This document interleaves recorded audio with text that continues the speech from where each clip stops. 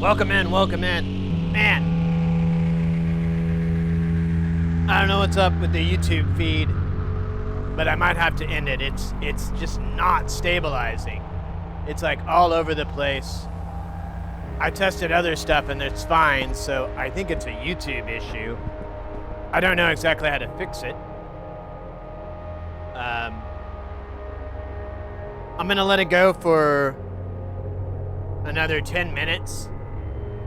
But it's had like 30 minutes to fucking get its shit together. And if it doesn't happen, YouTube, come on over to Twitch. I promise. I won't tell Jeff. Your secret's safe. Bomba pussy clot. Pussy rot clot.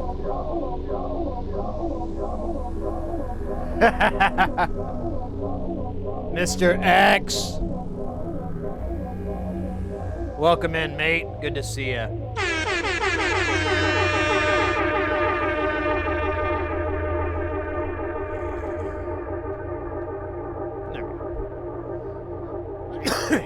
I put chat down here so I can read it. Oh man, I'm like watching the YouTube feed and it's so lagged out. It's depressing. All right, I'll try not to think about it.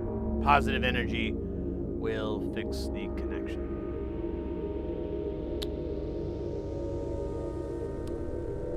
Calderio, welcome in as well.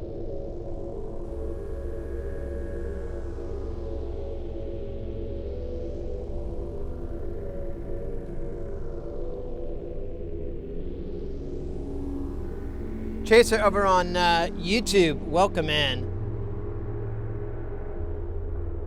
Again, apologies to YouTube viewers. I don't know what's up, but it's just not connecting it's not stabilizing. Everything else is solid, so I think it's a YouTube issue.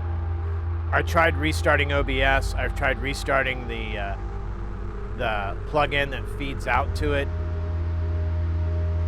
Doesn't seem to make an effect. If I have to, which it looks like that may be the case, I'm just gonna end it here in about 10 minutes, and I guess I'll have to do it another day. We can't always put the video up on YouTube. I do have it locally, so it'll actually be a higher quality than the stream. So, there's some teeny tiny benefits to if this doesn't get it. But it kills me because like we're so close to the milestone on YouTube. We're supposed to get like 3,000 hours, I think is what it is. And we're at 2,782. And, you know, I'm like, it's killing me because I'm like, oh, we just need to stream like 2 or 3 more times. And that should put us over. Or get us really damn close, who knows. But alas.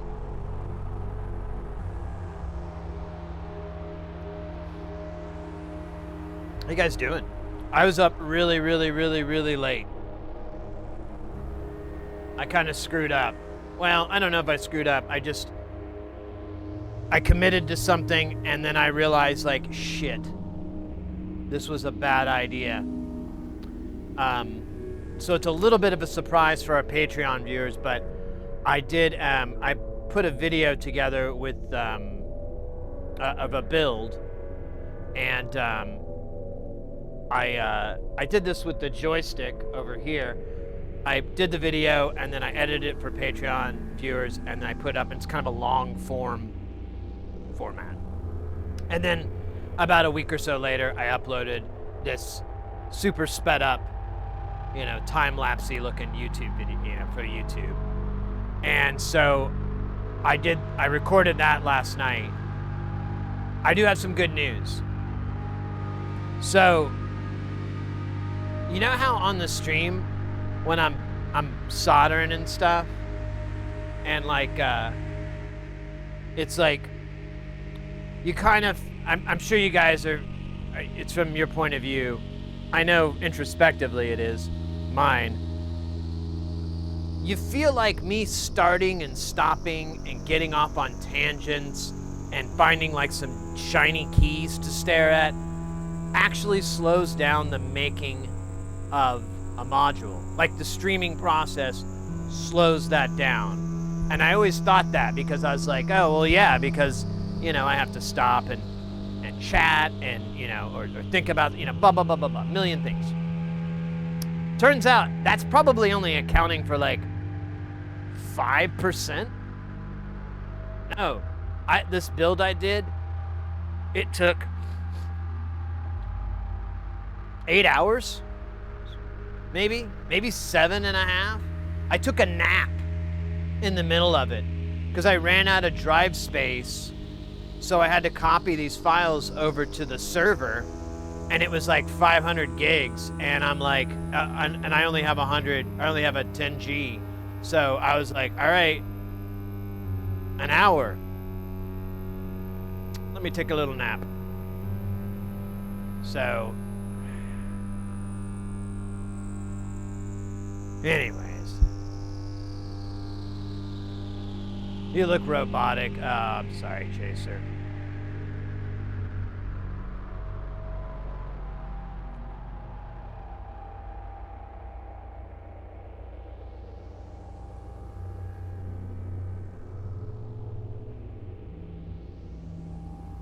Calderio, explain. What about Modular Monday made you think, nah, I'm not cut out for this? Maybe next time. What's modular to you? Let me rephrase that. What's modular to you? Because a lot of people, I think when they first get into modular, they have this idea of what they want to do with it, but as they get deeper into it, they realize that there's like this whole other thing. It's kind of like falling in love with a hot little thing or a handsome little thing, whatever, or handsome big thing. I don't know. Anyways, you get the point. And you like find out that they also really like all the things you're into. That was a terrible metaphor. I'm so hyper-focused on the YouTube channel being poopy pants. It's distracting me. But no, you find out there's a lot of other things that you were always kind of had a passing interest, but they're very much into, and it gets you very into. So with modular, there's so many things I've, you know, like sample and hold, yo. Like what the fuck? I'm like, I love sample and hold. It's my jam. All the music notes are all generated with sample and hold circuits. I don't do anything like straight out anymore. They're just too good. Here's what you got to do for Modular Monday, mate. Put a good jam together, build a patch that, you know, I don't know what, like again, I don't know what kind of gear you have, what kind of modular you're doing, but here's how I like to prep, is I'll build a patch that I can slow down or speed up, and it's usable. Like what the synths are doing and everything, those are all usable things, right? And so, for example, there's nothing at a slow tempo that's going like really fast, so that when I speed it up, it's just going to sound like some goofy arpeggio or something like that. Might be desirable, but when you're jamming modular, I'm very cognizant of like being too repetitious.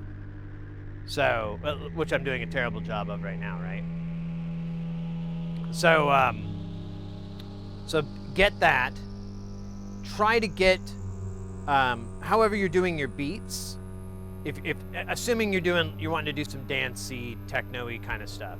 However you're doing your beats and your rhythms and so forth, have some pre-mapped out, pre-jammed beats, or maybe some favorites you like to use.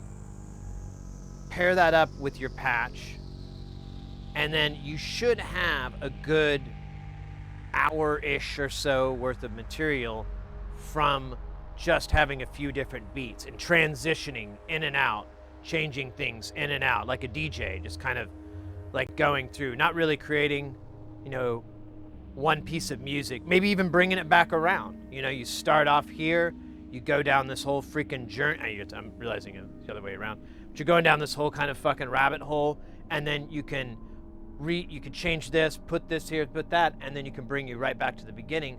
All that kind of stuff would be really not too much work to do, and you should be able to do it even with like a minimalist setup. But I don't know. I mean, it's what are you doing with the modular? What's your kind of setup? All right, I'm gonna hate to do this, but I think I'm gonna have to end the YouTube stream because it's just dog shit, and I can't have this poor quality. So I apologize, YouTube. I wish I could figure out what the hell it is. Let me hit stop. Let me check something here. What if I took out the ultra low latency and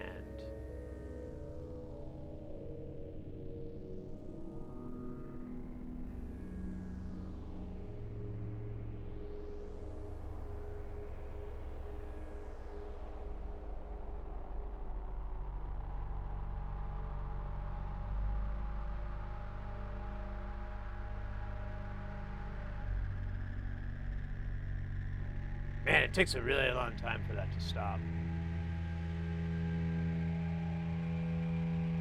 There we go. All right, just a second here.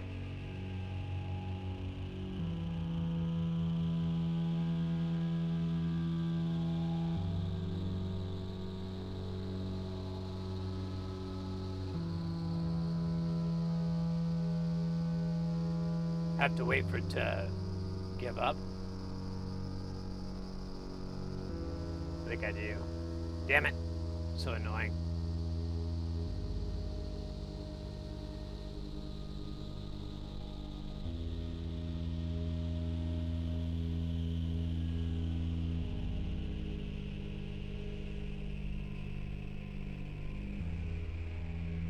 Yeah, there's something wrong with YouTube for sure.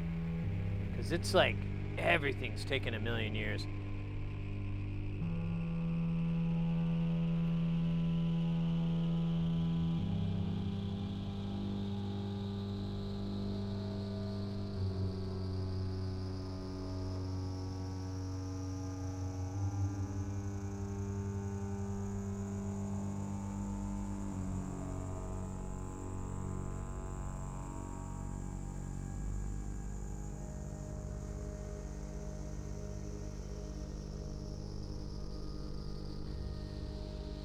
Latency.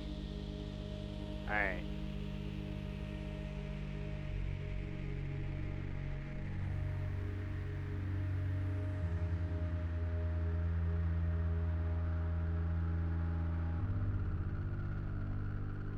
Still looks like I don't know. I'll let it cook. But if it pops up with that error, I'm just gonna have to dump it. That sucks. Wonder what's going on. It's probably, I guess it's something with YouTube. All right, let me catch up on Calderia's. I really like to do industrial techno or hard dark. Okay, so that's great.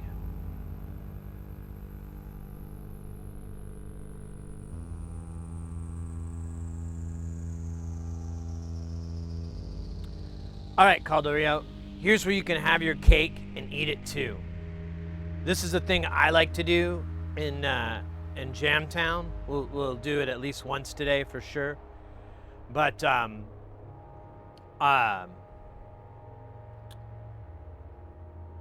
same thing as before. Have your beats, have your rhythm, you know, have your kind of structure there. And then if you can set it up, like, so the way my deal is, I have a primary clock that's pushing everything. If I hit stop, the clock will all those things that are chained to that will stop. But everything that has to, yeah, it's still not working. All right, I'm just gonna end it. That's too bad. Yeah, because it's just weird. I don't know what's wrong with YouTube today. Fuck it. Don't need the stress. I need a dress. Oh wait. think I'm singing PJ Harvey lyrics. Man, I miss PJ Harvey. I think she's still around. I don't think she died or anything. I just miss it. So anyways, what you can do is set, if you can set some way for all your oscillators, all your VCAs, or anything just to go straight open, either you have to manually turn it, or you can have something that'll like just open it up. Then it'll, what am I trying to say here? Then you've gone into drone mode. And that's what I like to do a lot, where I just hit stop and it just goes, bah, and then you just like live in those textures. It's one of my favorite things to do in Modular. I did it for seriously years and years.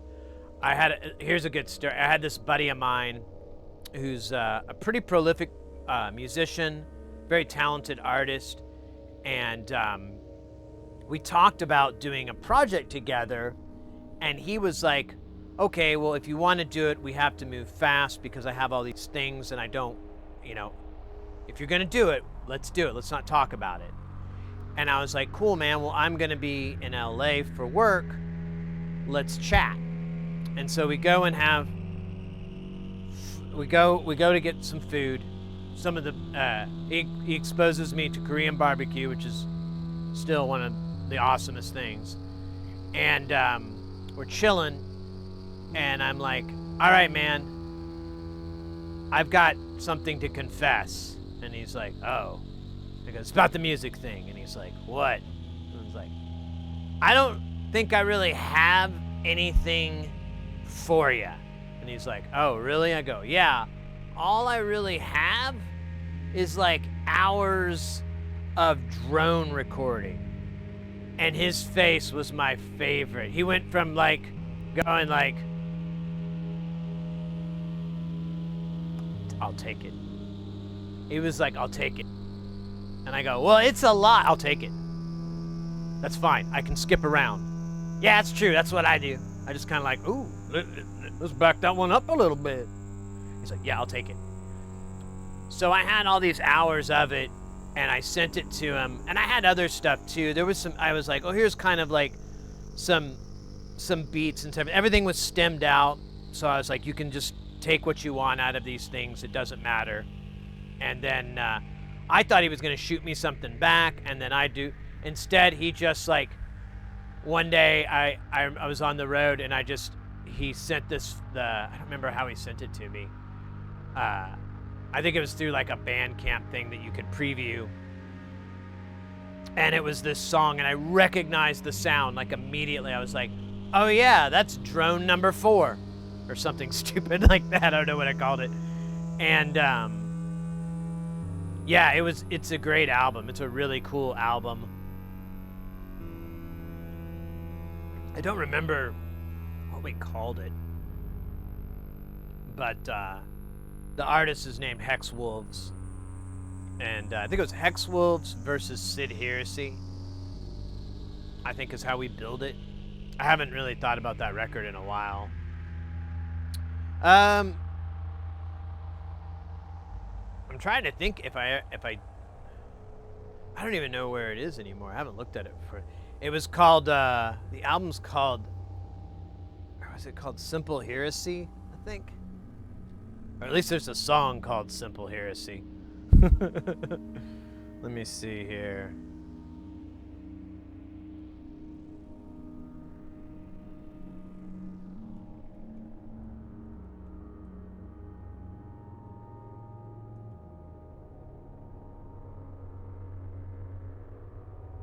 Yeah, Simple Heresy. There we go. I found it. Bizarre. Bizarre. There you go. Oh, you nailed it, mate.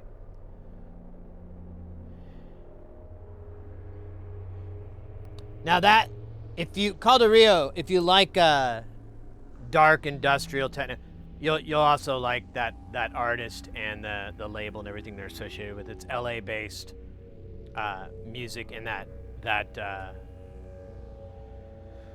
that whole vein and everything. Ah, Sleepy Developer, welcome in.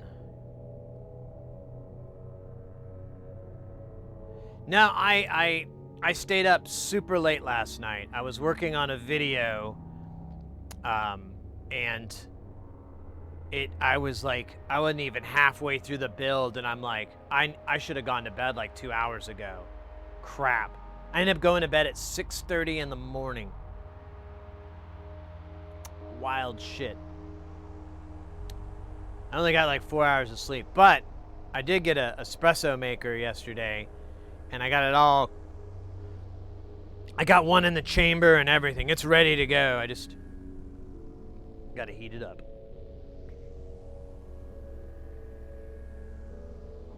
But anyways. What was I talking about? Oh, yeah. So,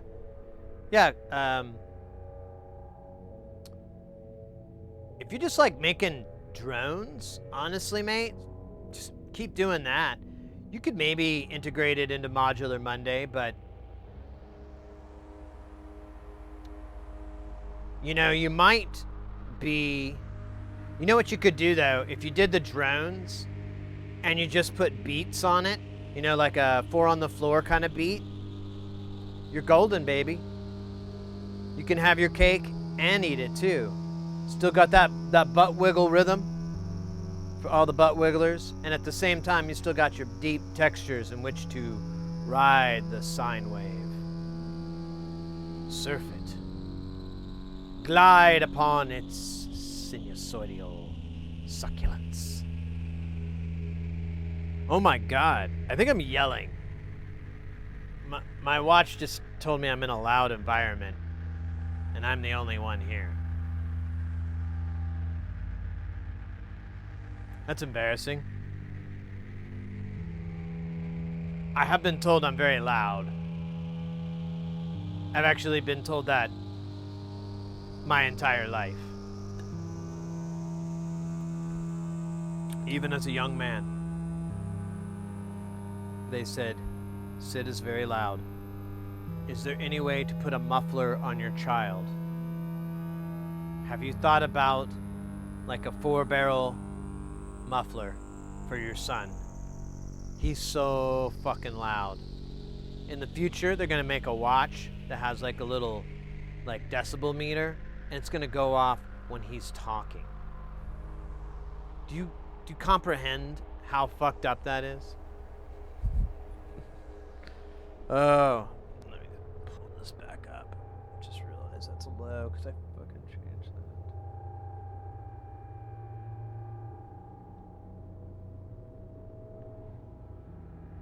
that. All right.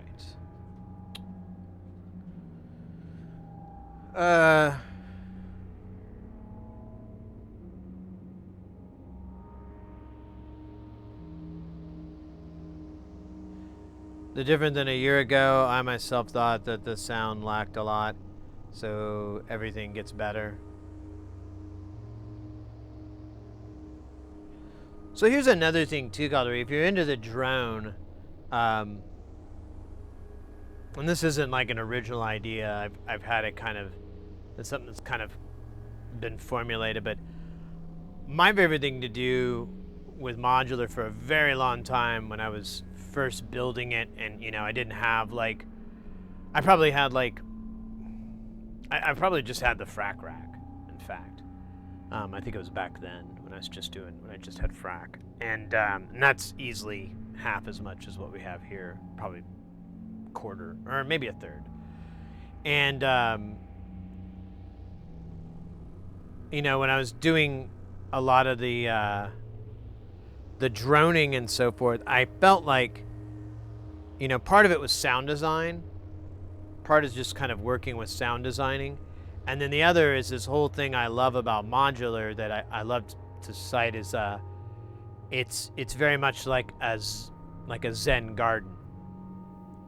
So you have like a completely blank surface, you know, you have all your patches pulled out, and you start with like an oscillator, and you'll feed it straight in, and you know, you put your rock or whatever, and then you just kind of build from there, on and on. You rake through the lines to kind of create these, like, movements, and you're taking it through a filter and using, some sort of modulation to move the filter around so it has dynamics, and you're doing all these things, and it's very zen. It's very, like, you just kind of relax. For me anyways, I felt like it was very relaxing, and it's a really nice, it's just a wonderful experience. And then, just like one of those gardens, you don't take pictures of it, you don't save it. You have to learn to let it go of what you've done, what you've created, just so you can create a new one, so you can start a new thing. And that whole kind of cycle of letting go and starting anew and all that, I think is very useful in modular. There are people who like to do perma-patching and all that kind of stuff, and they would not jive with these concepts very well. And that's fine. That's, again, while I bring up the whole, what do you want out of this modular? What are you looking for and whatever. But yeah, doing that whole Zen thing, I think, is super useful. It makes it very easy just to yank all those things out and not feel any remorse. And also, it makes you a very good synth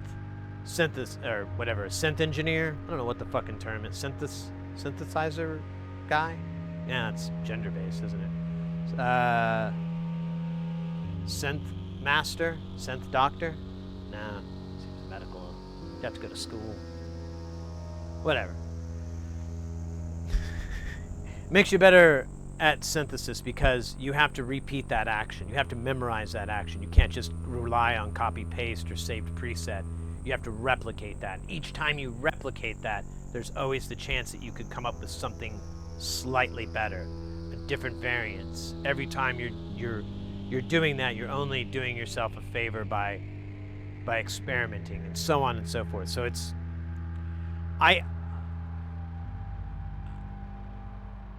for a long time, I really felt like modular synthesis was really good if you wanted to really get good at synthesizer. You really want to be able to, be like, a complete sound designing master. I felt like, well, you got to kind of dip your toes into that because there's so many things you can do that you can't do with your Joe Schmo keyboard.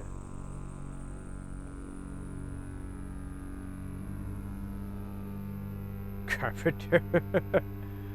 I don't know. But, yeah, like, anyways, I think I'm rambling a little bit, but, another year of practice, hey, whatever's going to make you feel comfortable. That's really important. If you're nervous, you don't think you're there yet, or whatever, whatever it is, it's gonna hurt the performance. So being comfortable is gonna help.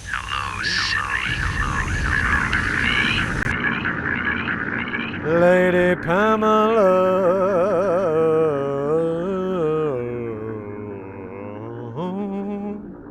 Welcome in. I think I hit this. Welcome in.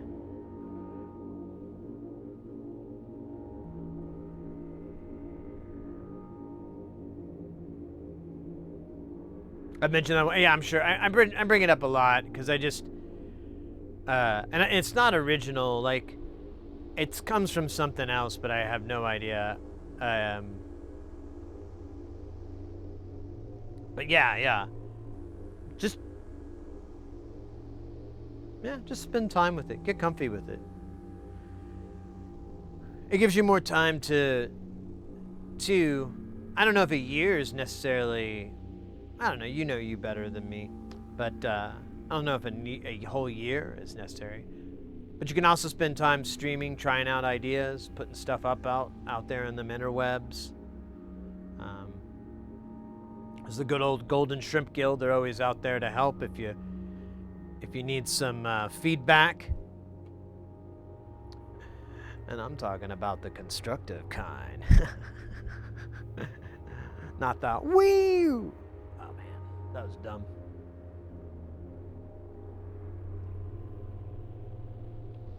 Man, can't wait to get my new liquid death.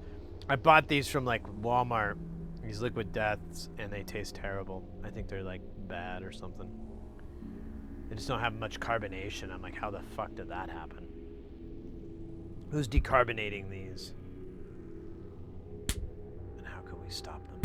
What does that say?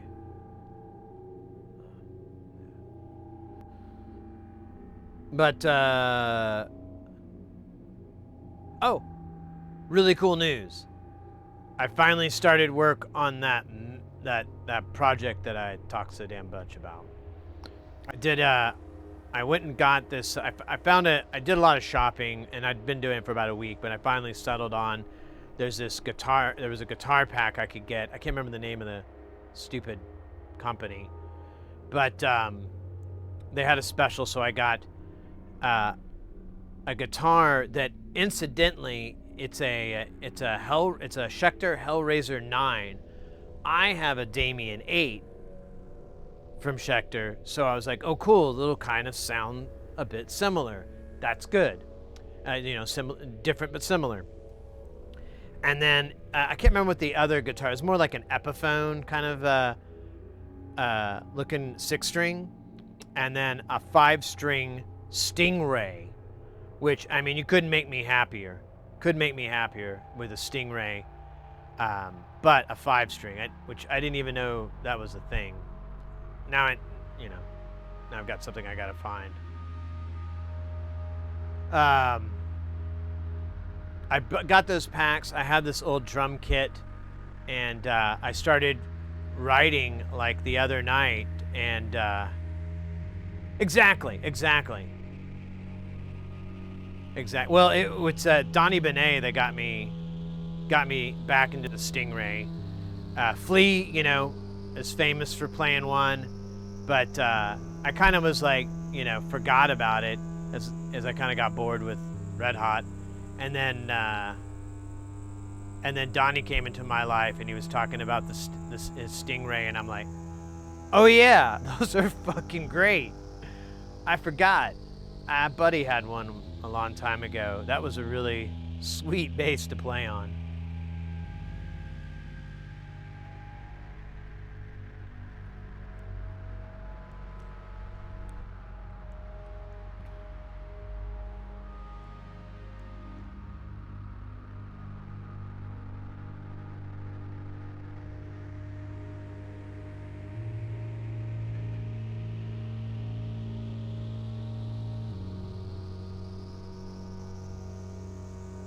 Wait a minute.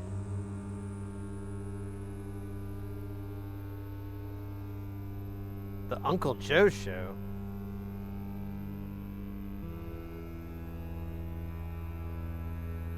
What? I'm following this rabbit hole here. What the hell?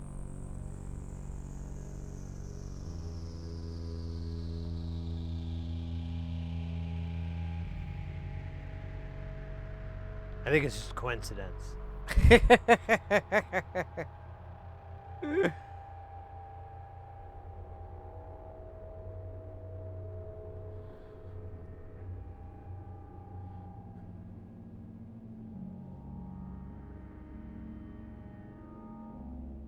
He's a big. All right, I'll follow him. Where's the tab? There it is.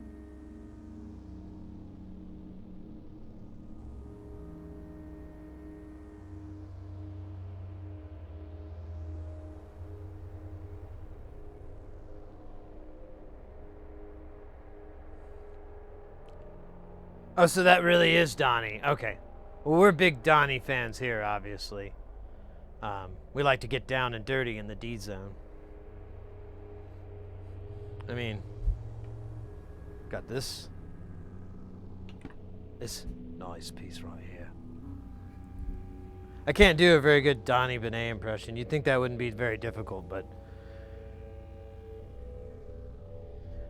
for one, his whole talking is like totally different than mine in every way, from dialect to tone to meter, all of it. It's totally different. Yeah, I can't even like do a shitty job.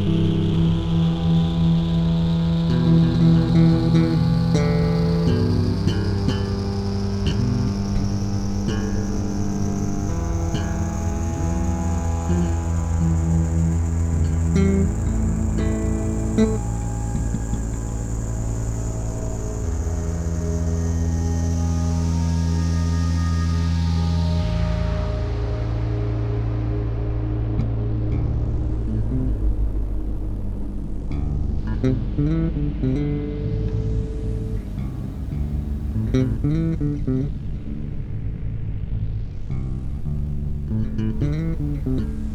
so hard.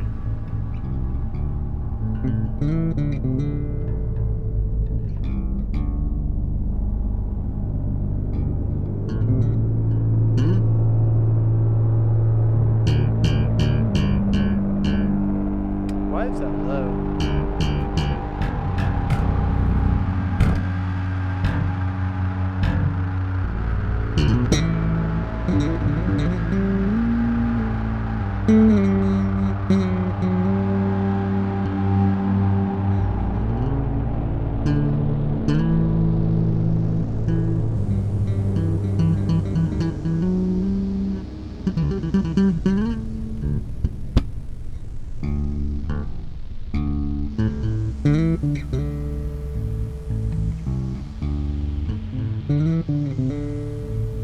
Yep, that's a hard one. I haven't really warmed up either.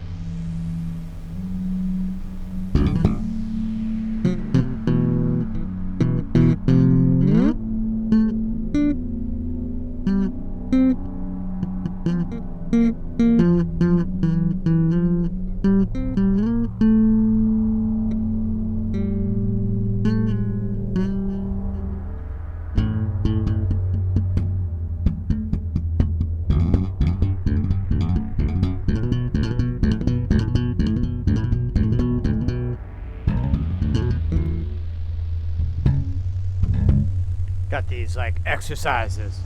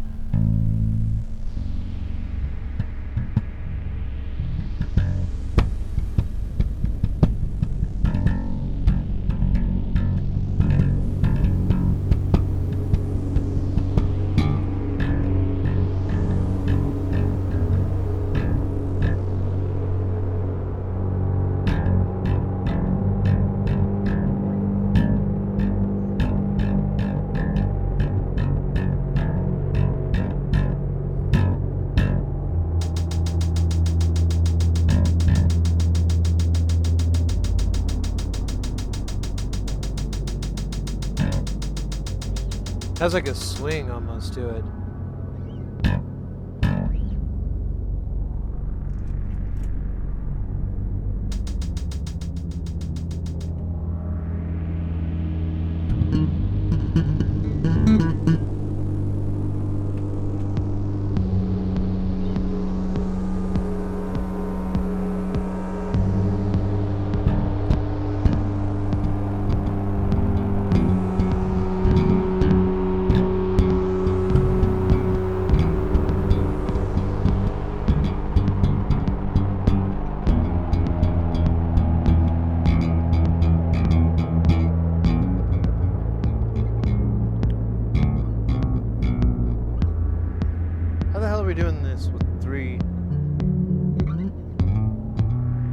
So wow, there's only 3 notes going.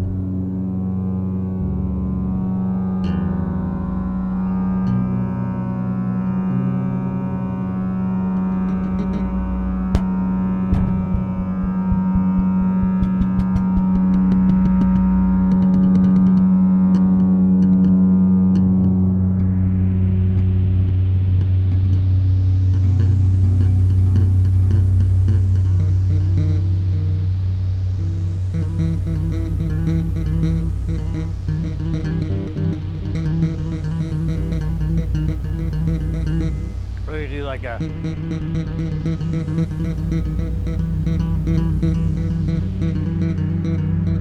Hey, we could do, yeah, we can do a little bit of Primus. Not very well. I try to use them as practice. Like, you can do, the...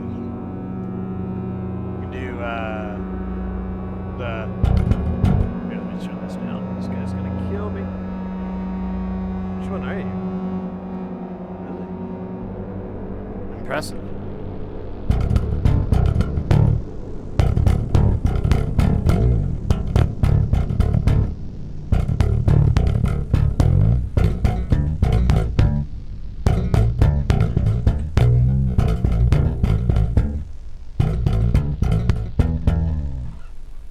You could also do, I can't do it very well now.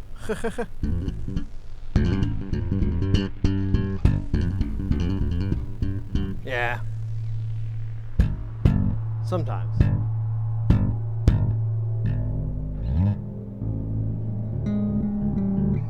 You could do...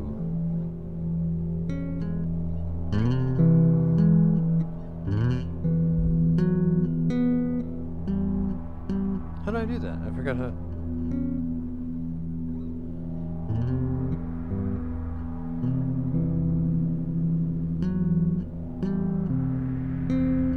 Yeah.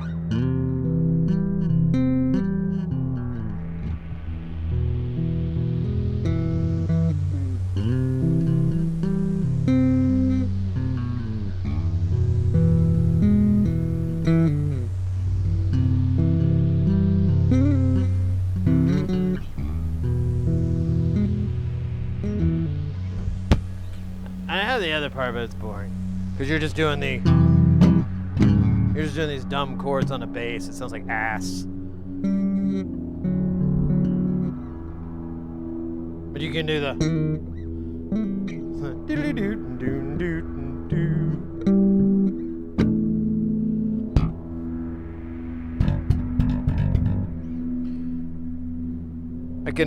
I can't do...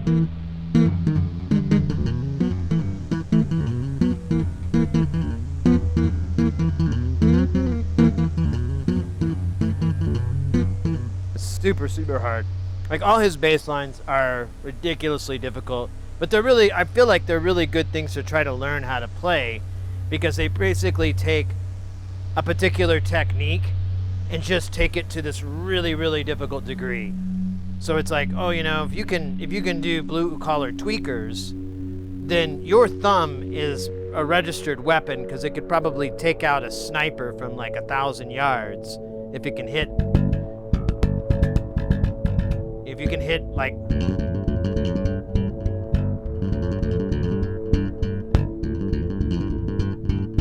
If I practice this, not on camera, I could probably, I know I can get there. It just takes like a lot of time, and still got more time before I could just like ride back into it. But I feel like they're really good ways to learn. Yeah, Jerry, but it's like terrible, right? Because you basically go, you're doing all this crazy stuff with this hand that's like just not rhythmically sound. So I even cheat, and I just kind of like, I kind of almost just make noise on it that's in timing to it, because I'm like, I don't know, because you go,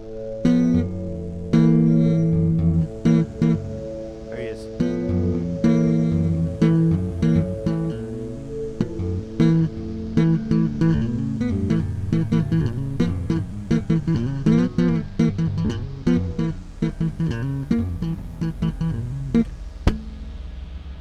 But like, what's funny with that is like, it's super hard. Now, even if you get kind of like, you feel like you're doing all right, then just try to fucking sing it, and you just go blah. Like every synapse in your brain is like working as hard as it can to like go left, right, left, up, down, B, A, start, select, left, right, up, down, B, over and over, like everything, and then you're like, Jerry was a race car driver. You can't even get to the lyrics. It's like, Jimmy was a Julie Balacha Johnson. Haste of Hassan Todd. Just jargon.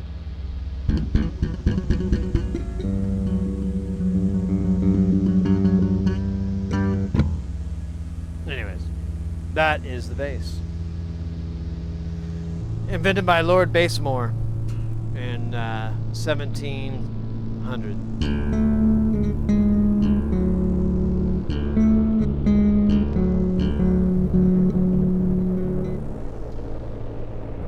What's the other one? Oh, the other good one I practice with. It's like a good drone out, and it's a lot easier than Primus. Is Eric Avery bass line.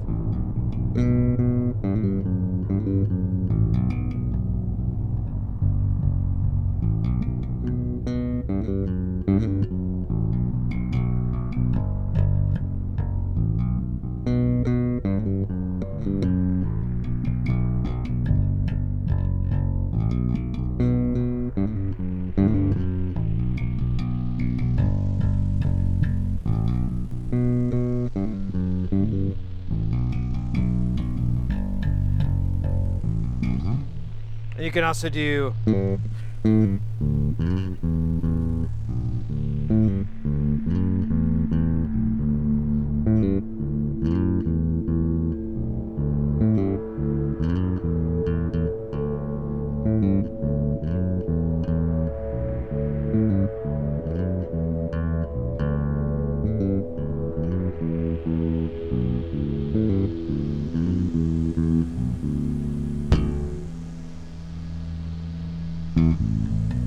I can't remember. There's a couple other bass lines he does I really enjoy that are like really just hypnotic.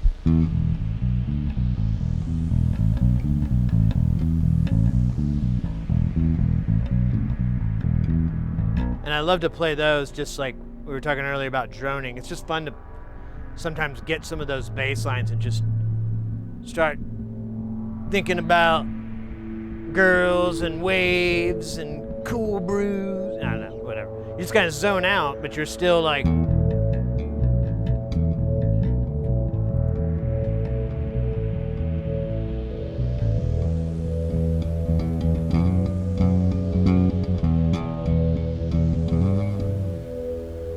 I can barely pick a try to sing and nope. Basically the same issue with piano. I can keyboards a bit, but then two hands. yeah, I'm that way with drums. I'm like complete piss with it. I try though. I don't mind trying. It's fun to play them.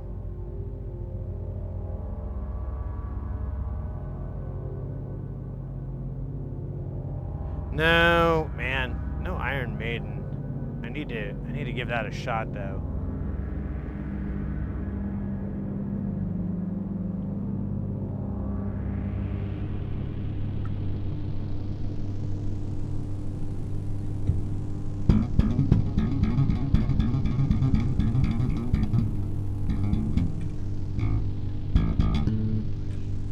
You know what I should learn? Some Faith No More.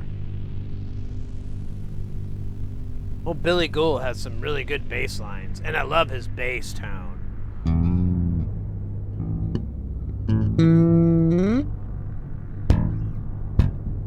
How do you do Woodpeckers from Mars?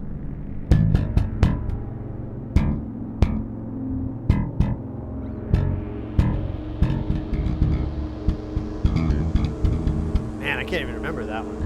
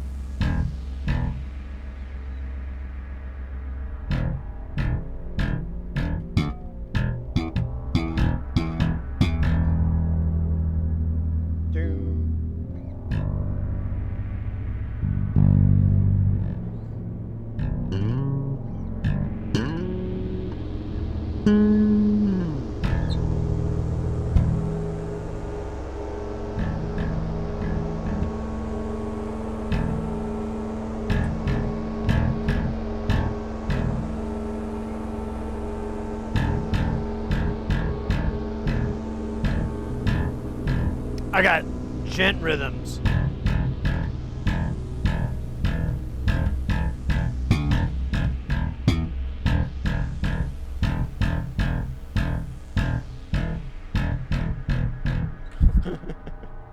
All right. Enough of this remote.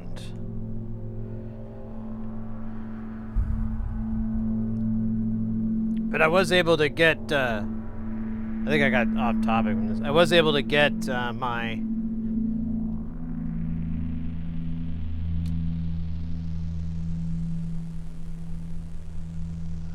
don't know if it was a demo song. I don't know what you call it. It's only 84 outside and it feels like it's 1,000,000 degrees in here. Well, so it's this project I've been talking a little bit about lately, and I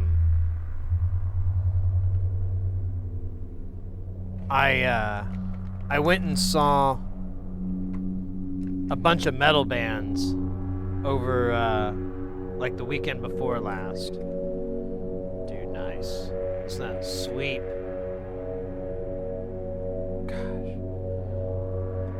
We were talking about droning out earlier on some. This is my fave. Just has these cool little. Wish it would have stayed.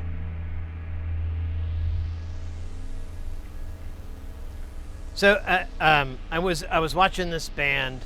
Well, I went and saw the Meshuggah tour, which is it's I think it's finished, but. Damn, those guys are putting on a better show every time. Like visual wise, that was the dopest fucking metal show I've ever been. Honestly, the dopest show I've been to in a long time. Like that. The closest I could think is like the first time I ever saw Techno Beams at a My Life with the Thrill Kill. They toured with these really badass Techno Beams. First time I'd ever seen him was like late 90s. Coolest shit ever. What Meshuggah had blew my fucking mind. I'd never seen anything that dope. They had all this backline lighting. Like I thought they were their racks, and then later I was like, that's their lighting rig? These guys are killing it. But anyways, I saw them. Wonderful show. Got to see Cannibal Corpse for the first time. Really awesome. I think I know where the archetype for Nathan Explosion of Metalocalypse comes from a little bit. I feel like Cannibal Corpse, a little overlap in that Venn diagram with Nathan Explosion.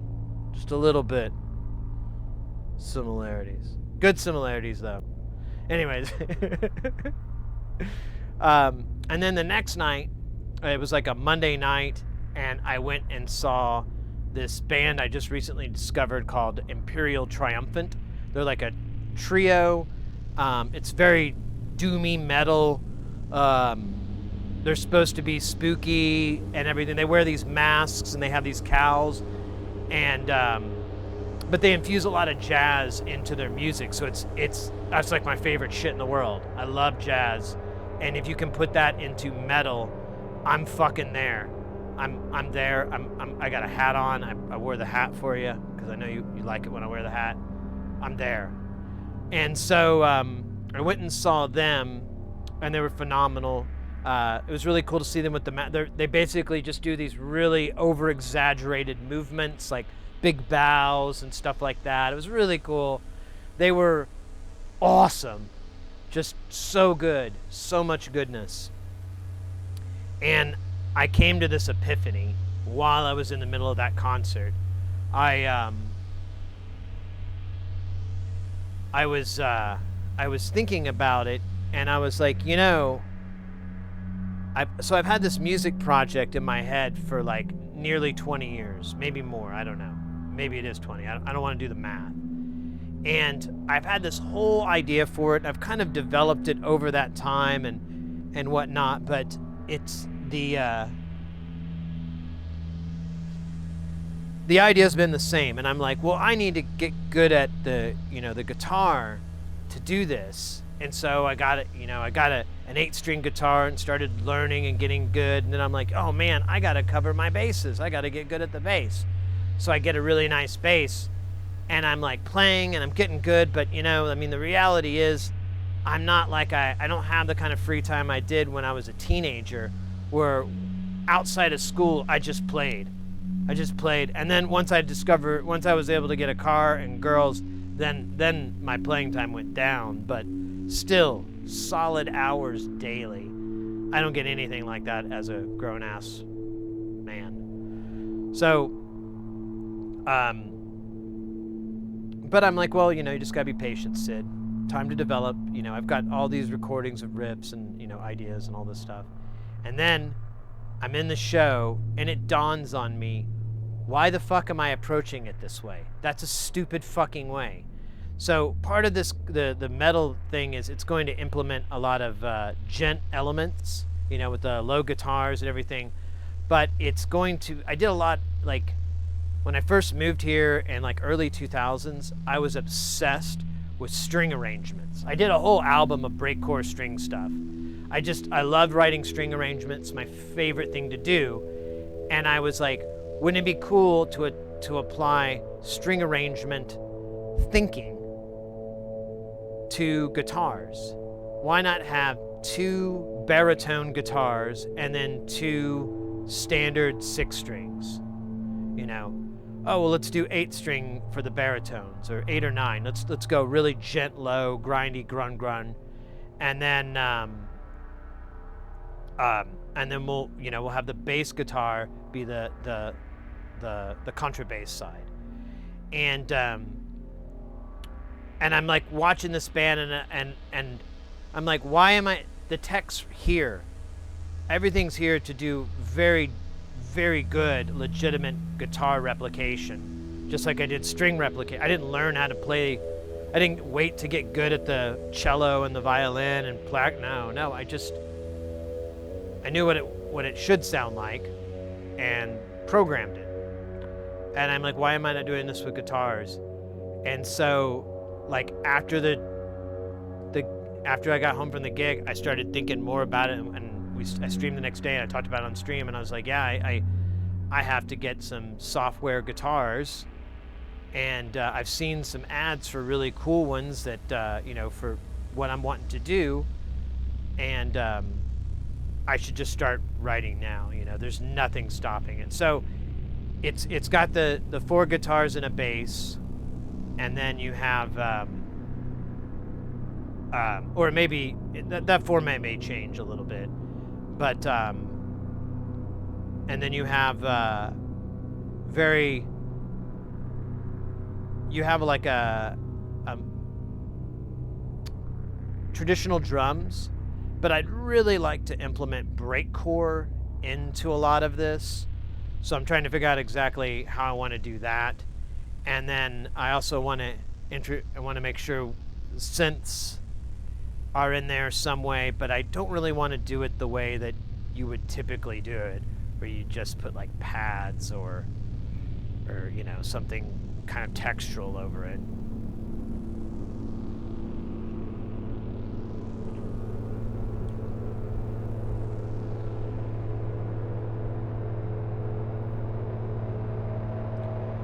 Yeah, so that's the idea. I finally broke down and I bought guitars, some samplers, and it was a pretty good deal. And although the way you program them is kind of awful, but I think I figured out a way to do it in the piano roll, so I don't have to fuck with it in the way that it wants me to do it. And I'm just trying to learn how to do all these, guitar tricks that you would normally do, so it's just not, whole notes all the time or quarters. It's not just dumb shit. I want to make sure I can get it to sound believable. And the idea too is still to include tradition, play live instruments over it.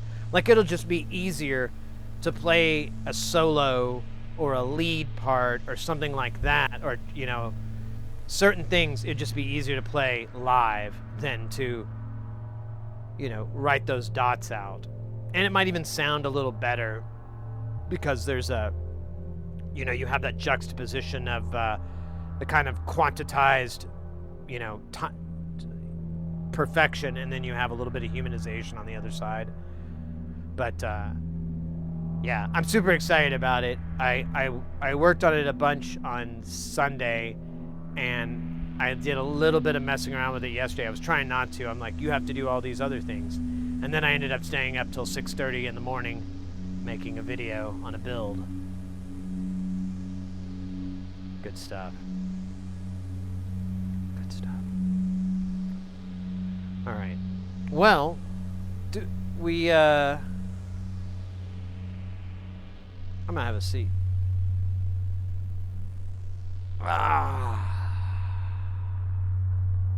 Oh man.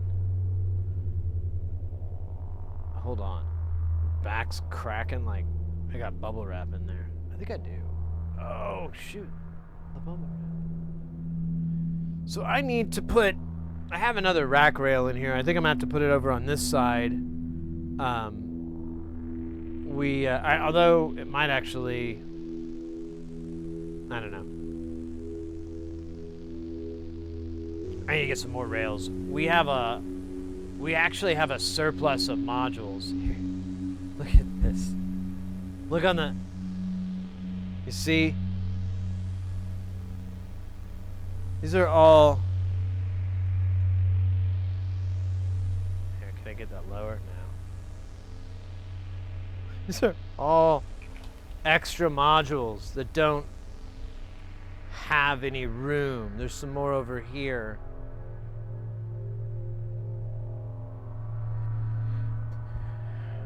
I've had to make a lot of Sophie's Choice moments on whether or not to take one out.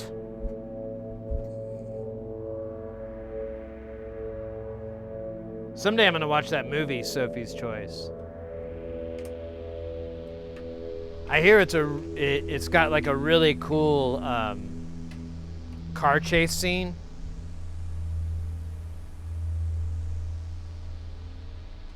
In it, like through the streets of like Italy or whatever.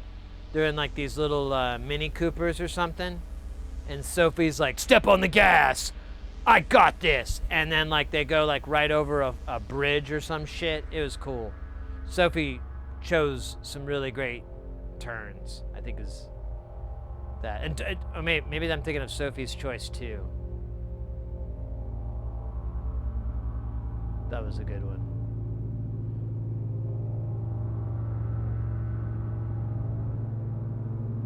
She's like, rule number 3, never look in a bag. Rule number 2, no names. Shit. Yeah, damn it. I got Sophie's Choice and the Transporter confused again. Fuck.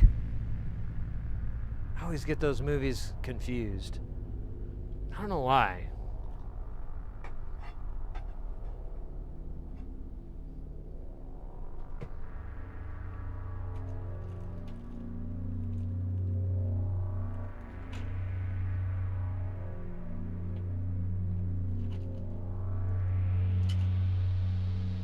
There's some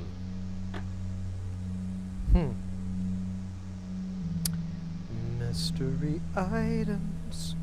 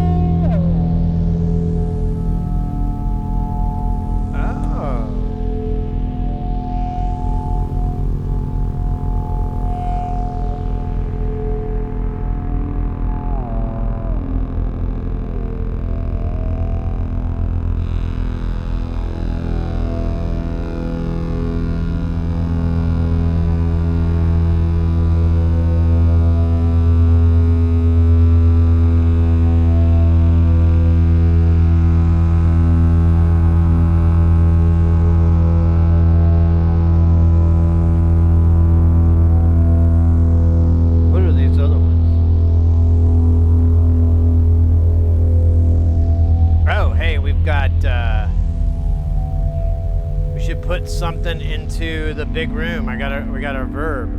Let's hear it, actually. Sing to me your music.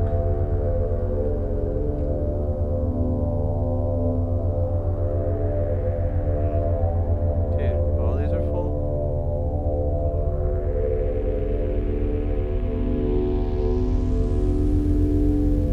Alright.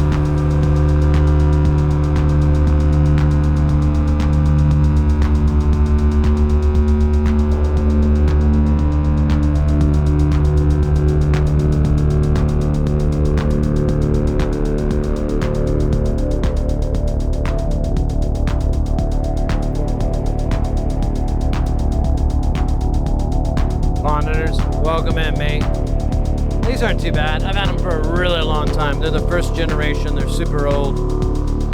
They work. That's not how I'm listening. They're for when I really need to get the jams out.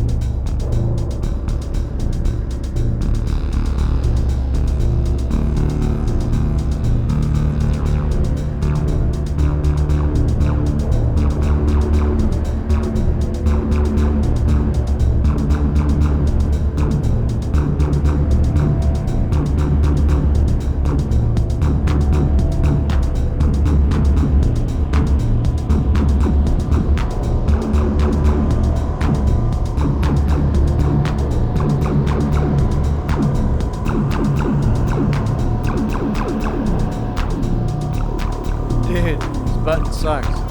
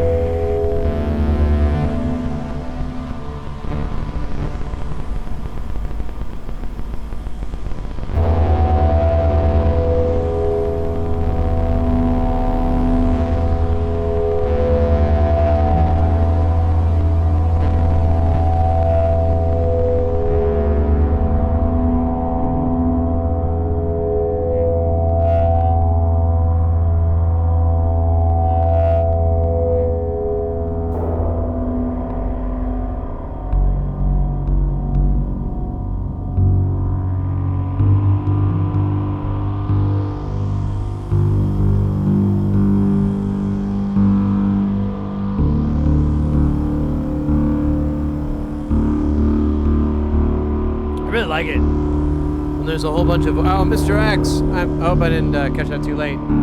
Take care, mate. As always, stay guile. Stay cool. Stay fresh. And, oh, I'm gonna sit down. Glad you were able to stop by.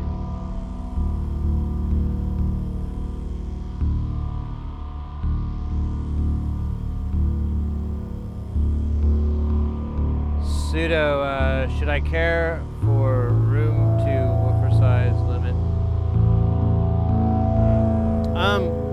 It's easier to turn things down than it is to turn them up. In my opinion, if you have the budget, if budget's not like your deciding factor, I would go big, because it's just easier to turn things down.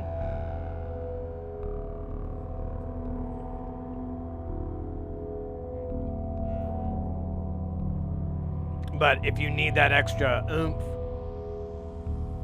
depending on what you're doing too, if you're doing like mastering work or like any serious mixing work, you kind of need them pretty crispy there, so you can really hear everything going on.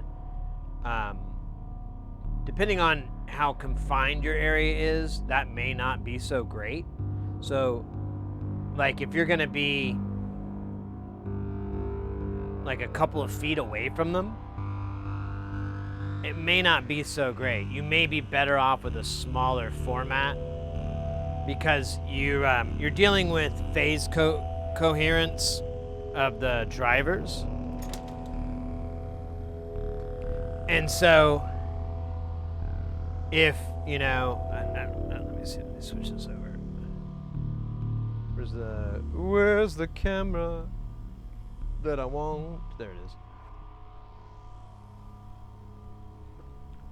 So if the speaker is here, like arm's length to you, and the low end driver is down here and the high driver is here, they're going to converge. There's going to be coherence, but it's really not going to be its sweet spot until it's kind of past you. So you may have this weird kind of phasey shit if you're too close. They give you like, I don't know about KRK, but they usually give you like some sort of like optimal distance to them. So use that as a guide. And one thing I tell everybody, if you're gonna go buy monitors and you're gonna spend some real cheddar, you've been saving up and everything, if you live anywhere near a Guitar Center, go look what they have over there. They usually always have like a little studio room. Go there, bring some music. I mean, if you want, you can buy from there. Go for the sale. Sometimes they can wheel and deal. But bring some material that you like, some really good, some music that you know how it's supposed to sound. Like you've heard it a bunch, and you're like, I know how this is supposed to sound. I know exactly how this is supposed to sound. And then pop it in and listen to those speakers and listen for things you've never heard before. And that song that you've listened to 100 times, listen for things that you've never noticed. Listen for problems in those drivers. The rooms that they're set up, they're not treated very well, so you're gonna get kind of more of a real world example than like an optimal studio example. So I think it's better. But yeah, just put some jams in there and then make your opinion, use that to base your opinion on, which ones you want to get and all that stuff. Man, I can't see that screen. Everything is so fucking tiny.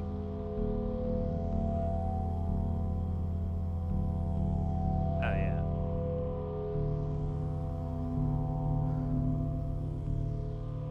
Computer Yogi, welcome in. Thank you. We've worked on it for quite a number of years. That reminds me, mates, I think it's next week, we'll have our 5-year anniversary, our streamiversary. And then, I have to leave town for like a week, right after that. So we'll do the streamiversary, and then I gotta like spend a day packing and relaxing, and then I travel out. But the travel's pretty easy, so shouldn't be too big of a deal. But yeah, we'll have 5 years coming up, so I'm pretty excited. I really didn't think we'd go this long. I didn't know what to expect, really. It's kind of like Modular. I really didn't know what to expect, and now I'm like, yeah, I think I got a good vibe with this.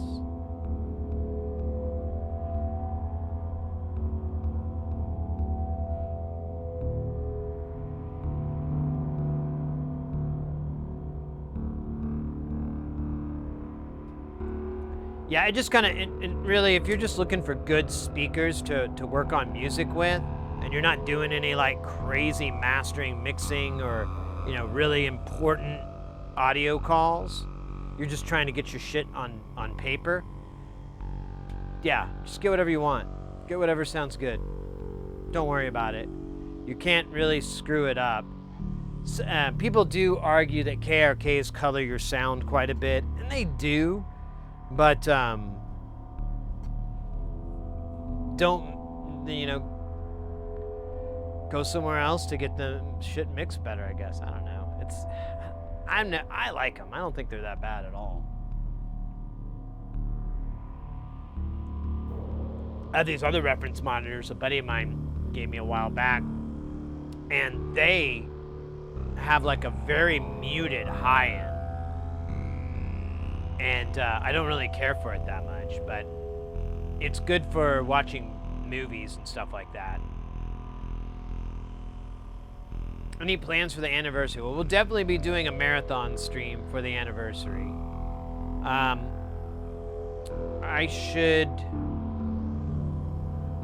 We still have a lot of projects to solder, so we'll probably be doing some marathon soldering, which I'm looking forward to. I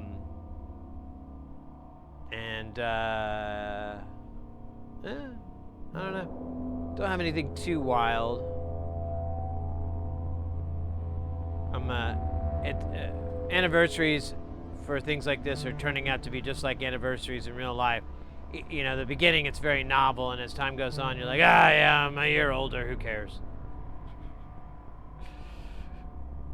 But 5 years is special, so we'll. I think that's our diamond anniversary, something like that. Oh man, my back is so jacked though. I'm not happy about it.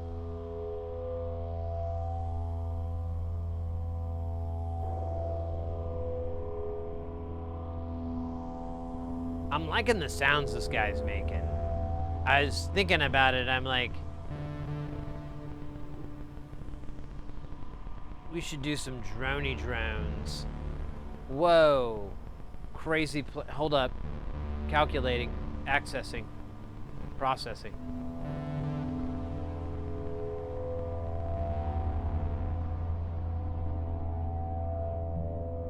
What? Doesn't really work though. Never mind. I was gonna say we could send some notes from Jamtown over to the space station, but like, I mean,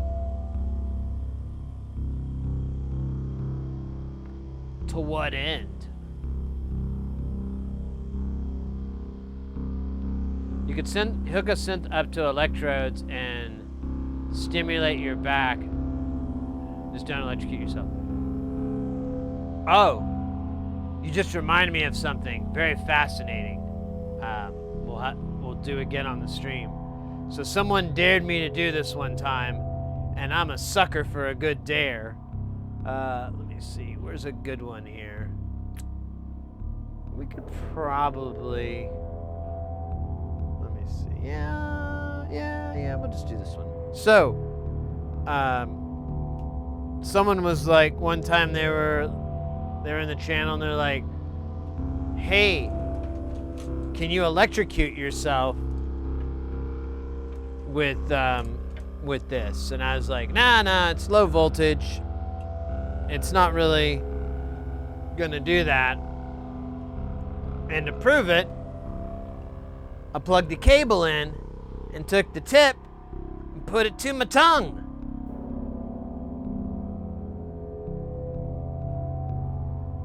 Nah, I'm kidding.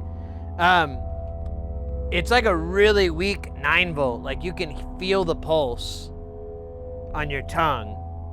You can't feel it on your skin because there's not, the galvanic taco response. I think I'll feel it on your tongue. That one's not as powerful too. We should send it like a really juicy clock. I have like some juicy clocks that'll put hair on your feet.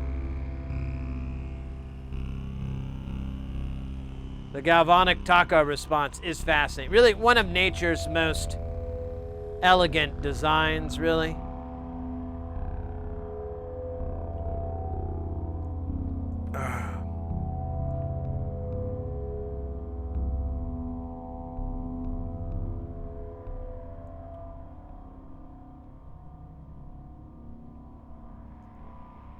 Man, this is good.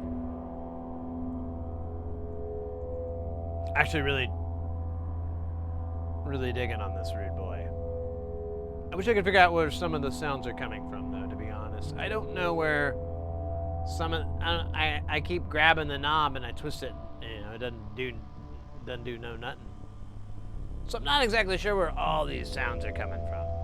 Probably from in here, but could be over there. I don't know. Bigger mysteries involve bigger chunks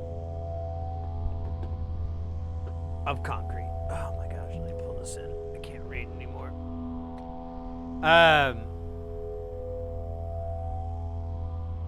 Yesterday we were completely out of energy here in Portugal. Oh, no, like electricity? That sucks. I saw a video where a person placed one of those quarter-shaped batteries inside a hot dog, and not too long after, the hot dog started to roast as the battery acid leaked. Don't eat batteries despite the temptation. Don't? Okay.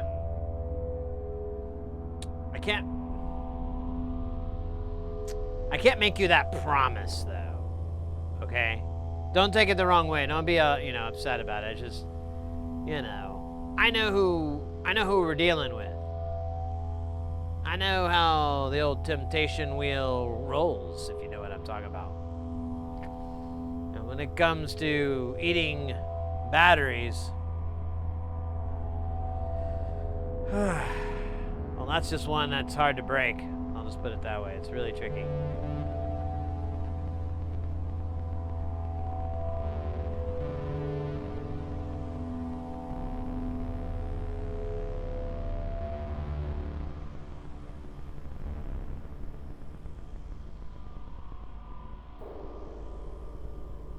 The cause, oh my God.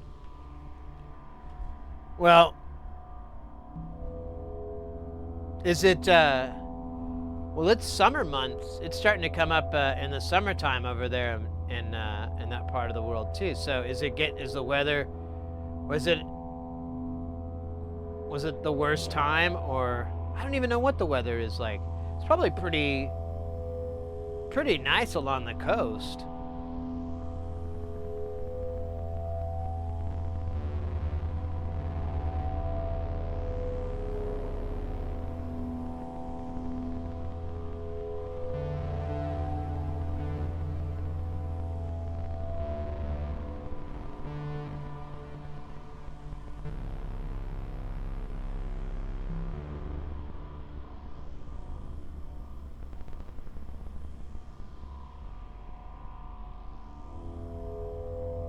Dude, this thing is making some cool sounds.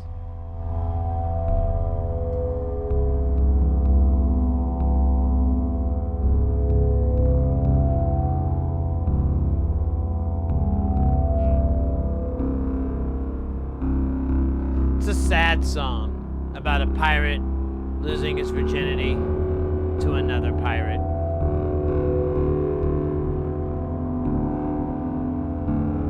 And the stigmas that fall upon that pirate on pirate love.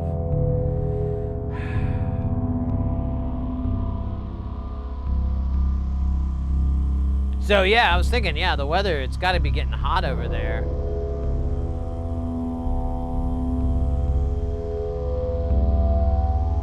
Ham radios and Morse code. Oh my god.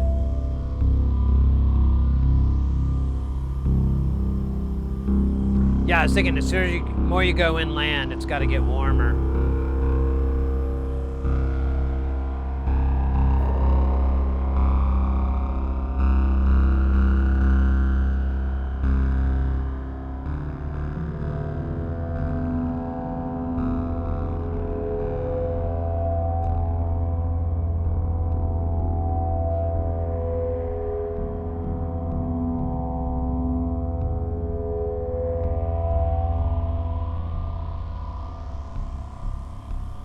Dude, what the fuck? I can't find this sound.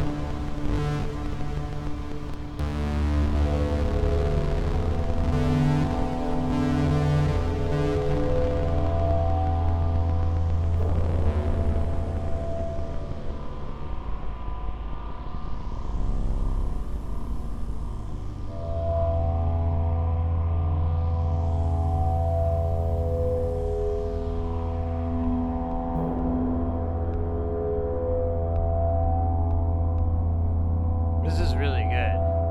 I mean, there's a lot of shit going on. I have no idea what the hell's going on. I'm kind of digging it. I'm like kind of embracing this chaos that I can't. I want to turn things up. I don't know where these fucking. So that's that chimey Nightmare on Elm Street sound. I don't. No idea.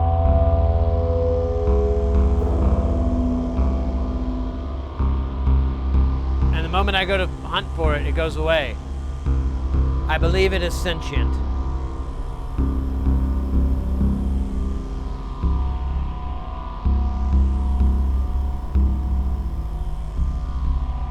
Oh shit. Let me fix that.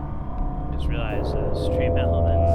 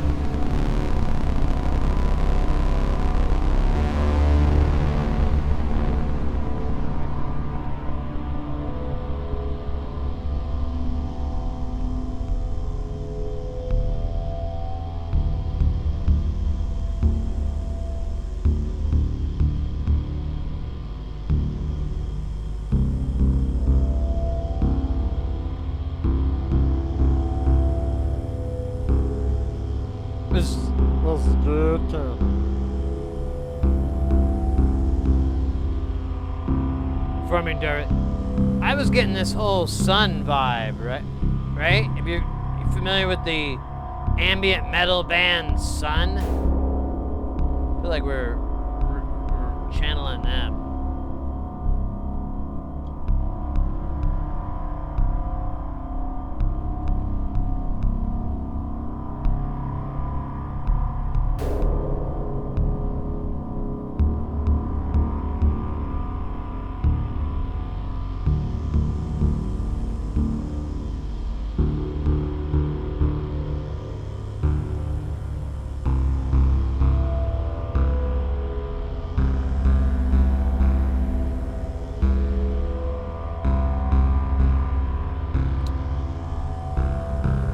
Oh, guys, we got a boss battle coming in.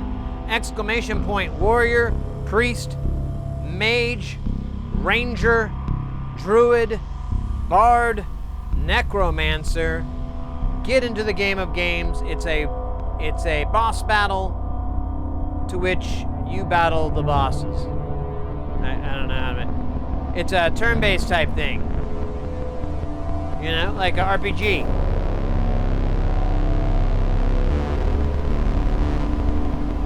All right, we got one necromancer, one priest, one bard, another priest, double the heals.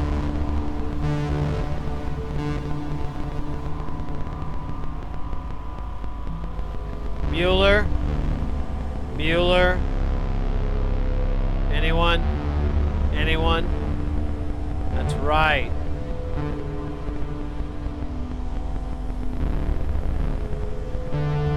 The Bill of Rights.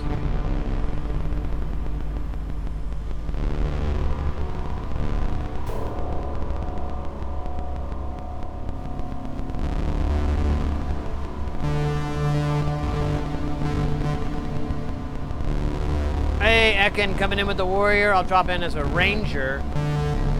And we're gonna take on Bowser.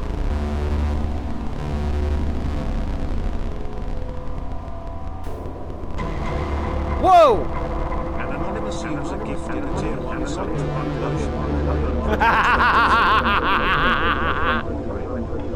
Butt lotion. Oh man. I can't wait to meet them. I hope they show up. So here's a cool tip with this game. You can type in 1, 2, or 3. You don't have to type in the whole command if you don't want to. Anonymous, thank you so much for that gifted sub. I know Butt Lotion's gonna love it. I just think it's funny that there were 122 Butt Lotions before them. Like, I mean, I didn't think it'd be that popular of a name. I mean, obviously there'd be Butt Lotion 69 and Butt Lotion 420. But,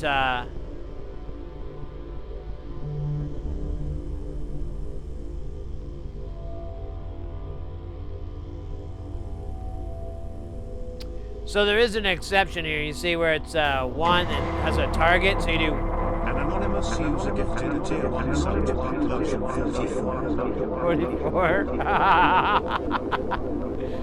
Wow, there's a whole legacy of Butt Lotions. Thank you very much, Anonymous. I appreciate that. I know Butt Lotion's gonna love it too. Bless them.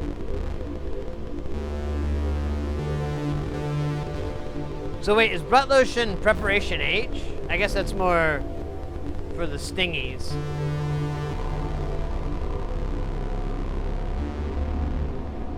Could never have enough Butt Lotion? Well, I don't know. You don't really want a P. Diddy level of Butt Lotion. I mean, there's Costco levels, then there's P. Diddy levels. You know, I mean, you know, it's a tough one there. So what do I got here? 1, 2, 3. I'm gonna do, we'll do a 1 here. while we're doing this, I'm gonna go ahead and turn on the old espresso pot here.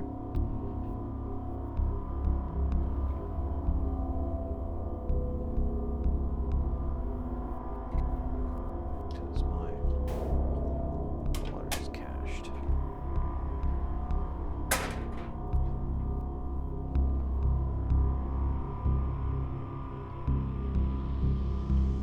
Dude, it is warm in here.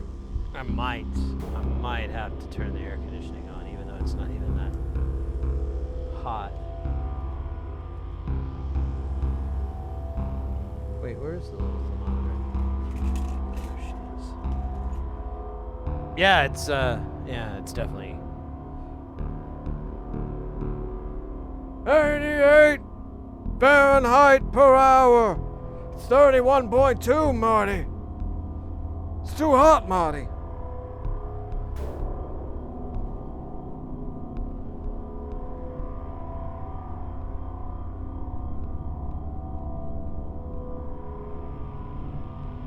Actually doing some pretty good damage. Did we get a... I think this is a hard, too, on the boss, so...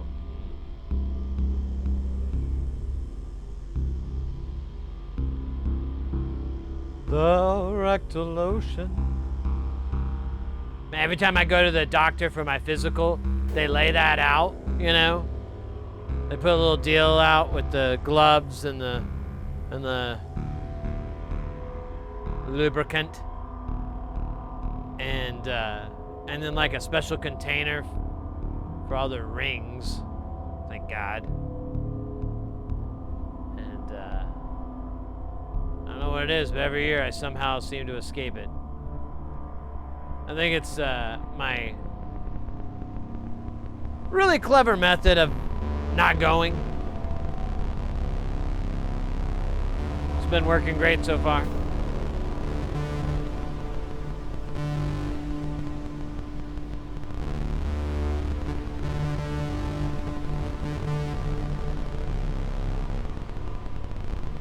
Still don't know.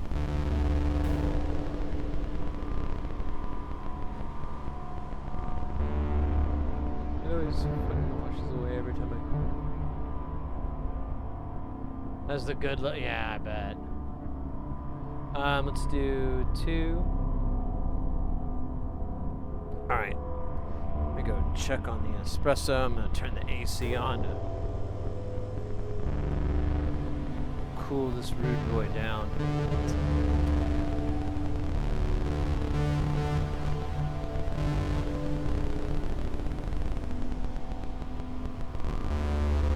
Get a little cold air blowing.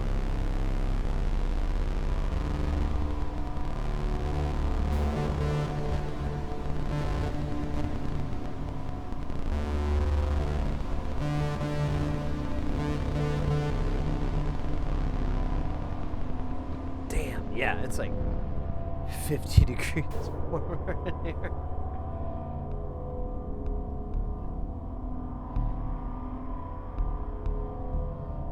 Ugh, dude, it's brutal. Oh no! We got a casualty. I should remind everybody, you can self-heal. You can heal yourself. I do it pretty regularly, at least like once a day, sometimes more. Just kind of depends on the day.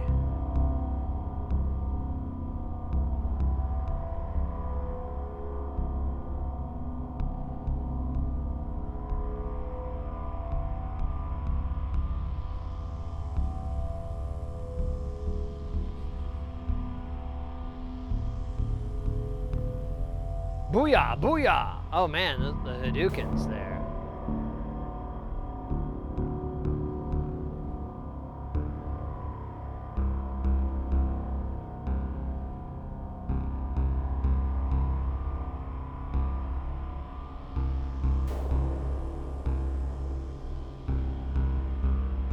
Let's see, little Eddie. Show him what you got. Give it to him hot.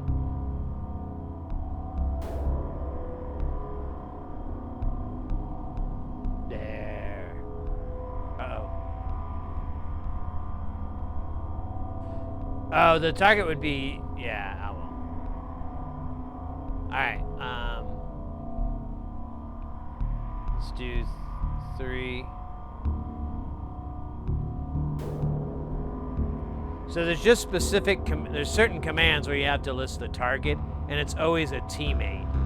So if like a heal command, like the priest, you would do 1 or 2, whatever the number is, a space, and then @ and whoever you want.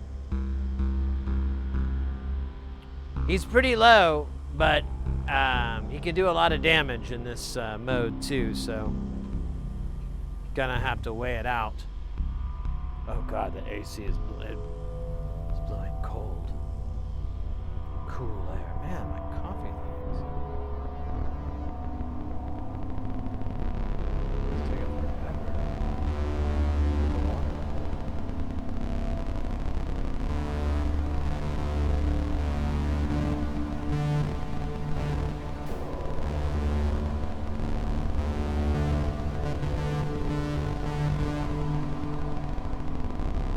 I kind of like watching the espresso thing percolate.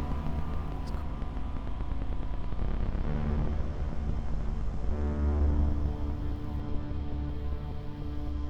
But we do have a battle, so let me go back and check. Oh, scheisse. So goddamn hot.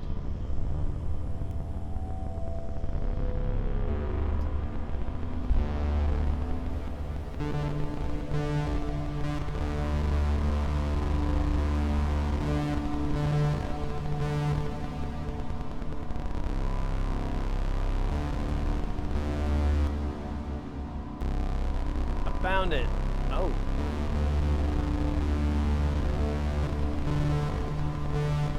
What the hell?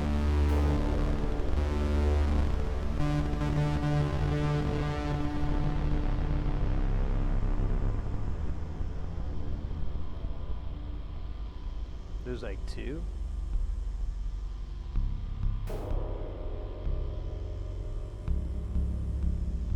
Weird. Oh shoot.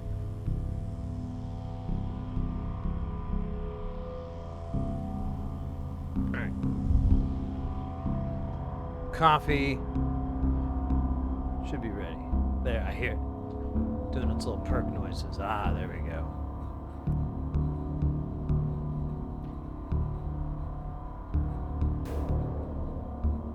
Get my accoutrements.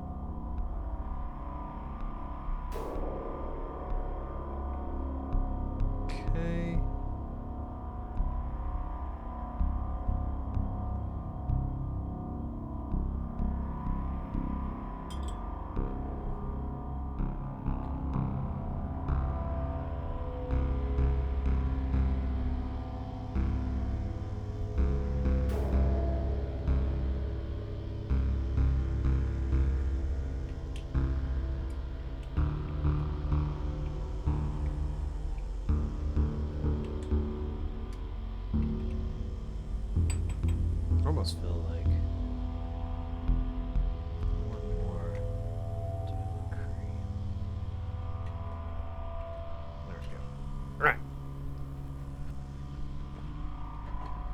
All right, mates. Thanks for putting up with this. I just got in a little espresso thing because I don't know. I had some a while back. It was really good, and I didn't want to get a whole damn giant whatever. Didn't want to get the whole giant machine. And then Mr. X, one of our mods here, Killer Cat, they brought up you can get one of those little stovetop ones. And I was like, oh yeah, those aren't too bad. And I was like, I'll buy one. I'll try it out. At the worst, I'm out like $30 or whatever. I'm out some money. Big deal. And it's actually been really nice. This will be my second cup with it, so. Oh! Guys, get ready, because things are about to get heavy. Jump up, because we're going to bump up and get down, because there ain't no clown. And this here time, we got none other than retro gaming music coming in with that piping hot. Won't stop. Skiddly bop. Oh my god, freaking hot! Hooray!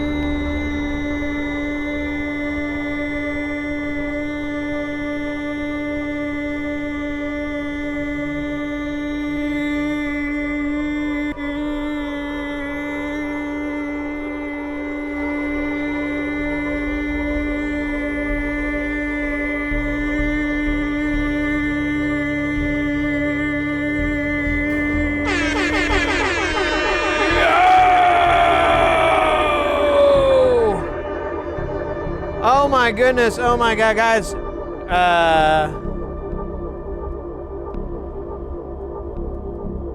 At Retro. Welcome in, Raiders. How was the stream? What were y'all up to today? Let me pull up the screen here. Oh, I'm not familiar. Let me see here. Live video game music. Video game music plays gaming music live on Yamaha. Oh! I'm in. I'm following this. Getting this in my follow bucket. Mates. This looks tasty. If you guys probably already know about this, and I'm just now showing up. Classic.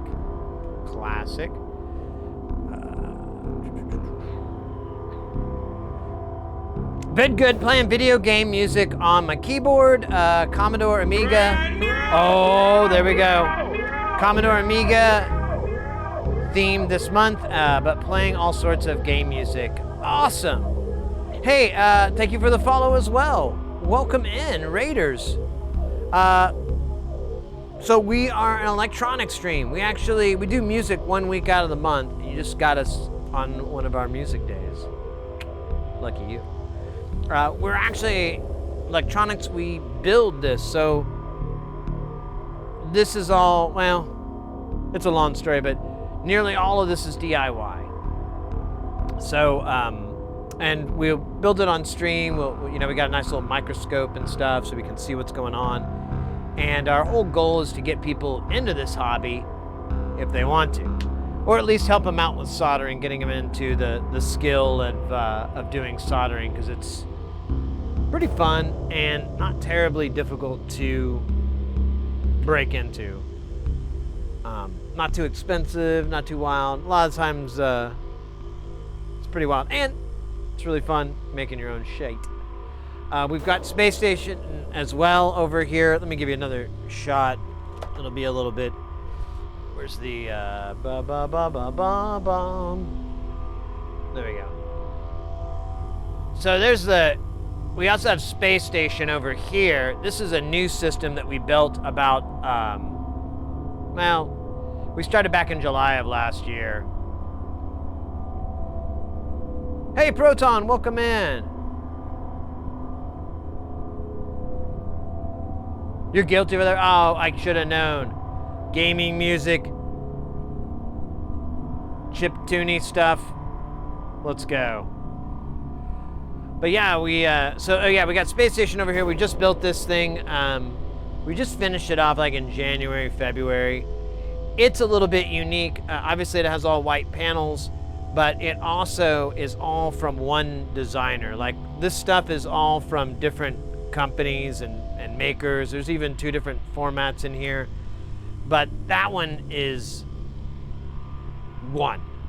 And the the person that it's that designed it is like kind of in their own world, and so I don't know, it presents its own interesting challenges and prospects. So it's pretty fun. But yeah. You guys, you labeled up. I just got an espresso machine yesterday. I made one, and I'll make another one here. They're basically like cappuccino mochas or something. I just put a bunch of chocolate syrup in there, and then a bunch of whipped cream.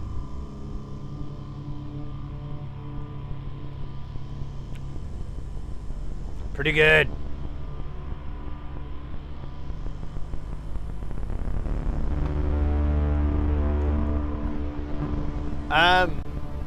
We're kind of doing this weird drone thing right now, kind of enjoying the drone. We can always bring the beat in and get funky, get nasty, get dark. We also have more traditional instruments, like this thing. I think it's called a cigarette finder. I don't know why they called it that, but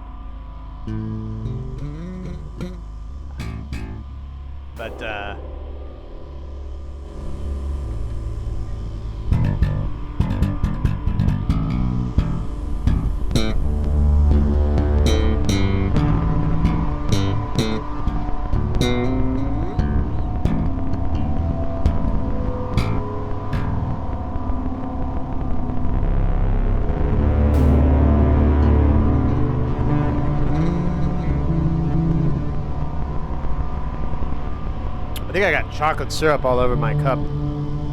I keep it concealed doesn't have sticky fingers. So now I gotta clean this thing with an iron layer.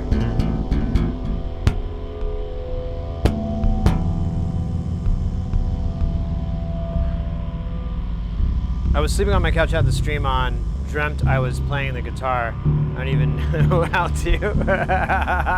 That's cool, mate. I dig on that. That's cool as hell.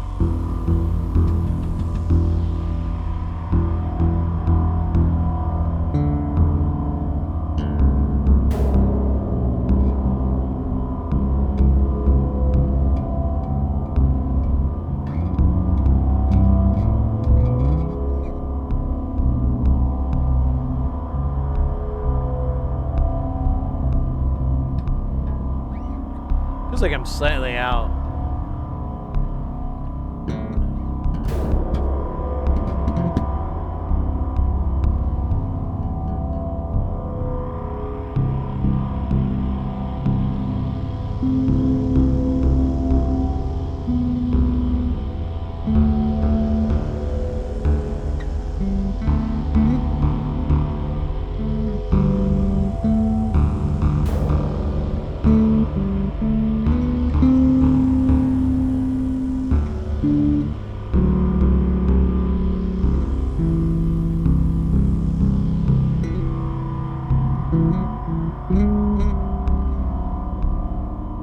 Anyways.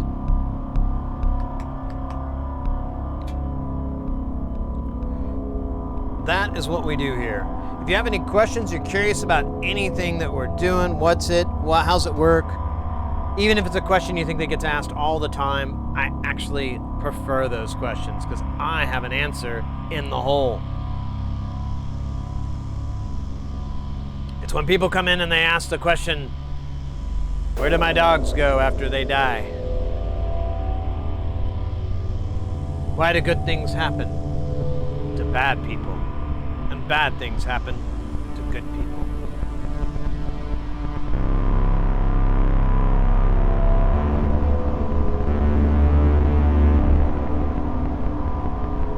Why isn't Taco Tuesday every day of the week? Tacos are good.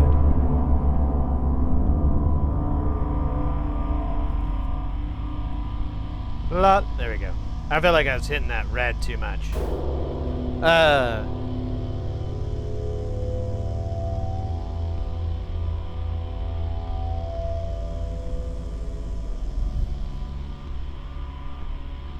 like to someday figure out how to parlay this all into becoming an Anthony Bourdain, traveling the world eating delicious food until I become and getting liquored up. That'd be great.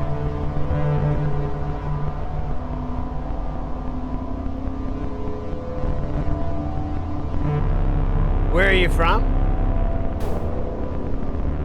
I live in Phoenix. I live in Phoenix, Arizona. It's in the southwest, part of the United States, near Mexico, California, and New Mexico. Right below Vegas. I don't know. I realize like people from outside the U.S. And it makes perfect sense. I mean, it's the same way on this side. They know the United States from like landmarks, like key landmarks, but they don't always like have the right location where they're at. So I try to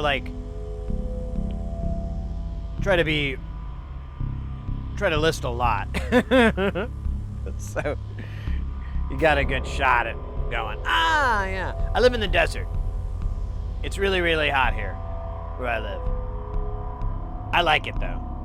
So don't try to convince me to go to the non-desert.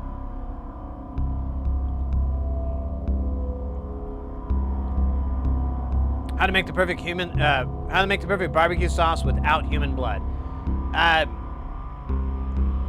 Well, honestly, I try not to do that because it's like you got to use yours. Because the butcher, they look at you fucking weird as hell at the grocery store when you're like, yeah, can I get some of that human blood? I hate it. Just some of that, I don't even care what type it is. It could be type O negative or whatever. That's the only type I know thanks to that band. Thanks, type O negative. You helped us learn about the different blood types. Unfortunately, we only know one.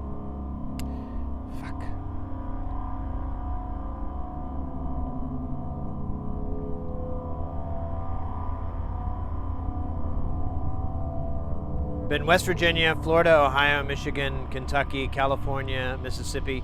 What are you doing what is that? That's like a Johnny Cash song. I've been to West Virginia, Florida, Ohio, and Mississippi. I've been everywhere, man. I've been everywhere, man. Across the desert land, man. Okay, well, I travel too. But I only go to not boring, just touristy places. Like, I'm going to Sonoma, which is wine country, for the Catalina wine cooler. Yeah! Biggest wine event nah, I'm kidding. I don't know what it's for. It's for some fucking dorks. My God, I never thought I'd love espresso this much. But it's really fucking good. I don't know how everyone else is screwing up making it at other places. I'm killing it.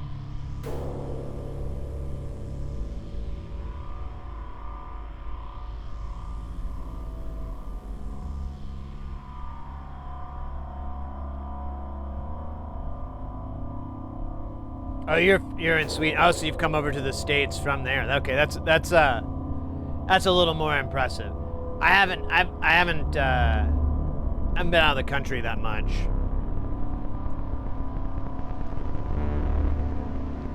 Let's see. I've been to Frankfurt.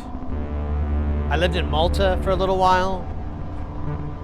So I had to go through Italy and everything like that to get there. I've been to Vancouver,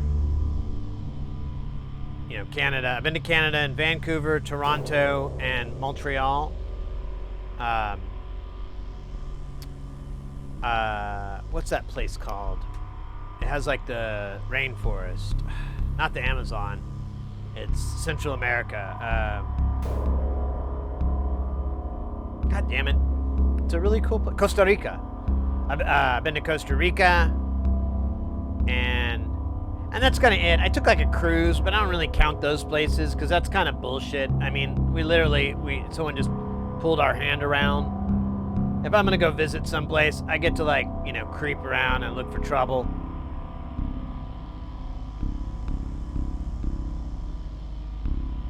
I've never been to South America either. I'd love to go. We've got a lot of viewers from that part of the country, part of the world, and really makes me want to go. Just talking to people from those places always makes me want to kind of visit those places. I don't know the correlation or the why or anything. I'm sure it's very obvious, but I don't know what it is.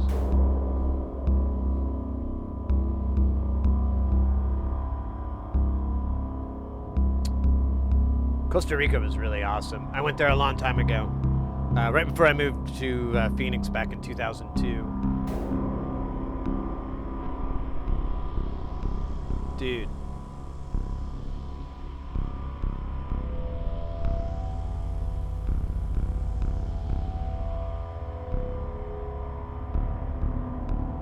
Starting to cool down in here a little bit. What's our, where's the old tempo meter?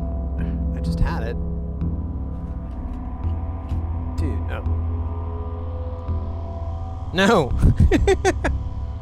It's a lie. It's actually hotter now. It says it's 89.3 in here. And it's almost 32°C. I'm gonna put this in this kind of neutral area. We'll see if I still get that reading. Or we can maybe get it. I've got the AC. I got everything rolling. I don't know, man. This house has its problems.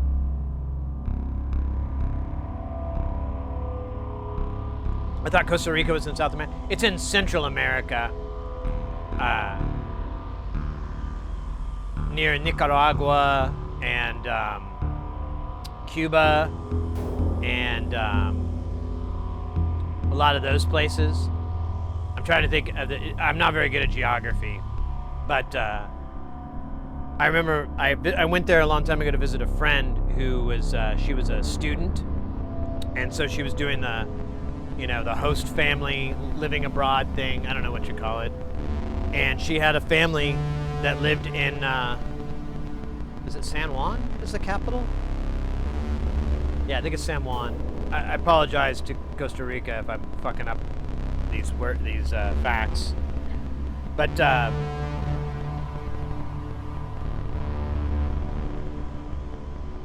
went there and I absolutely, it was a really beautiful place. It was not without some very, very big caveats. There's some stuff in there I remember I was just like, oh, yeah, I don't think I could put up with this bullshit. I would become a fucking raging, I'd go nuts. But, I mean, aesthetically, and just like everyone's kind of general attitude,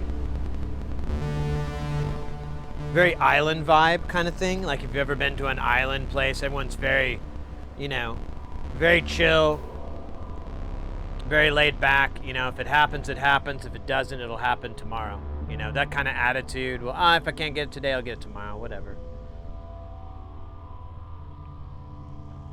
When I was there, we went to the West Coast, to the rainforest and everything, and when we were traveling back, I drank too many beers, and I thought there was going to be like a bathroom on the bus, but there wasn't.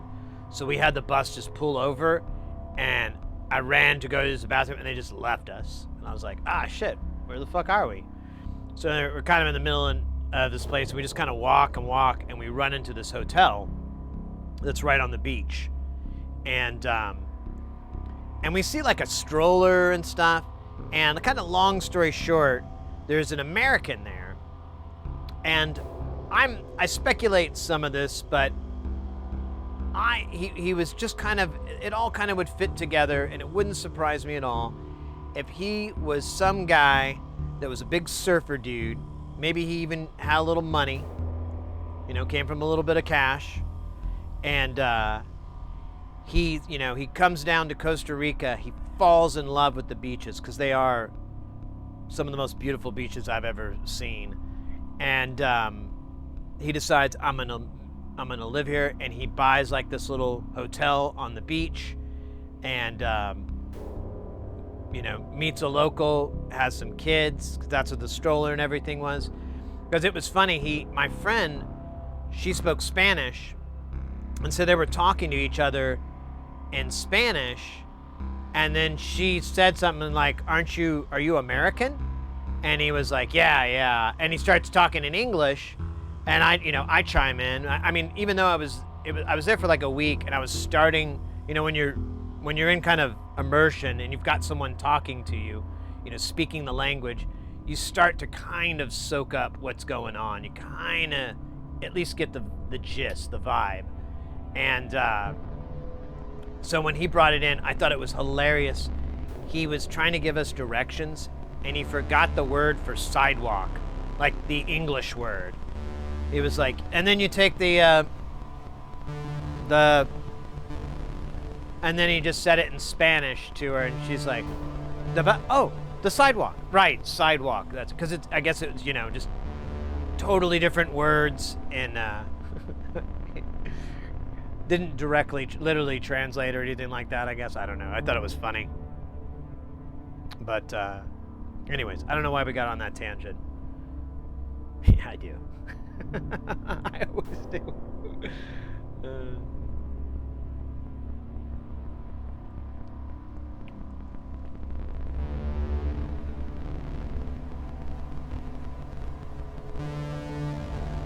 So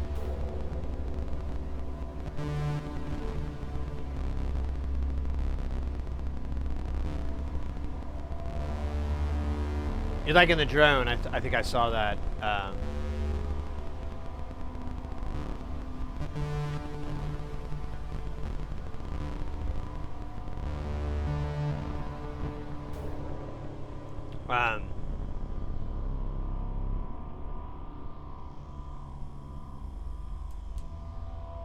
I think that's that delay sound.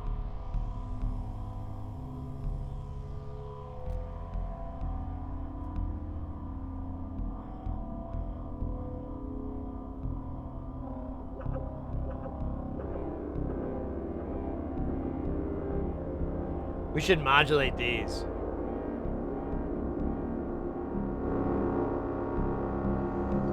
Let's get to modulating.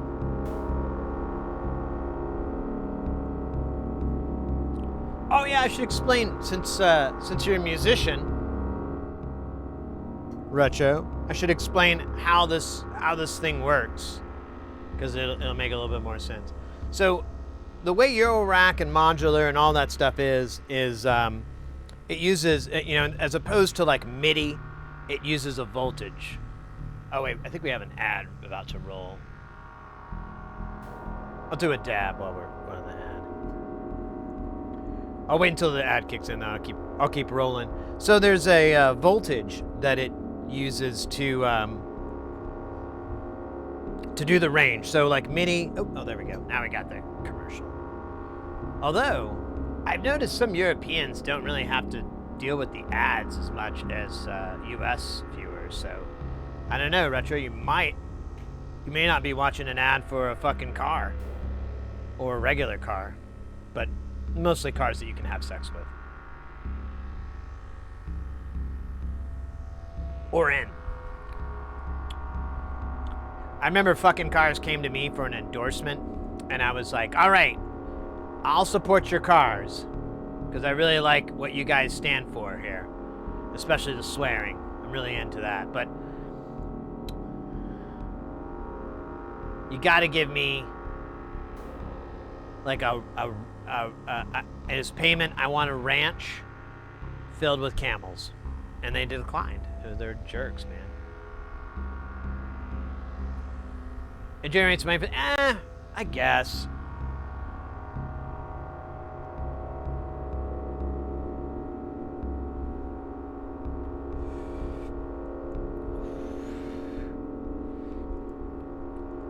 The way the money for the channel and everything that we do here kind of works is it's all it's basically just to offset the expense of the stream. I spend a lot of money buying these PCBs and panels and everything, so all the money that comes in just kind of like just recently I made like a purchase and I was about to do it, and like I remembered like earlier that day it said, you know, your Twitch payout had been processed. I'm like, oh, I got money from the Twitch thing. Click. Easy decision. All right. You're back. Okay, so the ads are over. Let me explain how this guy works. So, just like MIDI is a 1-bit line of, you know, 0 to 128 or 27 or whatever the hell. Same thing here, but it's analog. Well, it literally is. It's a voltage that goes from 0 to 10 or +5 volts, -5 volts. Everything works in this format of being a 10-volt range. Now, that's not hard set. Everything kind of bends around it because it's analog, but that's the rules that we abide by. So for notes, the way it's divided up is there's 10 octaves. So each volt, you have 1 octave range. So when you're tuning, you can, the way I like to tune it and calibrate them is I'll put it on 1 octave, 40 hertz, 2 octaves, 80, 160, 320, 640, so on. And you just keep doubling it exponentially to figure out your the range. So that's how that works. The way modular is very similar to other regular synthesis. You have your oscillator, you have your filter, you have your amplifier, your VCA or whatever. You have that envelope that drives these things. You have different modulation sources that drive all those things. Same thing here. When the notes come in, though, they are, just like I said, they're in that 10 octave range of 10 volts. And there's different ways. Like you could tune a sequencer to, you know, step through each one of the notes, but you have to tune it, and it's kind of like, you know, you have a guitar and you just tune each one of the pegs to the note and then go, you know, strum across. And it's okay, but you're having to tune by ear all the time. There is stuff called, there's a tool called a voltage quantizer that actually breaks it down into discrete scales, like either 12 tet, or you can actually get some pretty wild ones, but you can do major, minor, mixolydian, all the different, you know, all those common ones. And so it'll structure it up, and then you can have actual like notes come out. Where it gets interesting is if you really don't try to approach the note generation part like you would normally with music making. So you, in this instance, we have, you can't really see it because well, for one, my fat ass is in the way, but we have this sequencer here called the TKB. And it's a 4x16 sequencer. It has 4 channels, 16 steps. Now you can do a lot of crazy things with it, but let's not get into that. One thing you can do is you can break it up into smaller chunks. You can just have, like right now, I messed it up because I picked it up, but normally it was just going through 3 sets of notes. All those notes are fed into a sample and hold circuit that, and there's individual ones for each fill. So each one of these sample and hold circuits will look at it from a different time in that progression. So like an example I give is if you were to have a sequence that was 4 steps, it would go 1, 2, 3, 4, 1, 2, 3, 4, and so on.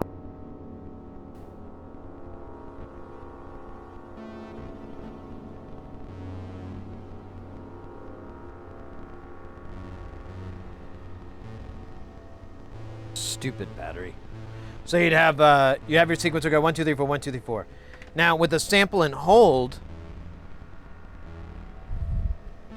what you can do is you can make a few little simple changes, and now it's 1 3 2 4 1 3 2 4. You can make another change, and now it's 3 4 2 3 1 2 3 4 1. It keeps creating these different variations on that pattern with just those 4 notes. When you have a stack of those, and they're all set tuned, you know, to be complementary to each other, and then they're running through a quantizer to shovel them into the proper scale, you get basically kind of a quasi-generative note patch. So I just grab it from a particular part on the sequencer, and then it keeps playing those bits. It's getting chopped up by the sample and hold circuit, and then spitting out, and we have all these notes. If I get bored with it, or maybe it just doesn't sound that great, I could just add one more set of notes, or maybe 2 more sets, or whatever. And adding that into the pool, it gets mixed around. Ooh. Let's go.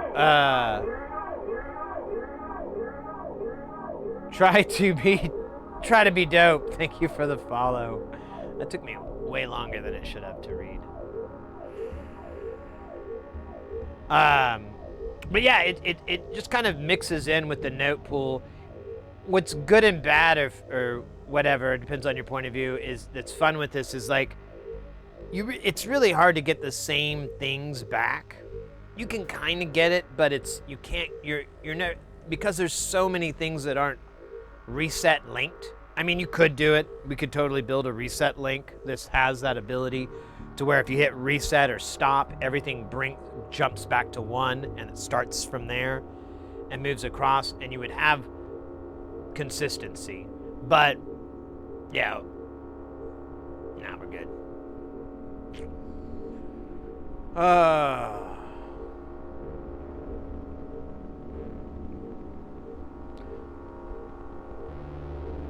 Trying to think. So that's how we're getting our notes. They're all getting fed into this thing. It's running really slow at the moment. We can speed it up. And then Spacestation is just doing its own fucking thing. Like, I don't know what's up with that dog. That thing is just there. We should spend some more time on it. I don't know, it's so new to me. I don't think I'm ever gonna do this again where I get like that many modules all at once, because I really haven't had the ability to learn any of them other than the ones I already know, and I gravitate to those almost immediately. And then I'm trying to fit these other things in, and I don't really understand them yet. So I keep having these kind of like less than beautiful moments. But whatever. It's part of this too is I can have here, kick over to Space Station. Oh shit, where'd that button go? There it is. So, like, with Space Station, I could have, I can keep monkeying with it, and I could be like, you know, I really don't use this very much. I think I'm gonna take it out for now, and I'm gonna go get one of these. I really think we need more of these, you know, in here. I think I want more of that, but you know, and just kind of keep modding this until I kind of get to a spot I like. But I think I sort of, I think saying hose myself is the wrong word, but I kind of created an interesting problem with Space Station, which is trying to get it. There's just so much. I just went nuts. And I feel like I made the same mistake that like everybody makes when they get into modular, you know? They just like buy stuff and then they get it and they have like 20 modules and they don't fucking they get 4%. I understand them like at 4% of all of them. And I'm kind of in that deal, but I also made them. I shouldn't really not understand them. There's a few I went really fast, and maybe I didn't read it too well, but we'll see.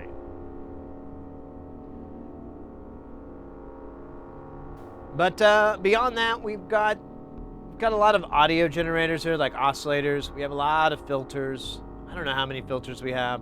Let's find out. 1, 2, 3.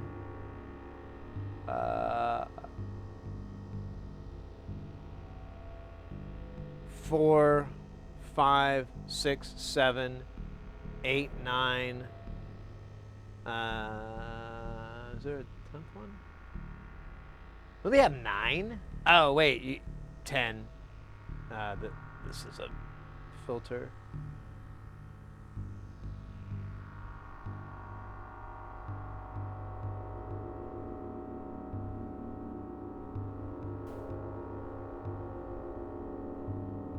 Yeah, we're good. And I have one module that didn't turn on. I'm thinking it's a power issue because we're kind of at the end of our power on this. I have a power supply to fix it. Behold. I call it the Destroyer. This is kind of the same thing that I have. I have 2 in here already, and then I have 1 in Spacestation, but they're the smaller version. They look just like this, except the transformer here in the middle is a little bit smaller, and this part here is a 5-volt supply, and none of the other ones have that. But otherwise, it's the same thing, which is a 3.4 amp per leg power supply.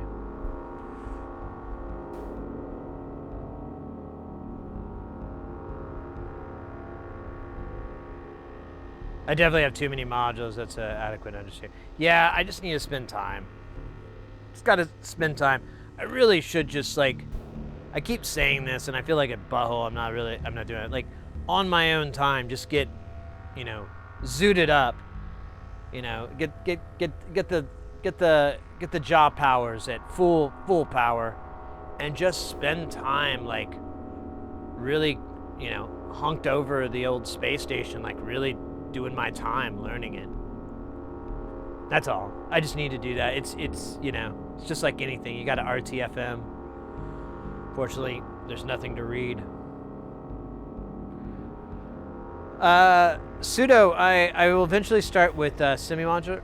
That's how I recommend to anybody. If you want to get into Eurorack, if you want to get into modular synthesis, I recommend starting out with a semi-modular option. Personally, I'm a huge fan of the Neutron. This thing is probably one of my favorite synthesizers out there. And it's semi-modular, and it's completely turnkey. So you could have nothing but a keyboard or a laptop. That's all, or I guess PC, whatever. Just a computer of some sort. That's all you need, like something to put notes in, and then you can you're good to go. It has USB, like it has its own case, so you can connect up to your computer. It has USB, it has headphones, it has modular out, it has line level out. If you do have a MIDI keyboard, you can plug it in. If you have a USB through MIDI keyboard, you can do it that way. I've tested it, it works fine. And once you're kind of ready, and it gives you like everything that you would want in a very first modular synth voice. You've even got distortion. You've got a slew limiter, which is, I don't have a fucking slew limiter in any of this shit, but I have one in the Neutron. Go figure. But you might use it, you know, and get really into it. There's a lot of really cool patches in the manual. There's lots of interesting stuff out there to make like some pretty wild sounds with it. And if you're into it, great, you can keep going. But if you're like, you know, I don't really think this modular stuff is for me, I just don't like it, I prefer this way, then you can get out. And this thing's, you know, a few $100 or so. It's not super expensive. You can typically just sell it for roughly around what you paid for it. You might lose a little bit, like, you know, 5 or 10%, but that's called a rental in my opinion. Not a big deal. And there's other options too. There's plenty of other ones out there. That one's just like the one I've used personally, and I've just been shocked at how easy it is to do and so forth. But let's say you do like it and you're like, man, I really like this modular. I'm starting to get it, but you know what? I don't like this LFO. I want a more complex LFO. I want it to be able to do these things. So you go on, you find one that's really cool, and you're like, well, shit, I need a case. And then maybe you find like a cool case that'll work for you. And if you're getting into modular, that's one of the toughest bits, is like getting a case and you don't even know what the hell you're gonna get. You already know you're gonna need to make enough room for a neutron and a handful of some other good stuff. So that's taken care of. And also, it really sucks if you're on a budget and you just get to start out with a big boring case. Like, yay, it's a case. Well, it was like $300 fucking. I'm not gonna do that. I gotta wait until next paycheck, you know? So if you're in that kind of boat, it really stinks. But if you have the Neutron, you can just drop that rude boy right into your case, and you can already start planning and thinking. You can go a modular grid, start getting a little wild there. But I feel like it's a really great way to go. And let's say you fill up that whole case and now you need room. You can pop that bad boy right out, put it back in its old case, and it will integrate back into your setup. It just sits on its own little deal. Super. I mean, I can't find a flaw with that whole thing. And even if you're not a Behringer, if you don't like to buy Behringer or whatever, that's fine. But Moog makes one. There's plenty of other companies. I can only think of Moog right now off the top of my head, but there's some other companies out there that do something similar. Their price point is much higher, but hey, pay to play. It's still going to be the same scenario where if you paid like $600 or $700 for this Moog, and you decide it's not for you or whatever, you can turn around and just sell it for maybe, you know, basically what you paid for it. You know, knock off 5 or 10%. So I don't know. I think it's really a great way to do it, and it teaches you about synthesis the whole time. Like it's already teaching you about modular and everything. You're learning about normal jacks, which is a very common thing that happens in here, where it's pre-wired until you break the connection. You don't really see that anywhere else, you know, outside of modular. I guess there's a couple. No, not really. Other than inserts on a freaking mixer, you really just don't see that. But that's a very common thing. You get familiarized with that. And yeah, I don't know. It's super cool. I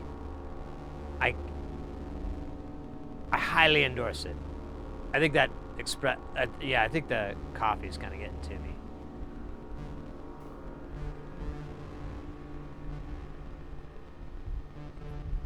Start with the semi-modular.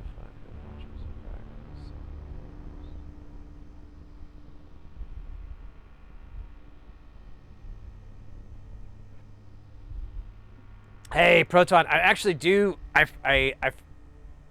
didn't realize it was out. I kind of missed the release, and yeah, I absolutely plan on getting the Proton because it effectively had everything that was missing from the Neutron, or something I wish the Neutron had. And I was going to just double up, like have them physically next to each other, so I could put them in the same. I was probably take the D out and either rack it or maybe have it live under here. I'm not sure.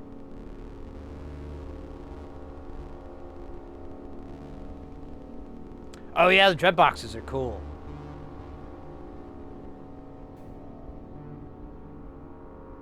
Thanks so much. Yeah. Feel free to ask. I mean, I've a lot of people come in and they ask that kind of stuff, and I've given it a lot of thought, and I haven't had anyone like come up with anything that's better than that so far. And as soon as that happens, I'll promote that great idea. But I mean, for $300, and the Neutron sounds so good.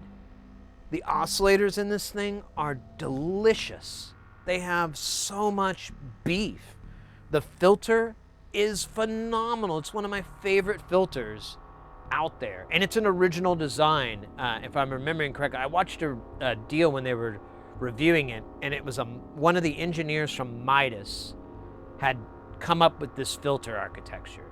So it's a novel filter. It's not like an LM13700 or you know, transistor or diode. It's not anything like that. So it's and it sounds just so good. Couple that with the distortion, which I almost always just leave on this thing because it just gives it so much beautiful texture. The envelopes are nice. I don't use the delay that much. I find it kind of noisy. And same with the LFO. I don't use that very often. I usually bring that in from somewhere else, but they're not bad. They're just like, I'm like, I have some cleaner delay. I'll use that. So. All right. Well, now that I'm charged up with the power of coffee, kind of, we should do something interesting. What should we do? We should add to this. I kind of like, I mean, everyone's been kind of receptive to the drone of it all, so I'm trying to think of a way so that we can enjoy the dronage but still be able to bring sweet beats in for, you know, break things up, make them tasty. But I'm trying to think of what we could do that would be yummy. That would be good. And I'm running it. I have zero ideas. Ooh, wait a minute. Is this guy dead? No, this guy works. Oh my God. He's acting weird though.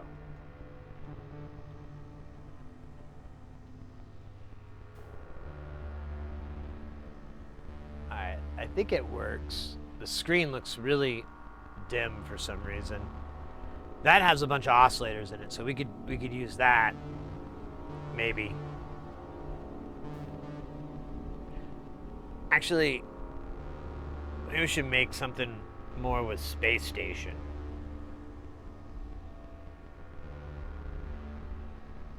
Or we could just sit and bathe in the sounds. I could just turn it up and we can kind of bathe in them. That's what I do. Oh, I mean, I know this is kind of a douche thing, but so there's a prototype that I've been working on and working with. So it's a long story. Basically, I got this prototype thing in for a new module that we're working on, and like it's pretty new and everything. And I'd already done one. Like this is one of the ones we did. That's the last one we did, but we have a new one. And it's like a big giant board. It's not Eurorack size. But here's the thing that I enjoy on this thing. So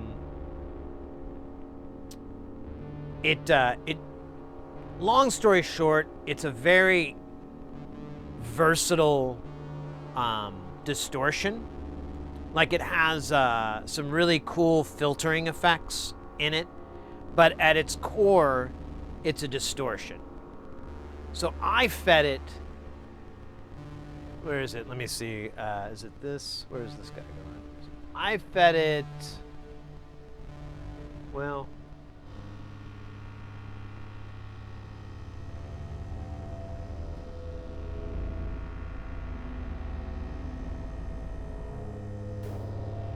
I had a higher frequency, but I was feeding it this kind of crazy groany drony noise, and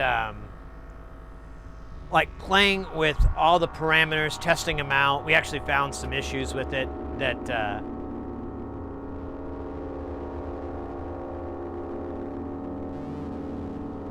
there we go. So that kind of glidey, granular noise. Oh, scheisse. We were feeding into, and I was feeding into the distortion, and it just sounded so good.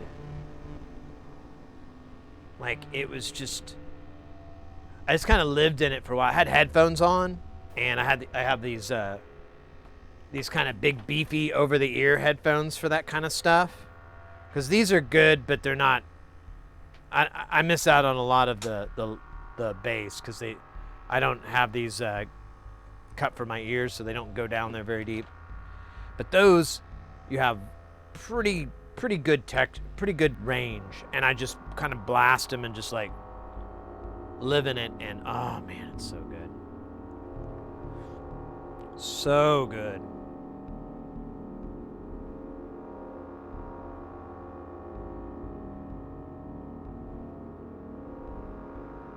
Neutron's MoFat filter is 12 dB resonant multi-mode. So, but MoFat, that's an original name, right? I didn't make that up, did I? Or I'm not remembering it wrong, I should say, because I remembered I watched a whole video that was like a promotional thing from Behringer on it, because I was like, oh, this looks really interesting.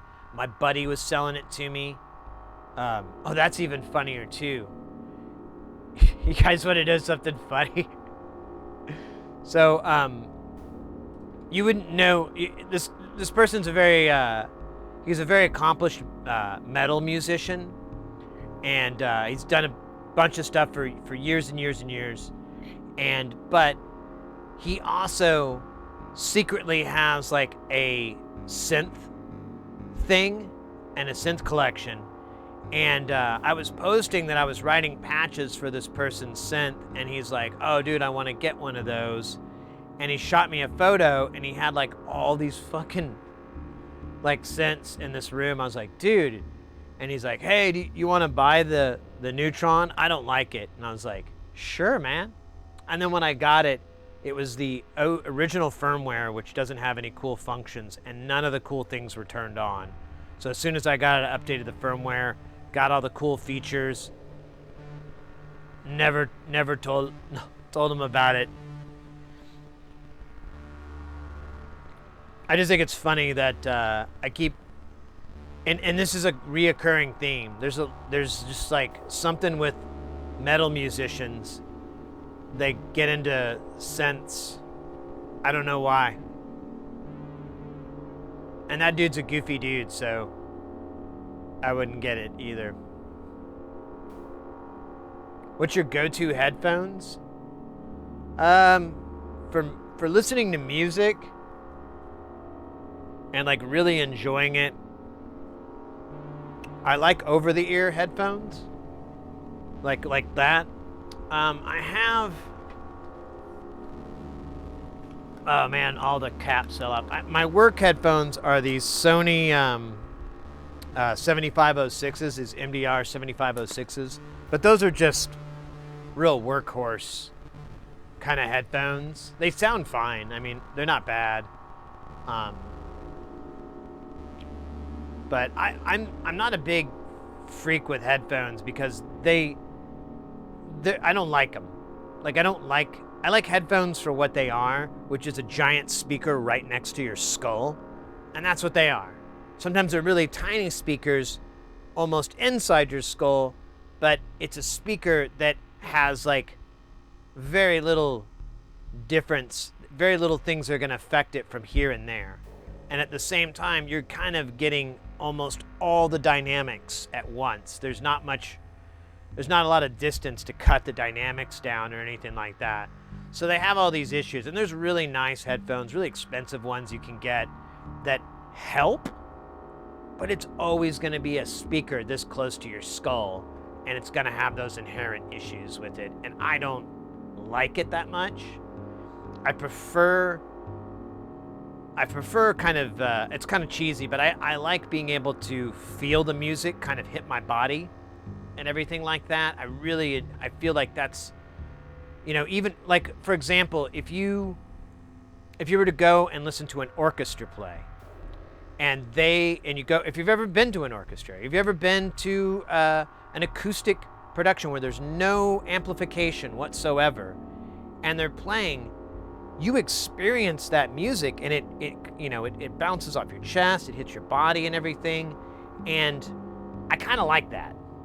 And when you have a PA, it's trying to replicate that as best as it can. It has a lot of shortcomings, but at the end of the day, you're still hitting, those waves are hitting you on your legs, on your chest, on your head, into your ears, and you're experiencing it that way. When you do the headphones, it's kind of, it's nice. It has its own benefits, like, because it kind of just pulls you out of that place. But I don't know. But I don't listen to stereo here at all. Like, I don't play music loud almost ever in my house.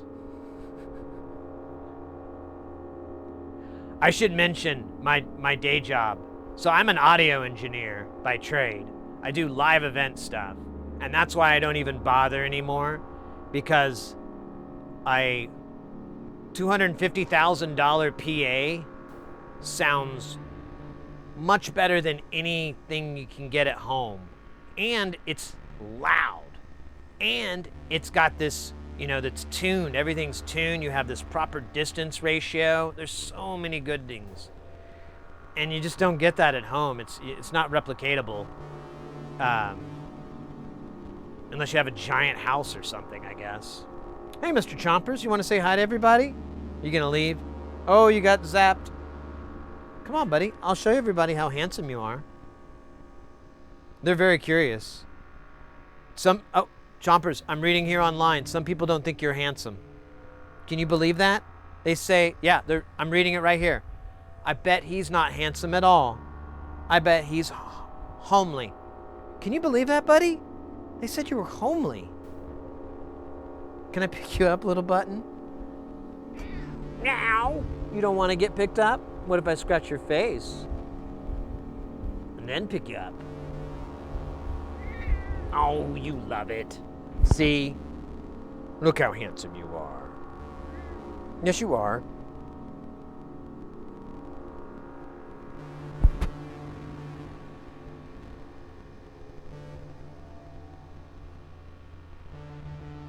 You're so mad. But you're not getting up. You would have just moved if you didn't love it, but you're like begrudgingly enjoying the attention.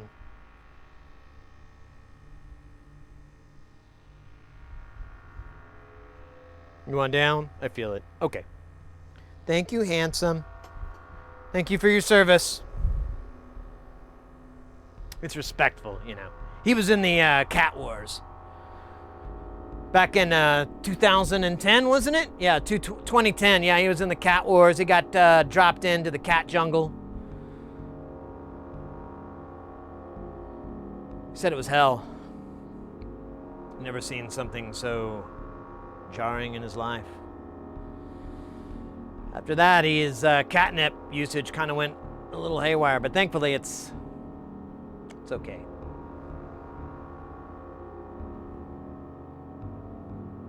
Oh shoot. Been using open back Sennheisers for years and had local symphony shows, yep.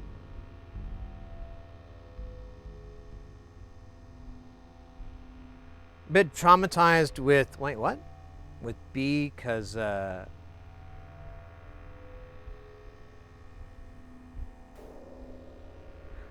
yeah, okay, yeah. So that is an issue with Behringer.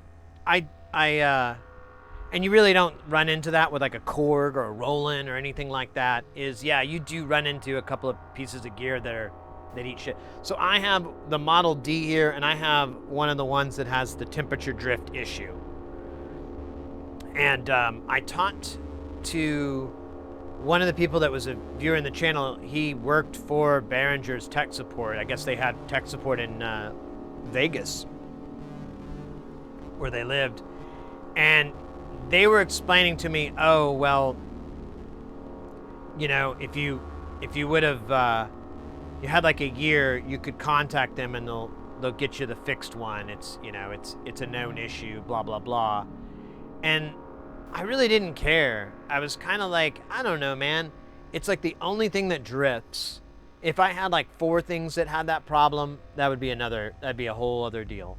But it's the only thing, and it kind of, I don't know, it's kind of endearing. I've kind of gotten into it. I don't hate it.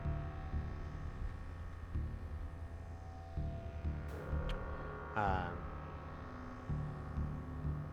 shoot. It's funny, you just brought that up too. Someone else, was it yesterday or the day before? One of the clients or whatever that we've done a lot of synth work for this cat. They found a Juno 106. He almost bought it, but he waited too long, and he was asking me, "Can you fix this? Can you do this? Can you take care of this?" And I'm like looking it up, and I'm like, "Yeah, dude. That's a good price. You should get it. I mean, I don't know how bad it is inside, but we can, you know, depending on how much money you got, we can take care of it." And but he had a Behringer vocoder, and in that whole exchange, he was like, "It's not powering on," and he turned it on, and like one of the lights would come on, but no functionality. And he was asking me about it, and I gave him like one thing I could think of to try, and I was like, "But it's not gonna fix it, man." I was like, "There's something wrong with the power supply. Something ate shit, like it took a hit or something popped or something shorted, but it's a power issue." And he just bought it off somebody, so he was gonna like, "Okay, I'll just see about returning it." And I was like, "Yeah, man." I told him, I was like, I may be able to fix it, but I don't have a clue. I don't have schematics, so I'm just gonna have to kind of hunt around to figure out why it's not getting power. And I go, and sometimes it may be a part, you know, that's not gonna be easy for me to replace.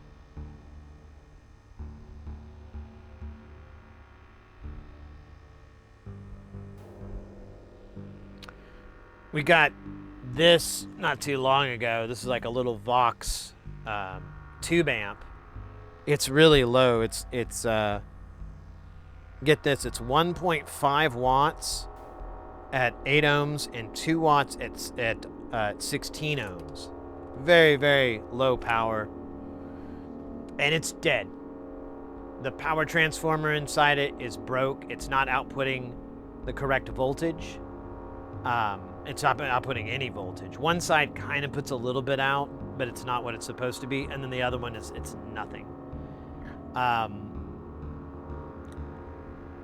They don't make that replacement part. I reached out to a buddy of mine, and I forgot, but he's an authorized Vox repair service, and he was like, "I can't get those parts."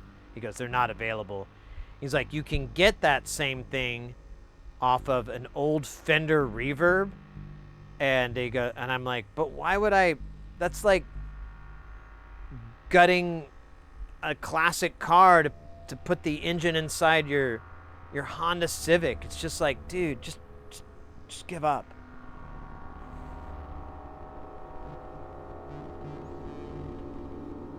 So, and it won't even fit correctly. We'd have to hack into the metal to get it to fit, and there's no room on the side, so I don't even know if it would work. And I'm like, it's dead. I told the client, I was like, "Yeah, there's no way for me to get the part. There is something that I could substitute, but it won't be a good fit." And we're just better off.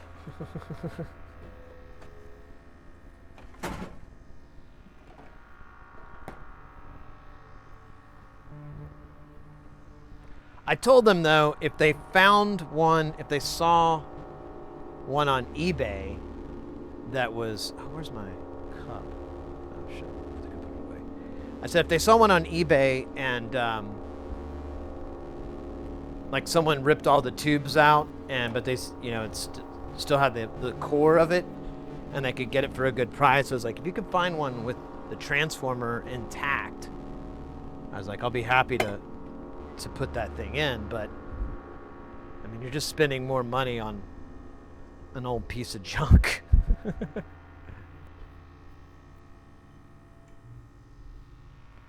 Cool this house down just a little bit more.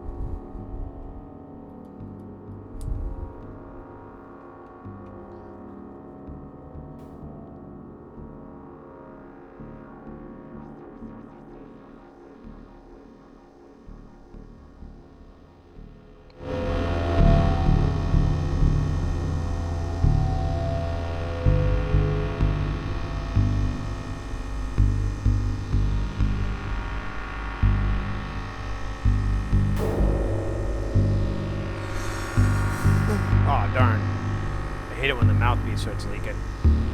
Dude, I just started with this thing. I think it's the old one. Yeah, it's the old one.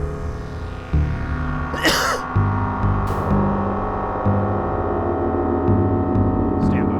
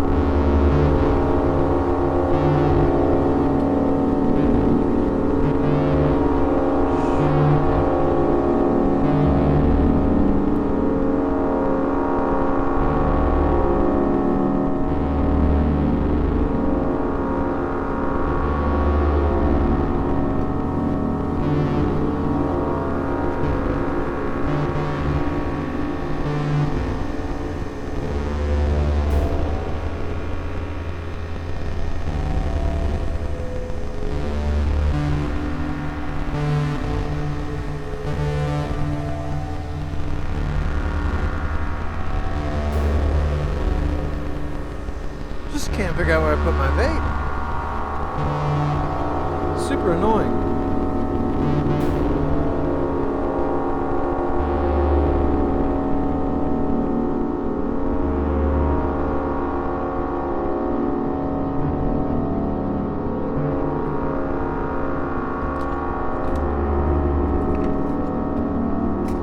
Just making sure.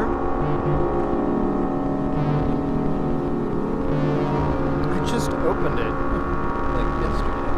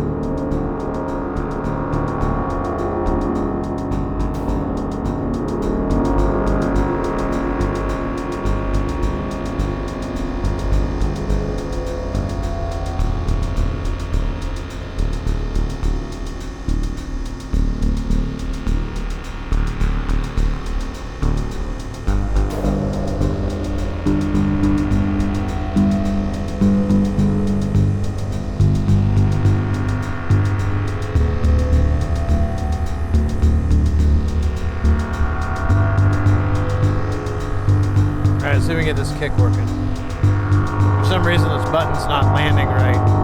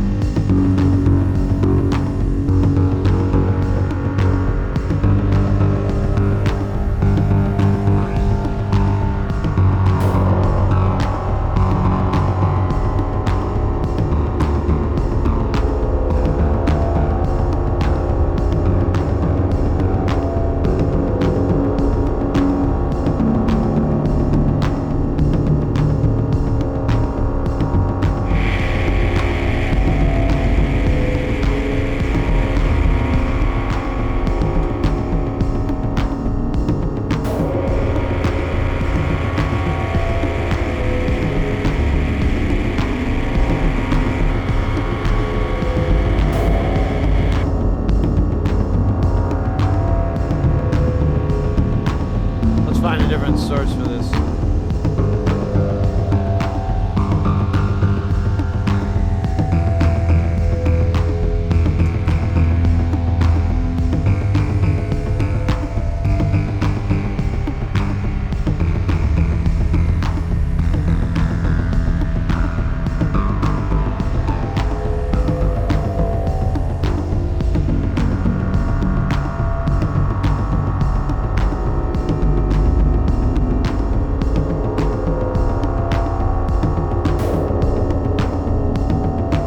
I'm kind of curious.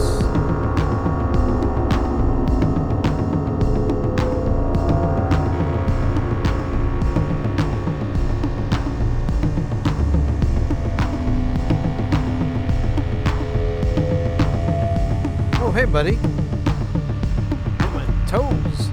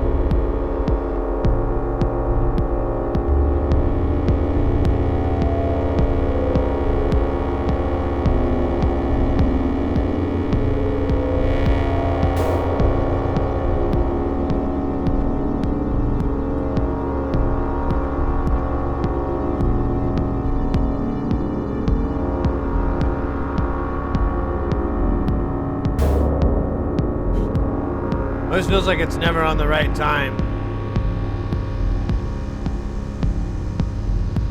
It's like that, oh, never, ever is gonna hit.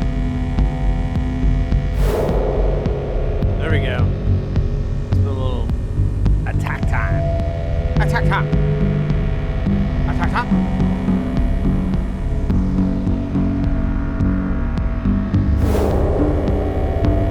Now we're cooking with good looking.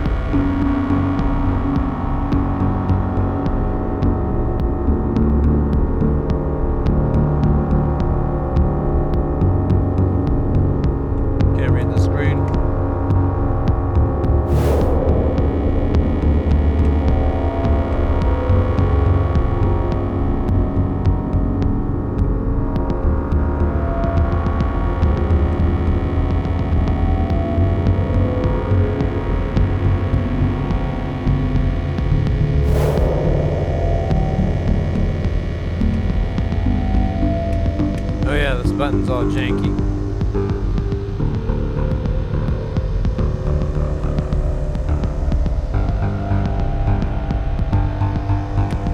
Oh, Manning.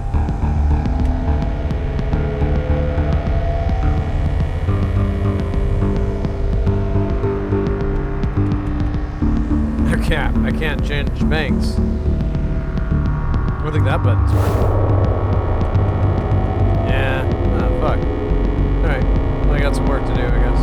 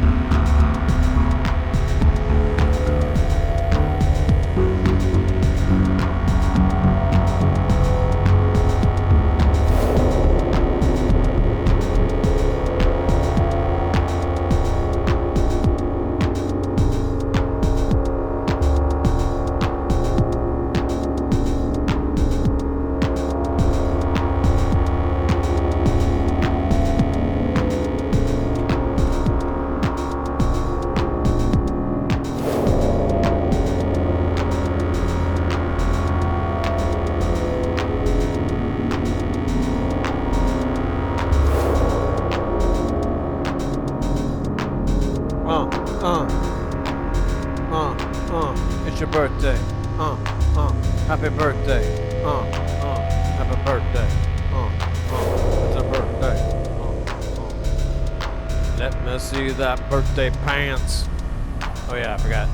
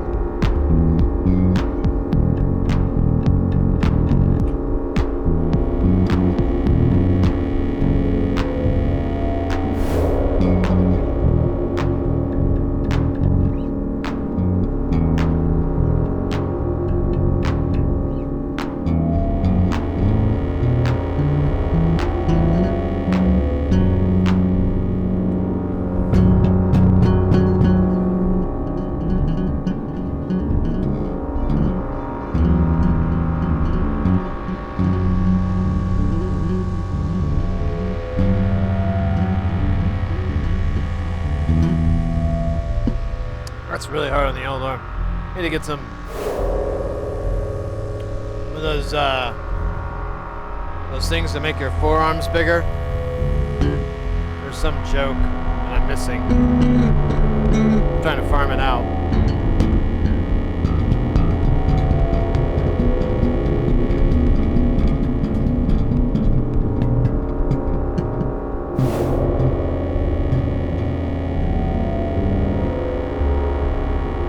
I like that groove though.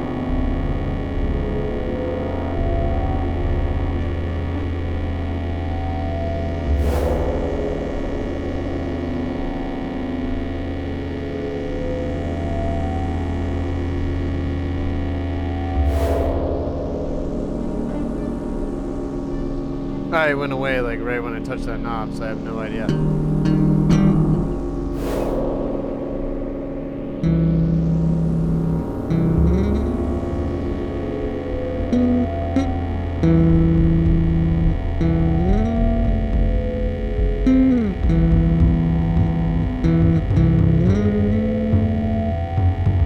Man, I need to get this pickup lifted. I swear.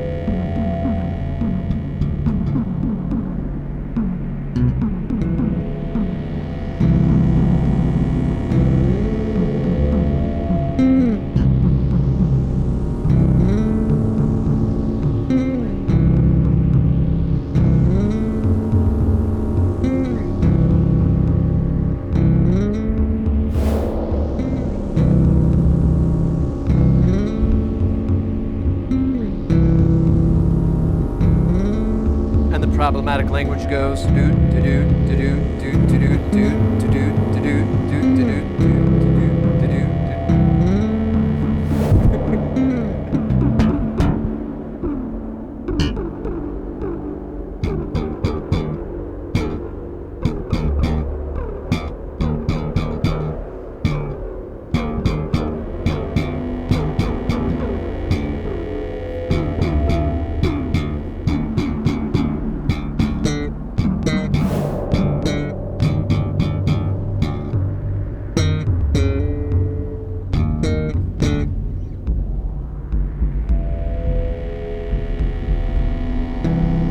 Problematic language goes do.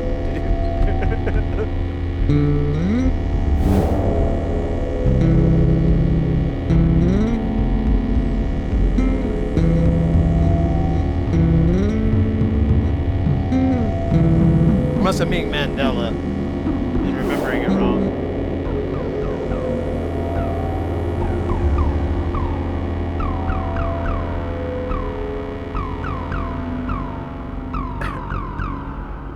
I remember being a teenager or a child and going, oh, we don't use that word anymore.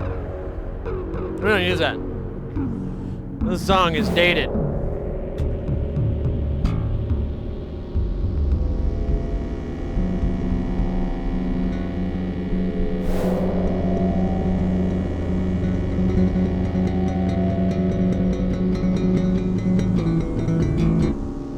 I'm trying to work on my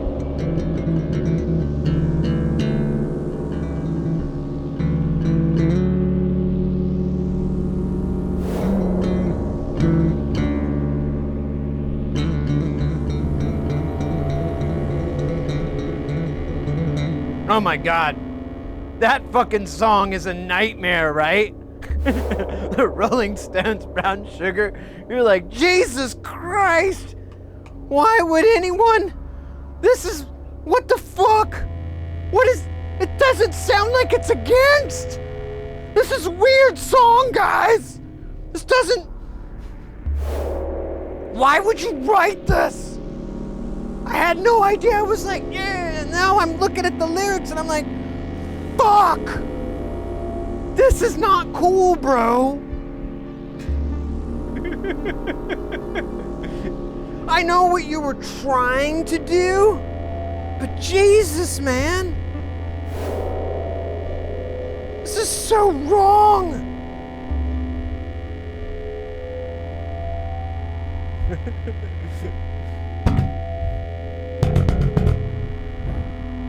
All right, which one is that? Okay, it's that guy.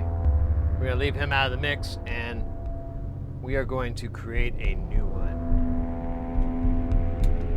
Pool, pool, pool. All right, we have outputs on those. We'll figure that out later.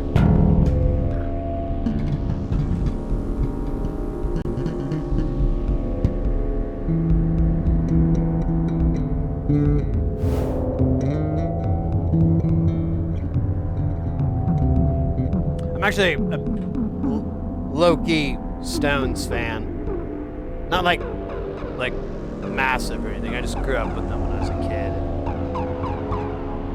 And all this time I haven't ended up going, they suck. I'm always like, they're not too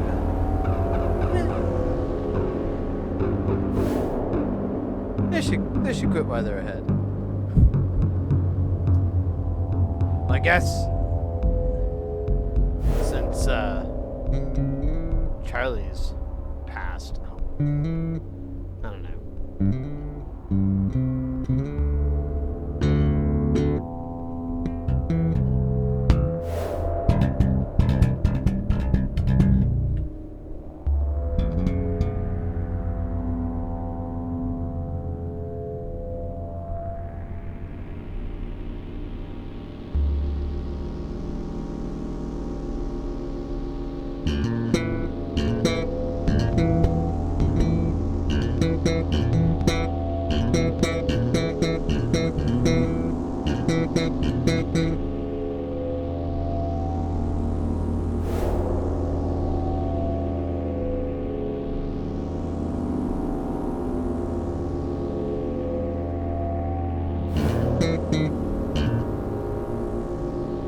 No, it's a really strange song. I don't know what the hell. It doesn't make any sense. It really, I mean, no, it does, and none of it's positive. Like, you can't spin it in your head any other way as being like a horrific song with a really great riff. You know, you're kind of trapped. You're like, it's a good riff though.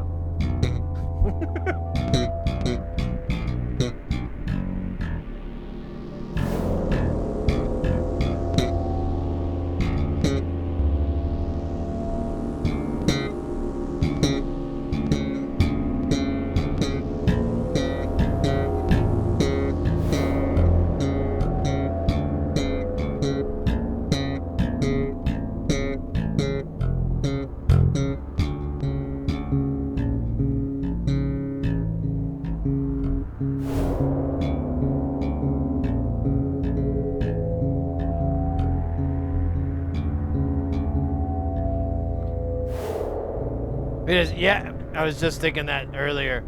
I was like, well, yeah, it's just a riff with a 5-string guitar.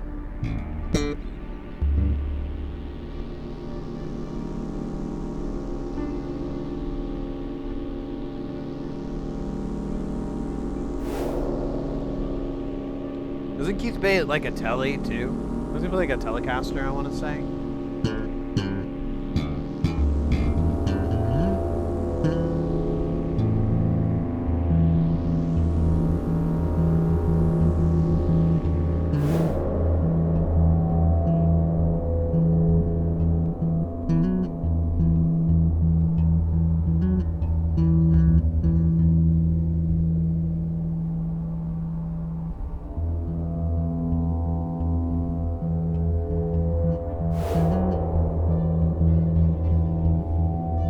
It's funny, there's a lot of guitars that have the weirdest crutches that they create for themselves in their playing, but it also, there are legends in it, so you're just like, all right.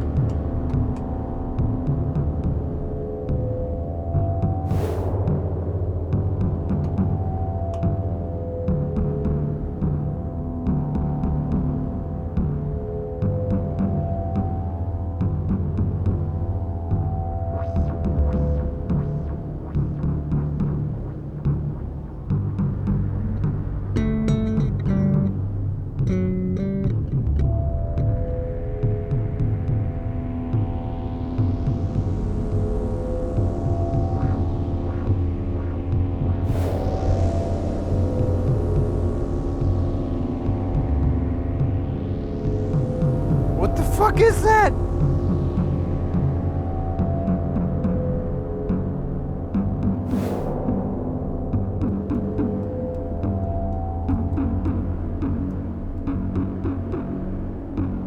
It went away.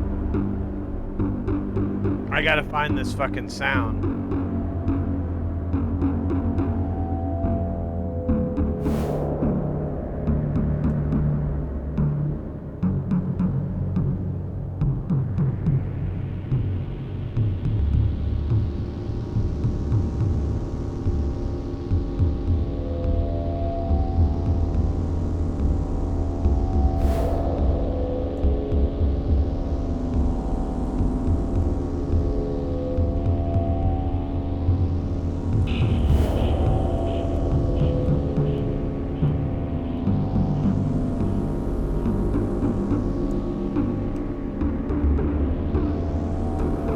Okay, it's coming from Spacestation.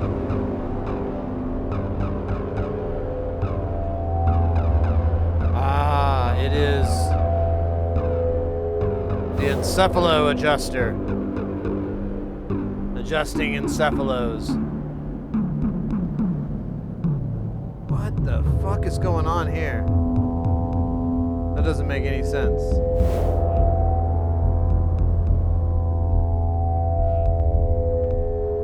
That's weird.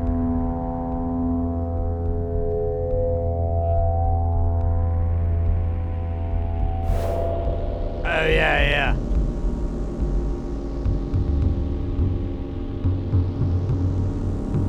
Yeah, wait for it to open back up.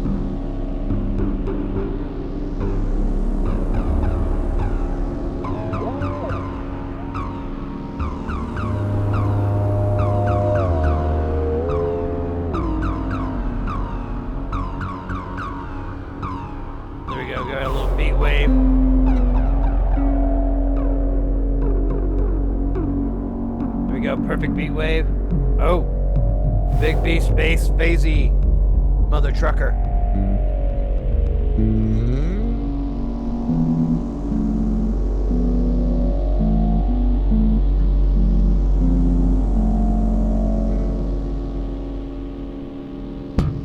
All right, I'm happy with that, kid.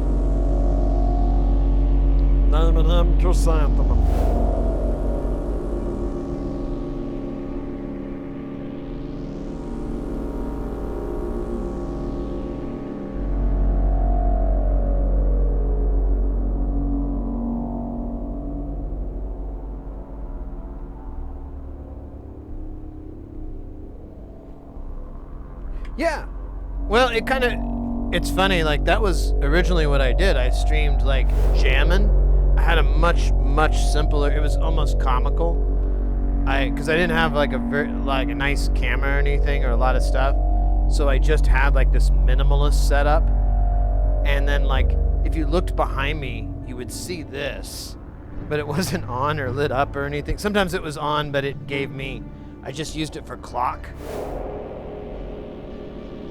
And, just kind of silly.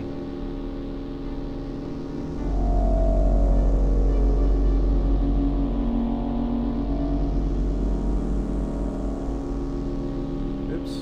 I meant to do it slow, but, you know how the game is.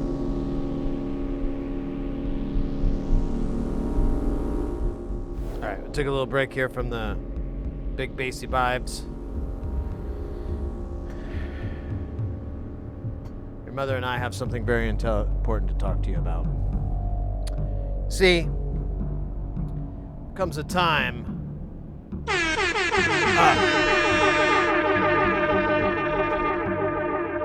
Yo. There we go. MCP Live coming in. What you doing, mate?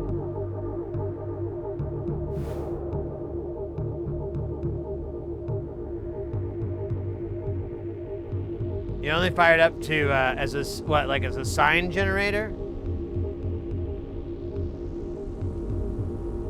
Have you ever messed with VCV rack?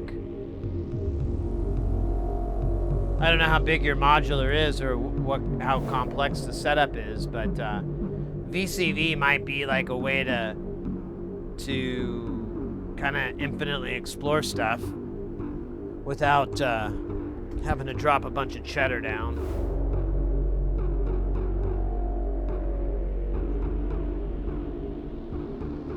But yeah, initially we did these streams, and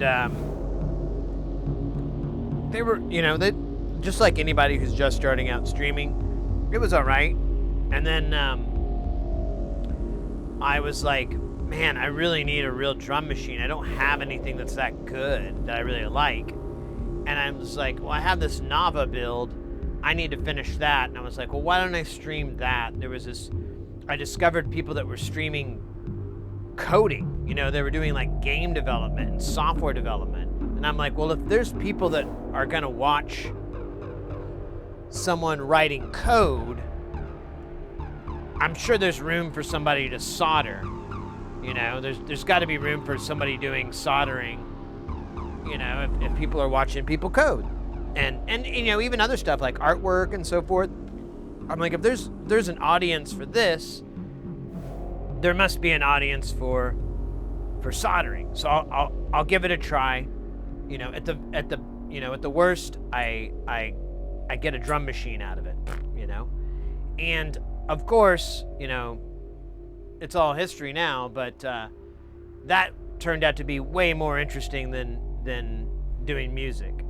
And so, and people were way more, and it just was like, it became this instant calling. People come in and they'd be like, oh, why are you doing this? Why do you do that? Oh, well, I do it because I've discovered this doesn't do it. And it just, it all blew up. It was really fun. I had a lot more interactions that way. But I still liked to do the music, and I had all these different ways of trying to do that, where I do it like every weekend or something like that, where we do it. But eventually, I settled on making it the last week of the month, and that's not all the time either. There's a lot of times where I'm in it, I'm on the road, I'm not able to stream at all, so we really don't get a chance to do any much streaming, let alone any Jamtown. So there's times like that, but for the most part,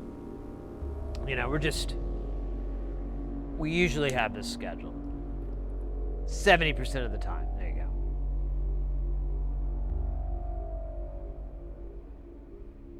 With a Linux addiction? That's wild. Didn't see that one coming.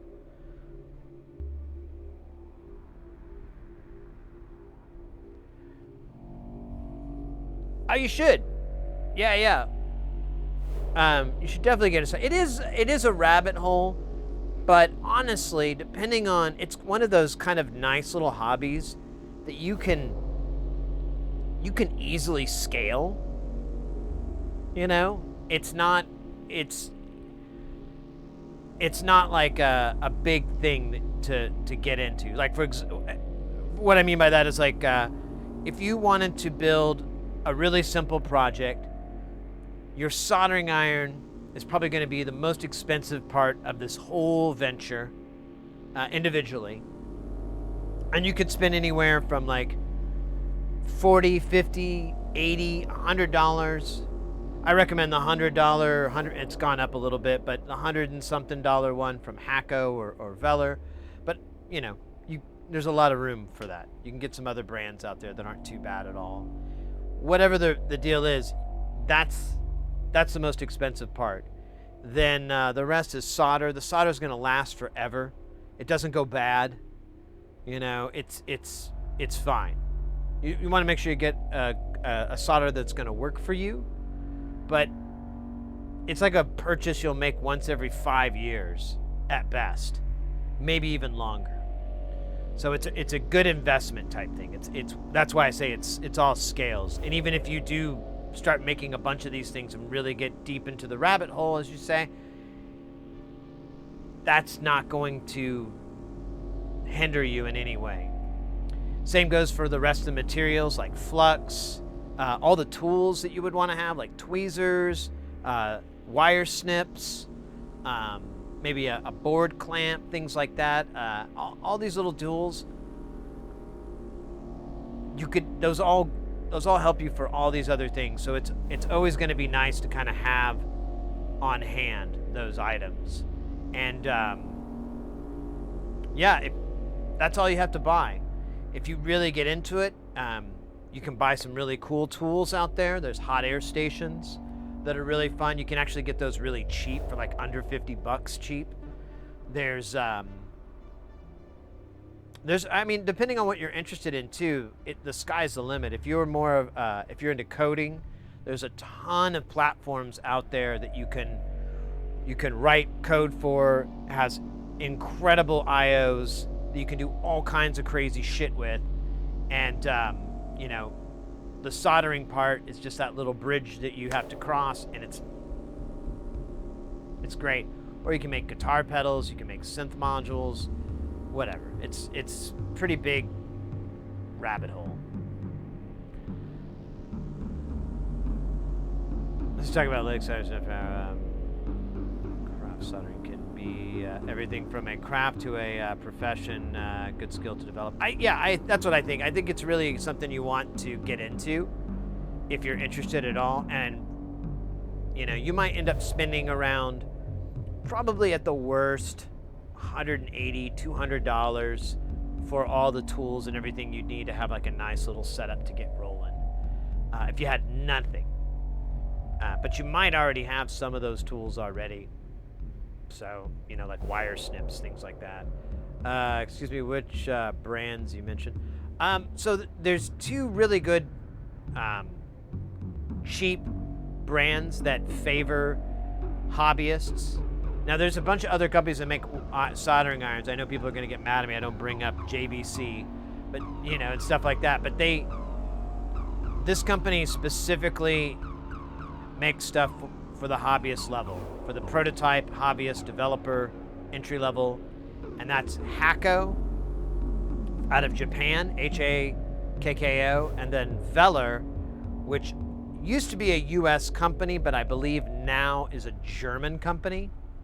So you have German versus Japan, which you know, if you're going to be buying equipment from, those are two pretty good places to get it. They're pretty well known, you know. You just, you know, little manufacturing stereotypes aside. So I have a Hakko. I like it. I like Hakko. They're not bad at all. Veller is an equally excellent company. Veller makes some really badass. They have a flagship one that's just amazing. This other YouTuber friend of mine, he has one, and I'm so jelly of it. I'm like, dude, that thing is so awesome. I wish I had that, but I don't know if I could harness that much power. Plus, I'd want to get all the upgrades, which are not for entry-level people. It's for companies.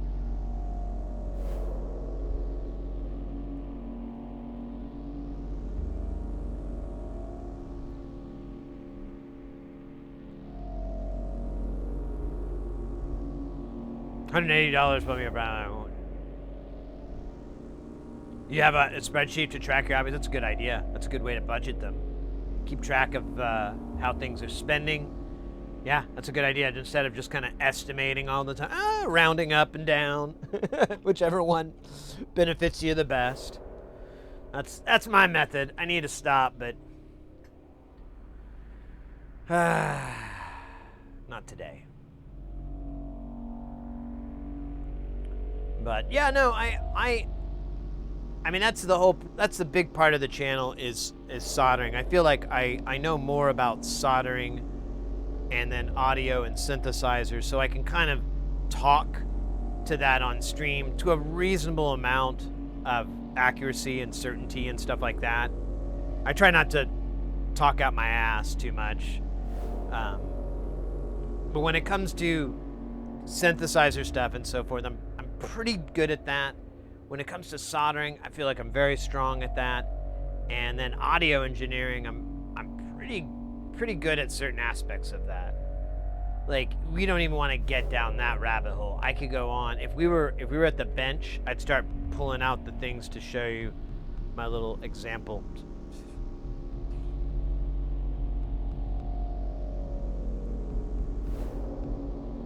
I'm still bummed out. I can't figure out where that vape pen I had went.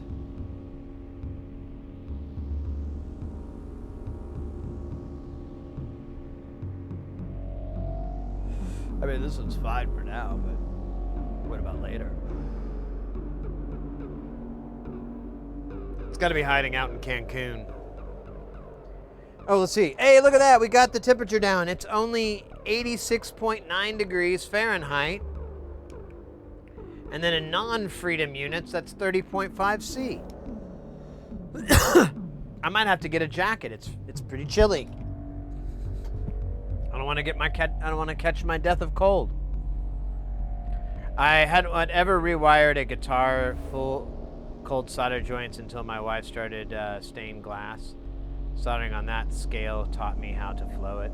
Oh yeah, you know what? There's one of our good buddies of the channel, DJ Doey.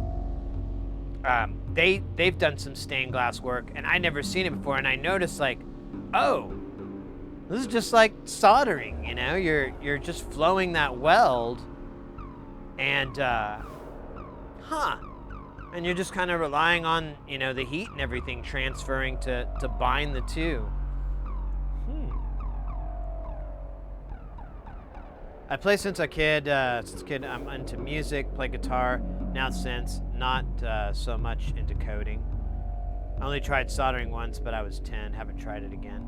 Oh, we should get, well, you're always welcome to give it a try. And if you do decide to get into it, feel free to hit come into the channel, or you can always reach out to me as well, or to we have like social media stuff, and we'd be glad to try to steer you into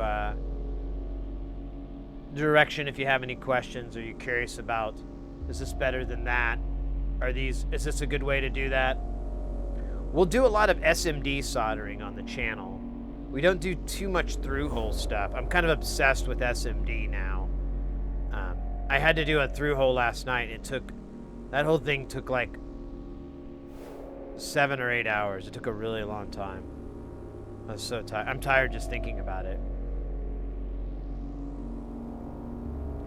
The copper pads, exactly.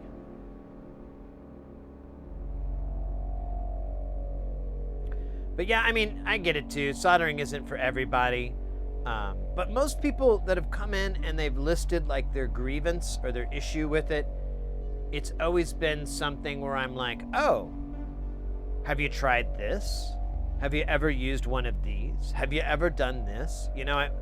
A lot of the times, not all the times, but a lot of times I'm able to at least suggest something. Now, whether or not it works is anyone's guess, but I'm able to suggest those things like, oh, you should try this instead. It might be more fruitful or fruity.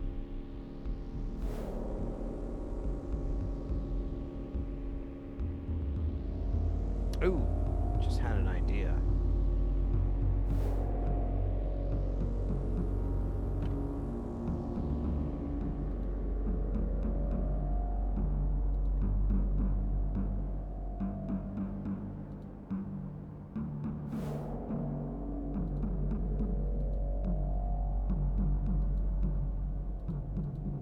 Let's try something.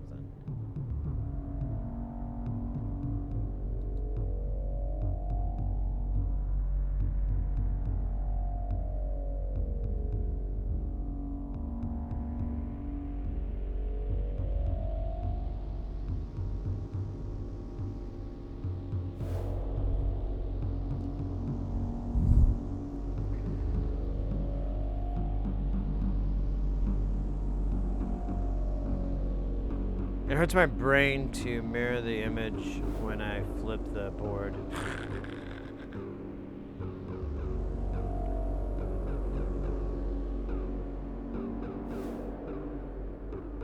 I don't know, kind of the overall concept, I think, of the channel is like, if I can pull this shit off, you should be able to,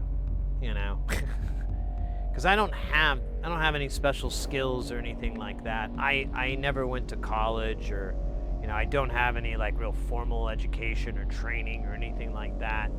I'm just kind of this doofus that just picks stuff up. I've read books on a lot of stuff to learn things, so I mean I have gone that route to understand certain stuff, but it's never like an academic level or anything like that, or not a professional level or thing. But that's kind of the idea, is like, well, you know, if I can figure this out with no training or education or anything, then you should be able to as well. Sometimes when you come into a channel and there's someone that is a professional in that field or in that particular thing, like an electronics person that's also an electrical engineer that has a very deep knowledge of that stuff, which I do not have. What was my point? I was just insulting myself, wasn't I? Yeah, that's a good job. Right on the chin. No, But I mean, to be fair, you have that on content creators out there, but here we focus on more of just the fundamental stuff of just soldering and getting good at soldering.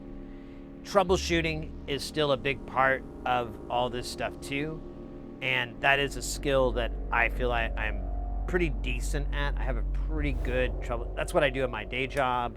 That's what I've done in every job I've ever had. I used to do IT before I got into audio engineering. When I was in my 20s, I did IT stuff, and that entire time, I just did help desk. I just fixed things all the fucking time. That was almost my entire fucking career. And then when I got into audio, I learned, it's live events, and so you got to fix things really fast. And so that's where I, again, I could shine, because I'm like, oh, well, I know how to troubleshoot. I know, how to handle this stuff. We good, fam. And then here we are at the workbench, and we have things, we plug it in and it doesn't work. And I'm like, all right, I got us. We're going to figure this one out. And that's another thing I think that scares people away from soldering and making kits, is like, what if it doesn't work? So I always want to be around for people to help them with that. And we've had plenty of instances to test that out where people have gotten into it. They started soldering. Maybe they don't have the steadiest of hands, maybe it's a little sloppy. Maybe they need more flux. There's, it's something you never hit the ground running with. And they've got problems. It didn't work when they turned it on. Our Discord's a great place, stuff like that. I'll always usually try to help and be like, oh, well, try this, unplug this, pull this out, see what voltage you get here, measure this, look at that, etc., etc. Hey, Twitch guy, welcome in. Ooh, a hydrate and a stretch. That actually sounds really smart. I think I just have Dr. Pepper, though, for hydration. Is that okay?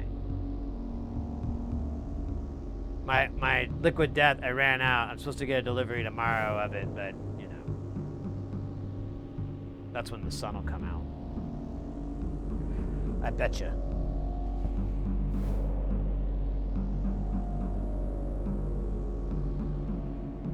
Yeah, I did IT.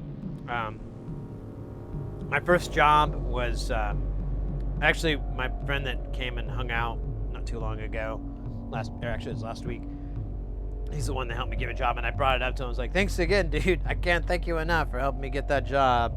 And he's like, man, better you than, and he brings up this one friend of ours. That guy was like, I totally helped him get a job, and he just blew the whole fucking thing off later, and I looked like an ass. And I was like, oh, man. Yeah, that's how early 20s are sometimes. I mean, that guy's a goof. But, yeah, I worked at this little company called Creative Labs. Only the oldest of the old remember the Creative Labs. Makers of the Sound Blaster Live.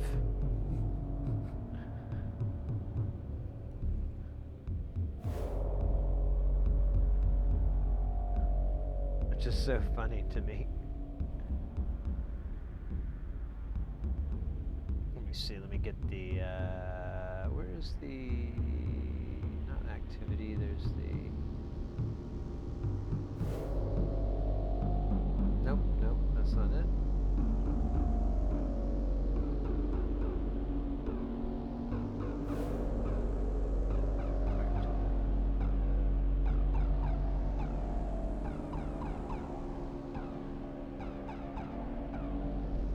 Alright, I'll do the stretch. hydrate with some Dr. Pepper right now.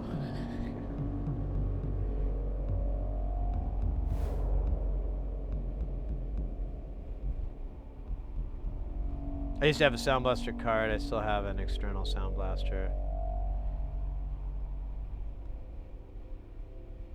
Yeah. Yeah. So I worked for them. Here's some interesting. So they're a Singapore company. And they, I guess I can stand up for now. I just don't want to. But where I lived was in Oklahoma, and in a college town. I don't really care. I lived in Stillwater, and there's a major university there, very large international campus, has a lot of specialties that actually make it kind of a neat college to go to, so you get a lot of people from other countries. So the owner's nephew, I think, went to school at that college, didn't want to come back to Singapore, wanted to stay in this little town, and so that's where they put the entire tech support office, including the RMA. Now, honestly, it makes sense because it's in Oklahoma. It's geographically, or physically geographically, in the middle of everything. So it's not in a bad spot. And then, you know, it's not a big city, so they don't really have to pay, you know, the cost of wages and rental expenses and everything like that aren't that bad. In fact, they used an abandoned grocery store. It used to be a grocery store in the shopping center that was dead. It was the only, there's like a restaurant in the shopping center, but that's it. Everything else is gone. They took the grocery store and turned it into the call center and the RMA department. And then across the street, they started doing the web development, because this is in like 99, 2000, stuff like that, where this started to happen, and they had a web development team across the street.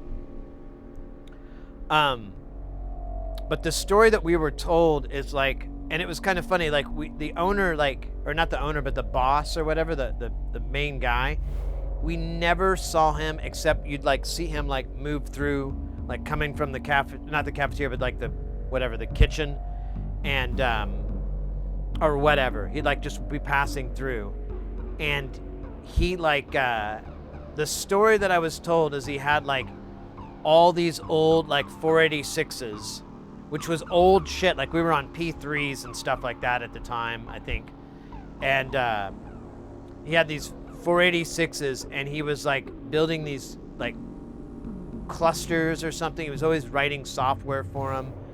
He basically was just like, I'm gonna hang out here and do my thing, and nobody's gonna bother me. And I think he was probably honestly my role model for the happiest man in the world. But he yeah, that place was crazy. Then and I worked there when they got into this massive lawsuit with this company. Oh, I can't remember their name, but they made sound cards and they sued each other. The other company actually won the lawsuit, and they didn't. What's the deal? I'm trying to remember now. Yeah, they won the lawsuit, but they were so depleted financially from it that the Creative Labs bought them out, and then we got all their old call center shit, but it was all sabotaged. And so like we'd plug stuff in and it would just like pop a breaker, and then we'd get in and we'd realize that someone just like shoved screwdrivers into the electrical sockets and just fucked them all up. So like all the ones that were built into these like cubicles that was like way better than what we had were just ruined. So we still had to run like all these dumb cables. Like just goofy stuff like that. I think it was just one that was like that. I don't think they were all like that, but it was just crazy crap like that. I was there when they invented the Nomad and the first portable MP3 player thing. And there was like a whole story with them going to Apple and Apple just laughing at them and telling them to get out of there. And then like a few months later, they put the iPod out, and like I guess they were just making it at the same time, and they saw Creative Labs and they were like, yeah, we're good, bro. We're good. You get out of our office. We're good. And then they came out with something that was quite a bit cooler. So anyways, it was funny times back then. I was only there for like, I think like a year. But after that, it just sparked me for IT work, and I worked a bunch of different stuff. It was all kinds of things. I can't even begin. I probably had like 20 jobs. I don't know, when I first moved here, I had a lot. Because I kept getting in trouble or something was happening. Yeah, well, those guys are ticked. I don't blame them. I don't blame them at all. Looks like YouTube might have stabilized.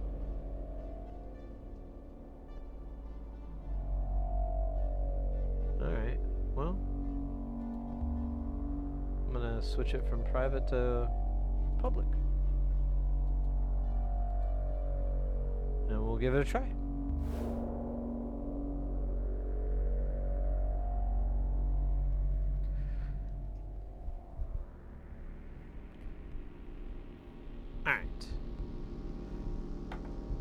A sip of the soda here, senor.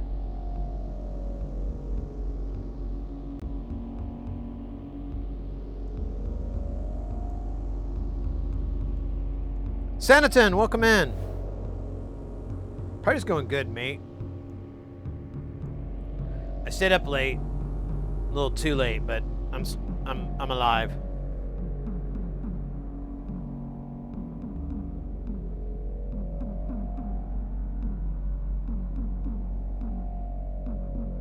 Oh, wow. You've had I've had so many jobs. I would get jobs just to like experience them sometimes. Like I didn't even work them very long. Cause I was really bad. Example. Phone psychic. I was a phone psychic. I was very bad. Not a very good phone psychic. Not very popular. Didn't do well. Did it for like 2 weeks, 2 or 3 weeks. What's another one? I worked at a gas station. I was there for like 6 or 9 months. They fired me because they said I was sleeping on the job, but they refused to show me the proof. And I was kind of done anyways. I was like, fuck this place. I'm tired. And then it was really nice. Every time I went there, all the people I used to work with, anytime they were behind the counter, they were so mad that I got done wrong. I paid for nothing. Only had to pay for gas because there was no way for them to cheat the books on that. But every time I used to smoke cigarettes, I'd be like, oh yeah, let me get a pack of Lucky Strikes. And they're like, it's 22 cents, sir. Can you break a quarter? Yeah, you know what? Keep the change. I don't want to be greedy. So they do stuff like that all the time. So it was kind of cool. But I did that. I was a DJ at a strip club for like a total of like 3 or 4 days. That was probably one of the top coolest jobs. I know it looks good on paper, but the reality is, it's not. Maybe it is for certain people. I'm not one of those people. It was not good. I did not like it. But hey, lots of great stories. Tons of stories about working at that club. Working at the club.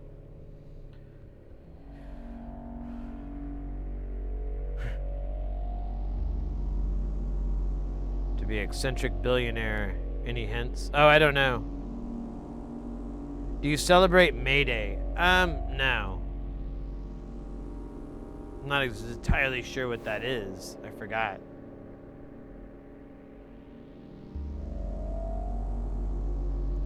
Yeah, I just like trying jobs sometimes. When you're a kid, when you're a teenager in your 20s and in early 20s and stuff, there's no reason not to just fuck around. There's zero reason.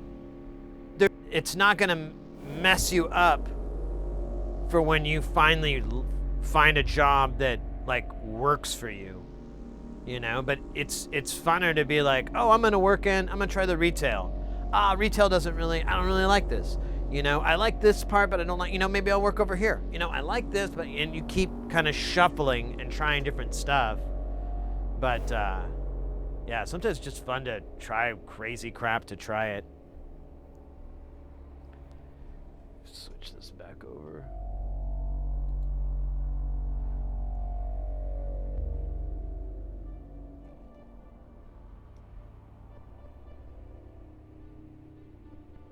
Strip club story should be a stream redeem.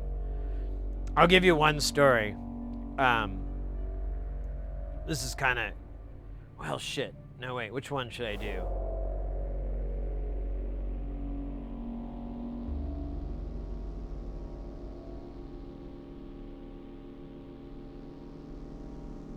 I'll do the owner. So, when I was there, they really didn't like me. Like, nobody liked me. I have never been in a job where people did not like me more than that job.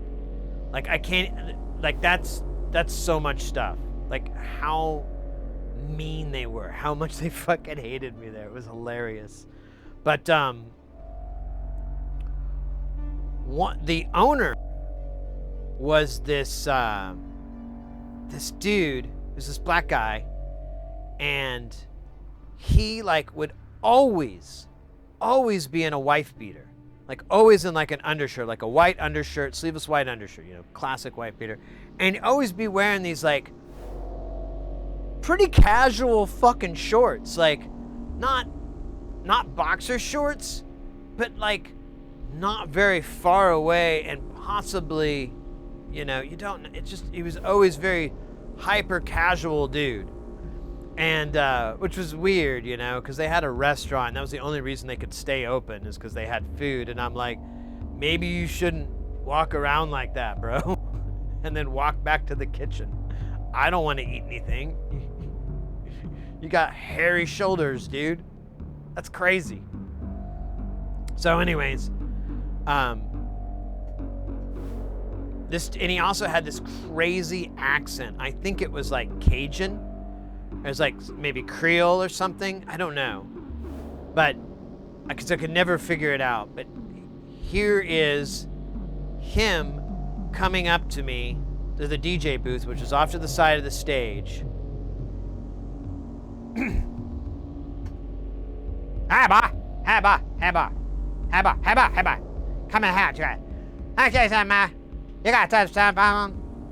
You know how long you been out there? I've been doing that kind of thing. Okay? Now, hey the hell, boy. I'm gonna tell you something right here. Here I got my jet. Hey, I just again. Here I got that. Huh? And he's holding up the remote for the fog machine. Granted, I have no idea what he's saying. He just sounds like that. He's like, and he's like gesturing and motioning, but you're still like nouns, verbs, adjectives, anything, man. Just give me one. I'll figure out what you're saying. But it's just a bunch of weird, crazy stuff. And because I think maybe had bad teeth or something. I can't remember. Anyways, he's just like, how can I, boy? I'm gonna tell you something about kind, okay? I'm trying to tell you. And then he hits the button on the fog machine, and he just fills. It's just on, and it's going, and it's like a Tim and Eric level of like, you should stop. Like, this machine should stop. There's like a limit. And he's just holding it down. And like, I kid you not, he's holding it down. And so he goes, let me tell you about my.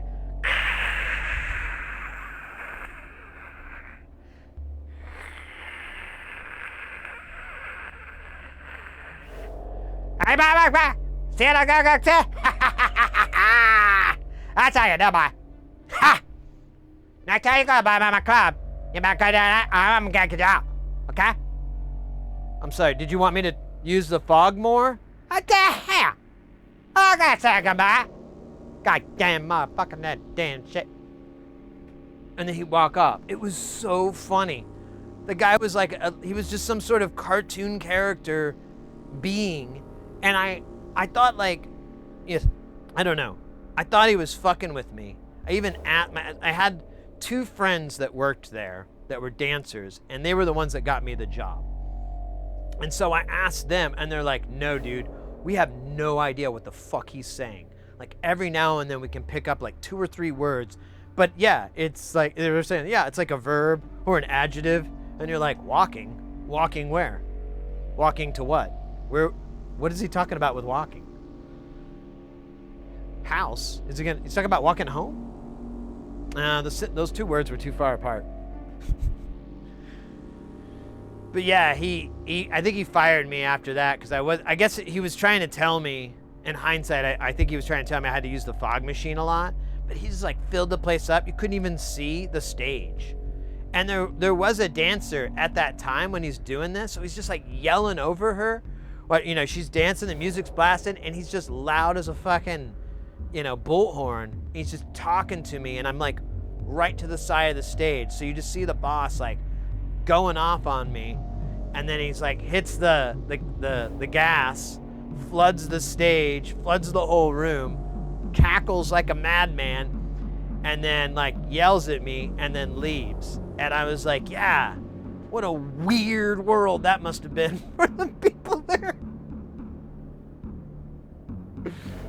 Eventually, they were supposed to, the way it worked is they would call me like at like a particular time, like 11 or 12 or whatever, to tell me like to come in at whatever time.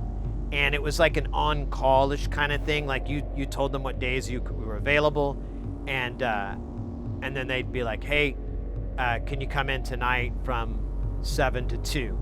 Something like that. And I did like 3 of those, I think. And then I think the 4th one, they didn't call.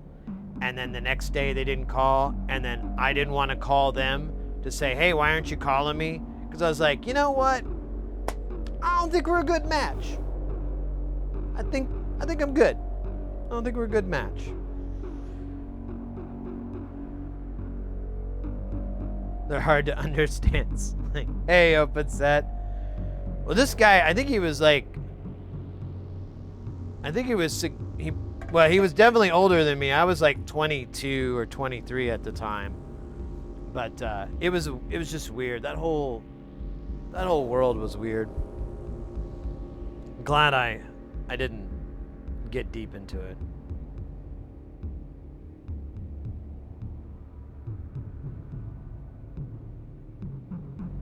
Well, I think you're everything. It was more specifically the owner didn't like me when I was a DJ there because I didn't use the fog machine.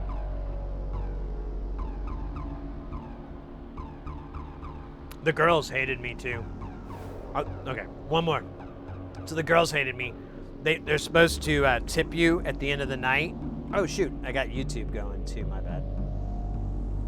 And oh man, they did not want to tip me. And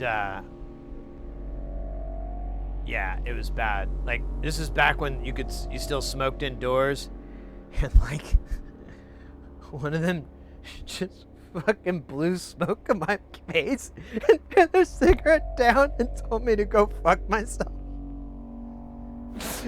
And this isn't like in a line. This is like the Von Trapp family. Like, I'm Peter, I'm incorrigible. It'd be like, I'm Alexa, you fucking suck.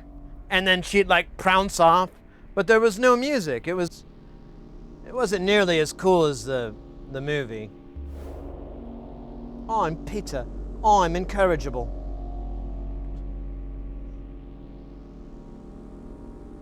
Wait, where is it? There it is. Wait. Oh, there we go. No.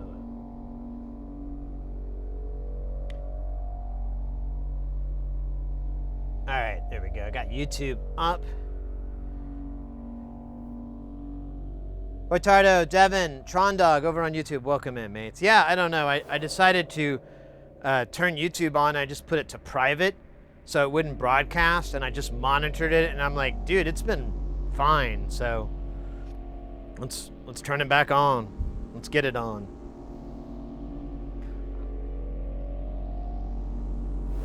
One of the 2 office jobs ago, we had 2 people in the office with really strong, hard to understand accents. I once had the extreme honor of watching the 2 of them try to talk to each other, and it was hilarious. Man, I have these people I work with from time to time, and a lot of them are from like the Caribbean and so forth. It's like maybe Jamaica or whatnot, but it's like pretty thick accent. And man, I always feel so bad. I'm like, I'm sorry, bro. I should be able to understand you, man, but that's just my ears aren't here. I'm just like, what? Sorry, man. The network, like the network switch, man. The network switch, yes, I'll go get that. I can't do a good impression of him, but trust me, without just doing a cheesy Jamaican impression. Yeah, man. All right. I feel like we've wasted. I feel like not wasted. Wasted seems like a poor usage of time. I feel like we've chilled long enough. I still wish I could find my proper work room.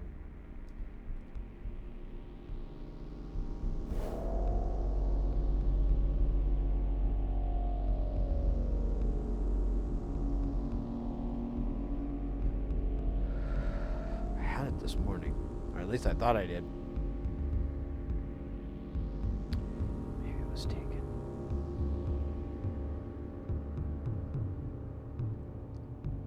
Then I'd have to pick up like a handheld phone and be like, I don't know where you are, but I have a particularly specific set of skills. One that'll make me find you. And when I find you, I'll get my vape back. That was a terrible, terrible Liam Neeson impression. I'm just gonna go see how much bleach I can drink at one time for that terrible Liam Neeson impression. My apologies to the Neesons.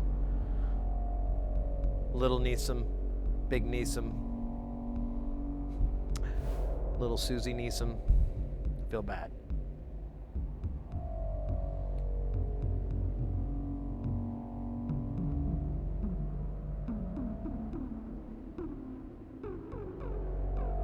Google Universal RT soldering station with...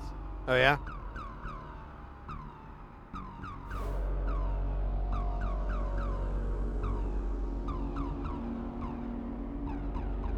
Really? Nah, these are the same curtains. I wonder...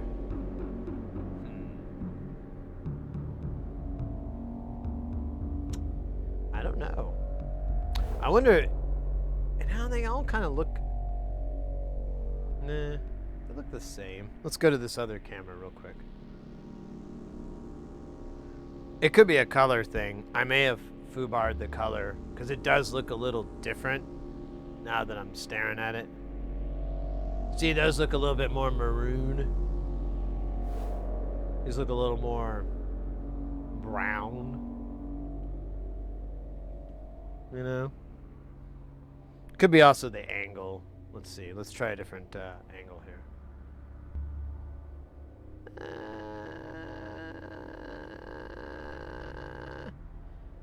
I think there might be a...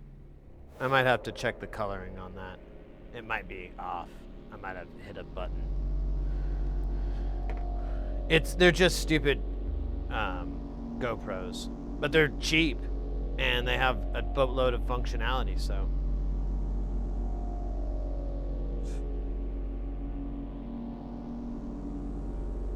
might like the project. All right. I think I've seen a few out there. So I may have seen it, but right now I don't have an easy way to surf. Don't know when the sound was supposed to play, but I didn't hear it. Oh, there was a sound? Oh, no, it does not. It doesn't make a sound. Because I don't know. I have a line, and fart noises just seem kind of like a good place to put it. Also, there's no way to just turn that on and not turn them all on. But if you do it, here, if you watch, they all hop, and then they all give a little sigh of relief. And yeah, and then there's little green gases. Greenhouse gases, talking about carbon dioxide, water vapor. Okay, sorry. Breaking into song. Devin! But the Skinevers.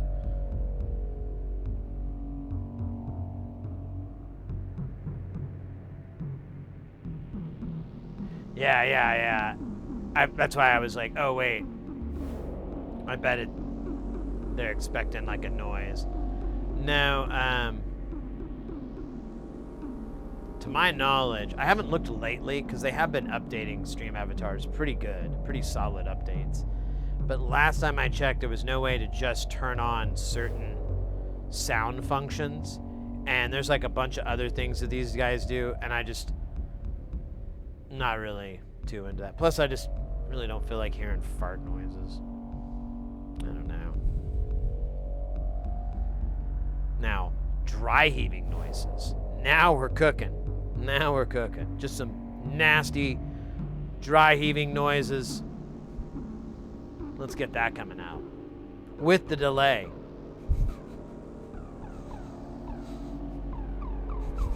That'd be awful. I'm so glad.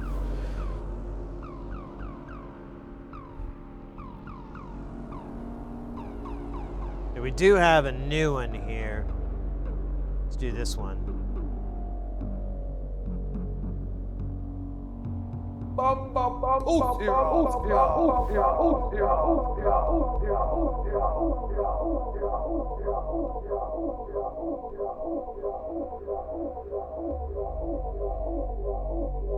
And then that'll keep going for the next, what year is it? 2020, it's 5 or 6? 5? So yeah. 3 more years. We'll start the sound again.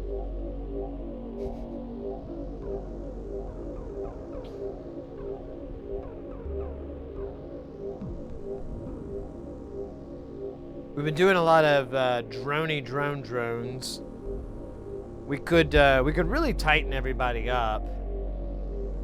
We lost one of our ornaments and crimes. We could do a quick triage. Let's do that really fast. I don't know exactly. I have a theory on why it. Oh wait, both of these are dead. Oh man.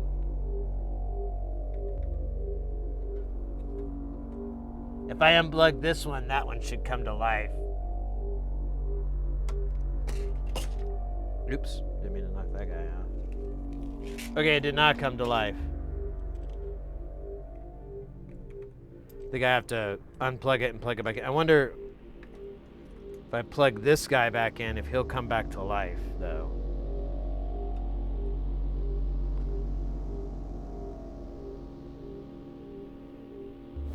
Although this is really hard to do a reach around.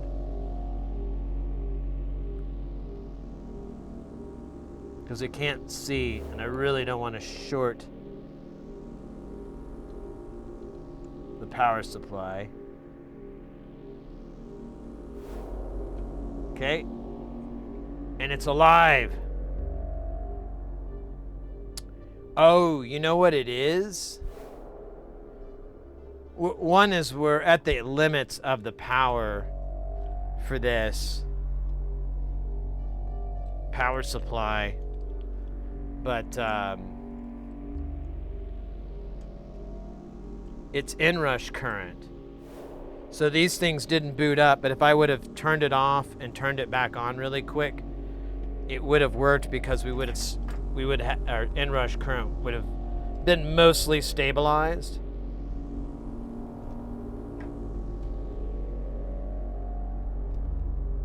That's the one goofy thing with modular is like versus like,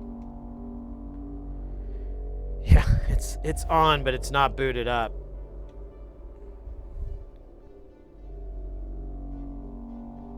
Let's see if we can get it to come on. I don't know. Yeah, nice. So, you know, you have a module and it may have like 20, 40, 60 bypass caps. And all those are to filter the power. They're pretty good. They're a good thing to have. They're going to give you the cleanest power for your chips and things like that. But the problem is, oh shit. Well, that was not good. The problem is you have like 100 modules. So you've got anywhere from 2,000 to 4,000 of these that all want to charge up at the exact same moment that they get powered up.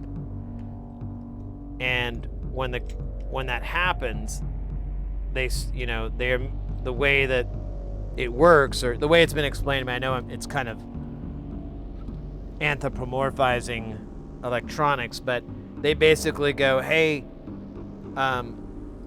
give me as much current as you can, load me up, I'm a capacitor, I love this shit, it's my jam, I'm tied to ground, so I'm a completed circuit, so just keep going until I stop.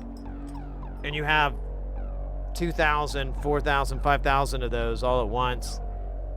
It'll overcurrent the unit. The unit. Wait a minute.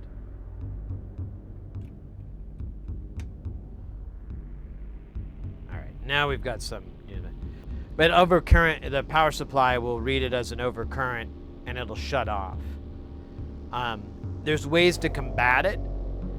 You can create different delay units where it steps the power on. Oh wait, let me catch up on chat. I just realized I'm way behind.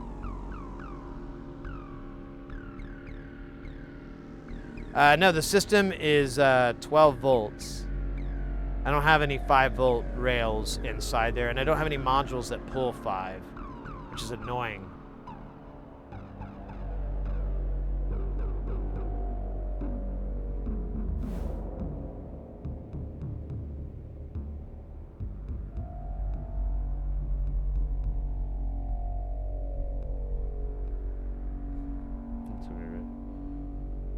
From the it beats.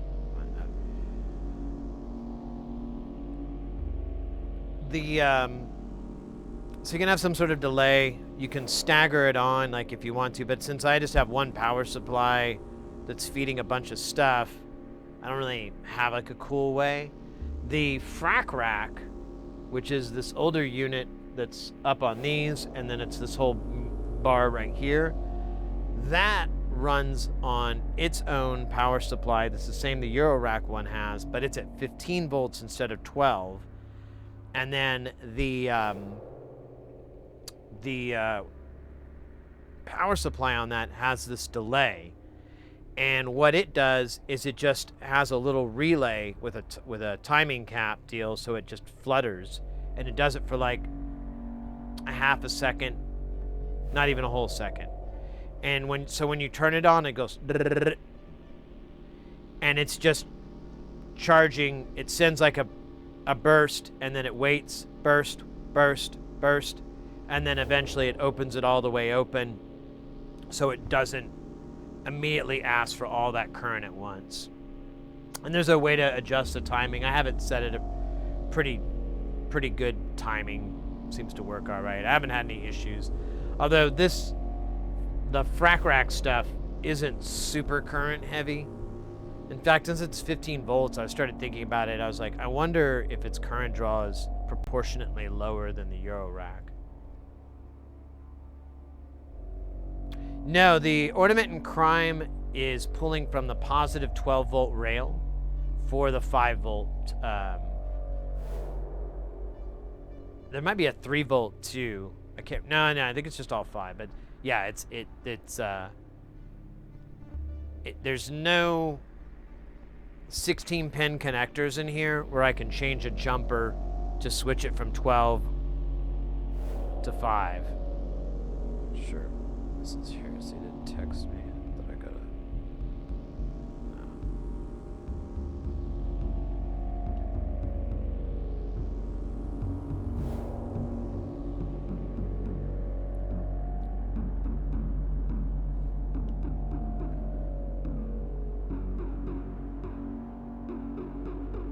Beans is M.R's song Turn Red. I love that song. We are the wickedest man. Out they come Babylon. God damn. I love it when he just like loads up. He's like.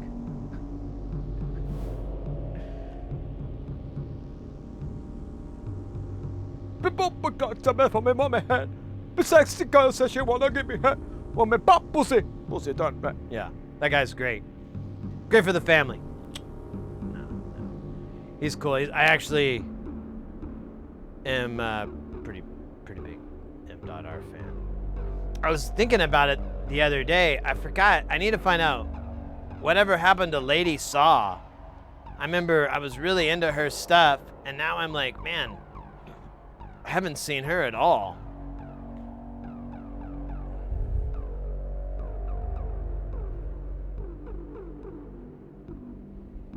When I use 2 scripts, do they have to do anything special?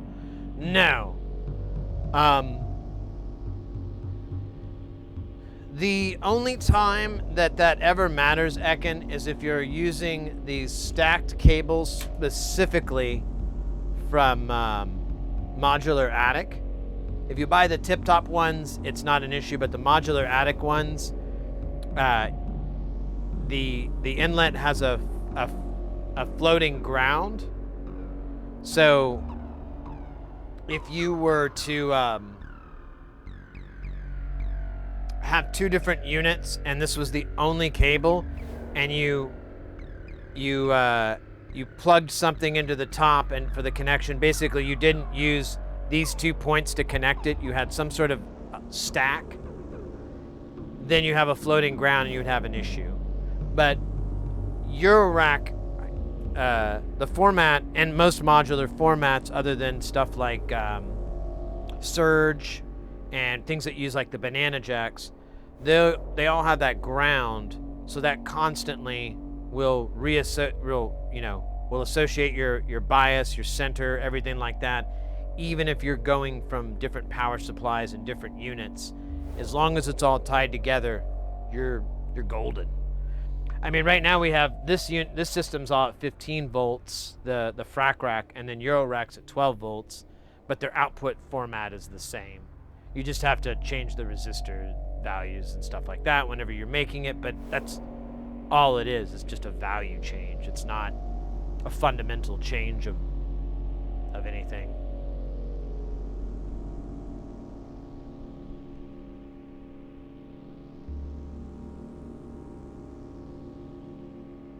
Lady Saw, oh yeah, she's funny. I love her. I just like that a whole girl boss thing and everything. I like that whole vibe that she carries. She's really, really funny. And yeah, I did a couple of remixes of her songs a long time ago. I did like breakcore remixes of her stuff back in the day. And in fact, that's what made me think about it. I was listening to an old one that I don't think I ever put out anywhere. And I was like, oh yeah, what the fuck, where is she? Maybe she's laying low. You know, maybe, you know, fame, popularity, it's a fickle thing. It comes and goes. So anyways, yeah, I'm a big, I really like reggae music and dub music.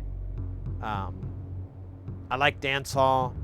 I like a lot of that kind of music from that area, like a lot of the Caribbean, and even, you know, even these kind of crazy, not all of it, but there's like good stuff from like reggaeton and oh shit, I can't think of the name. Whatever. There's all these other things that kind of pop off, and I'm like, you know what?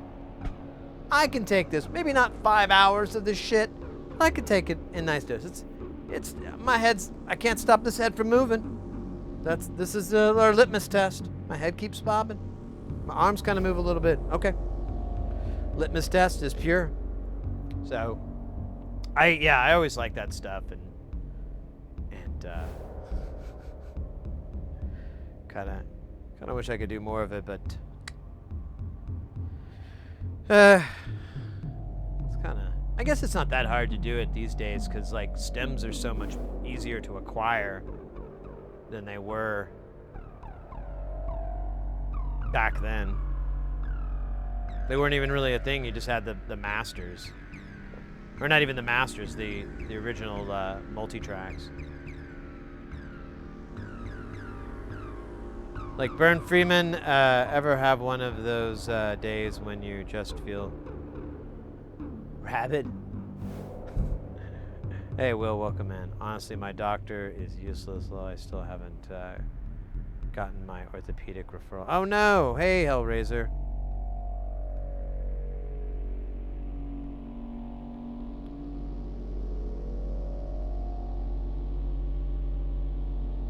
Bonani. There you go.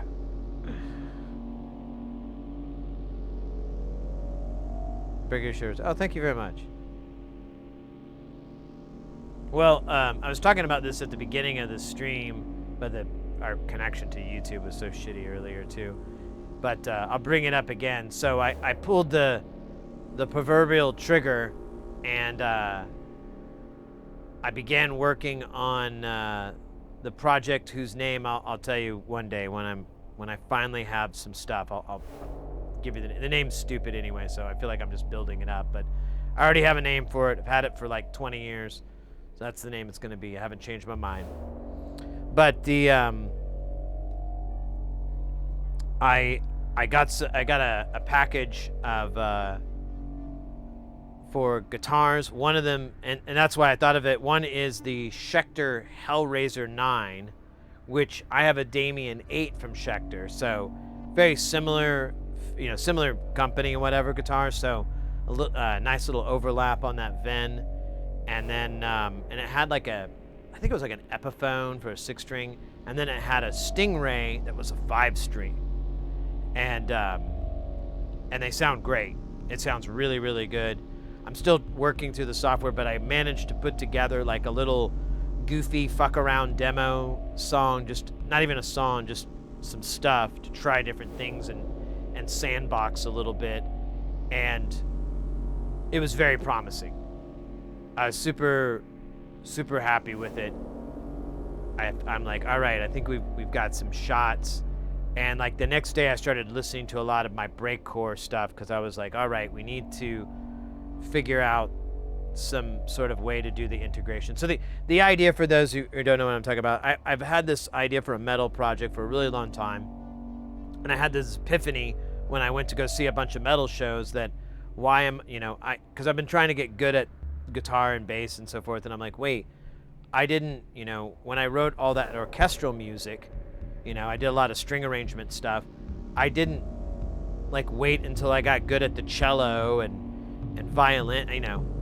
I'm terrible at those instruments. And if I would have waited, it would have been a million years. Instead, I used sample-based stuff and programming and clever, stuff to make it sound really real. And bing, bang, boom, bop. I was at the show and I'm like, why don't I do that with guitars? Why am I taking the hard route? This will take a million years. I'll be an old man and I still won't be able to do this. So I started, doing that. The idea is, I really liked, I wanted to do metal, but I wanted it kind of a gent-oriented type thing, or degent, however you're supposed to say it, which is kind of a math metal, weird polyrhythms and stuff like that.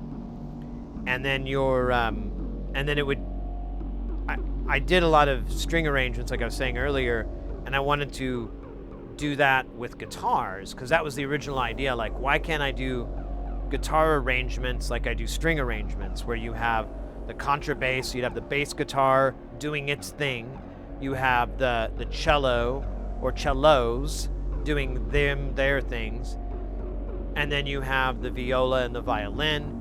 And there's a lot of overlap with both those instruments whenever you're doing arrangements and things like that that personally I like to do.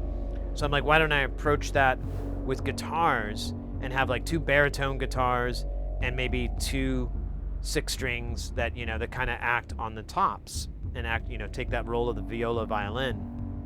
And so I started working on that concept of like, yeah, I should try to arrange like that. And then I wanted to integrate breakcore into a lot of that. And then I also want to integrate that, the synth stuff, but not do like, you know, just hitting big pads and stuff.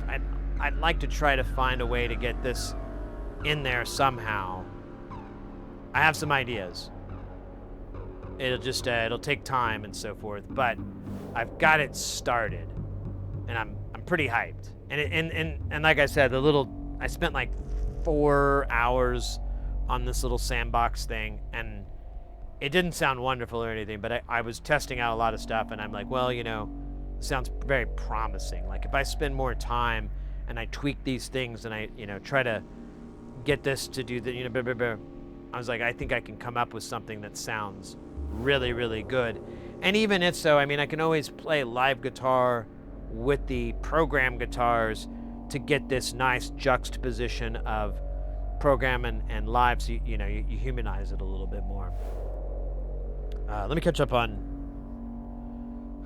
Latent Divinity. Like Tool.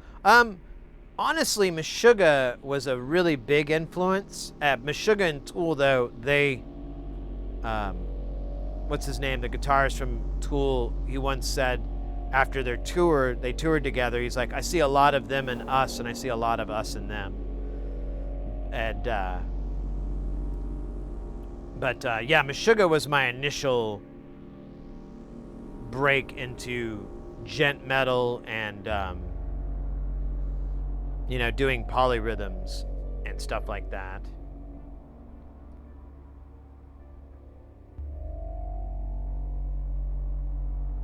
Need some polyrhythmic original cinema music. Yeah, yeah, and I do vocals. There's I don't know. I have stuff put together. You have to transcribe it. You have to get it. You have to program it. You know, you have to get it in, and that's time consuming.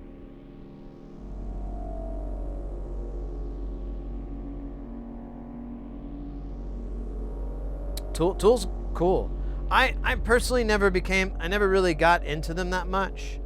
But don't take that as a slight to them by any means. It's just, there's a couple of bands like that. They just never quite hit me in the way, like, not in any way that they're not good or I think they're bad by any means. It's just, you know, sometimes 2 people can argue about if something's pretty or not, you know?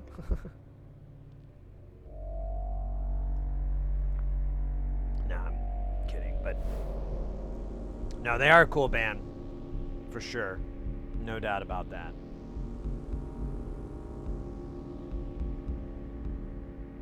Gent? Oh, it's spelled D-G, excuse me, I screwed that one up. D-J-E-N-T. I'll write it out, because I feel like it's spelled that way. I've forever pronounced it degent because I thought it was an automatopoeia. Because if you listen to the music, that's a very common riff that sounds like that. It goes degent, gent, gent, gent, gent, gent, degent. But everyone told me, no, you idiot, it's just gent, gent, gent, gent, gent, gent. I'm like, all right, whatever.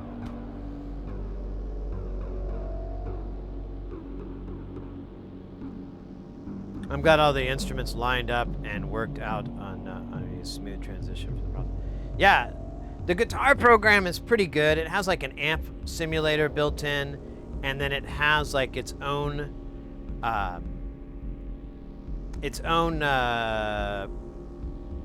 programming map, like its own kind of piano roll sort of thing, but it's laid across the strings, so it's kind of easier. And then it had it also has a tablature reader, so you could feed it tablature. But I did it last night, and it did a horrible job. I was like, what the fuck? So, I don't know. The tablature reader is... But, it looks like a pretty decent program. I'm not... My only disappointment is that I can't seem to find... I found it on the 6-string guitar, but for the Hellraiser 9-string, it doesn't... I can't find where you can do it. It doesn't have a way to specify if you're doing a down or an upstroke. And so if you're doing like a guitar, you know, like a what's it called? Not an arpeggio, but like a... Oh shit, I can't think of the term. You just strum 16th notes. You know, really common riff for metal where you're just sliding around these single notes, but you're just like... So I couldn't find a way to do that for the 9 strings where you could specify that. So otherwise it just went and I'm like, oh, that sounds like dog vomit. I need the down and the up sound. I need that goodness. Is it tremolo?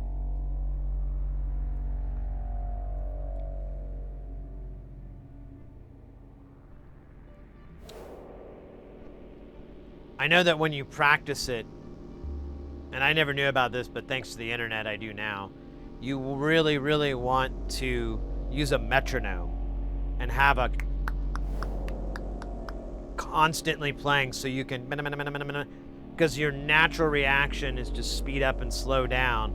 But if you have something to anchor you rhythm-wise, you work on that, develop that so you don't move up and down. That's the Sid tip of the week.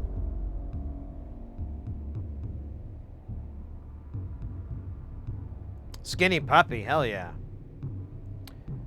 And Ministry, hell yeah, both of them. Did you hear Ministry? Al Jurgensen is retiring. I just read that this morning. That Al is stepping down. He says his ears are tired, and I mean, bruh, you can't blame the guy. He's been rocking hard for like 40 years. He's been rode hard and put away wet that entire fucking time. You know, and no wonder he's like, I'm good. But they are putting out a new album. He says they're halfway done with this new album. So I'm kind of interested to check that out.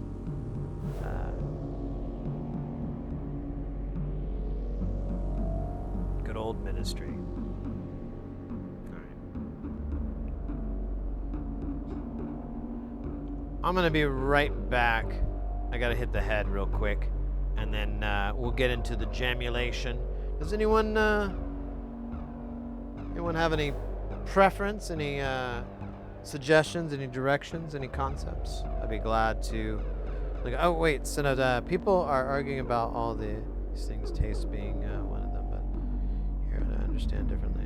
Yeah, exactly. I mean, just I don't know. I was just speaking. I think what you're talking about, Senaton, is that like when someone says I don't like that band, a lot of times people get really butthurt or take it personally, and I'm like, well, it doesn't mean shit. It just means that that's not their taste. I had a friend, like, straight up, I was like, oh, dude, I really like this band. You got to check them out. And then they were like, they had a pretty scathing critique of them. And I was kind of hurt, but I'm like, Sid, who fucking cares? This person likes a lot of music you don't like. Of course they're not going to like some of the stuff that you like. We're good, you know. But it's still funny to me. I still have to remind myself. All right, I'll be right back. Ooh, dab and waiting. I like that. All right, see you guys in just a moment. Here, let me turn the jams up just a little bit. There we go.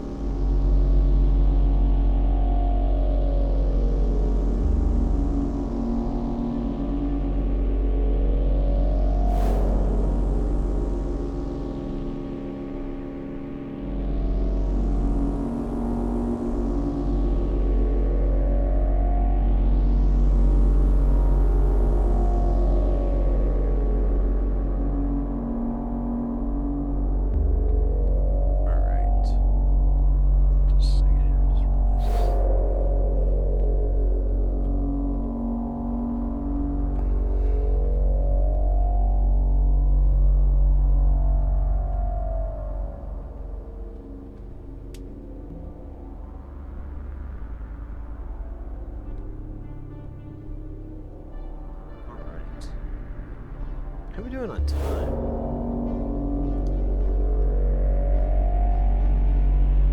Let's do something.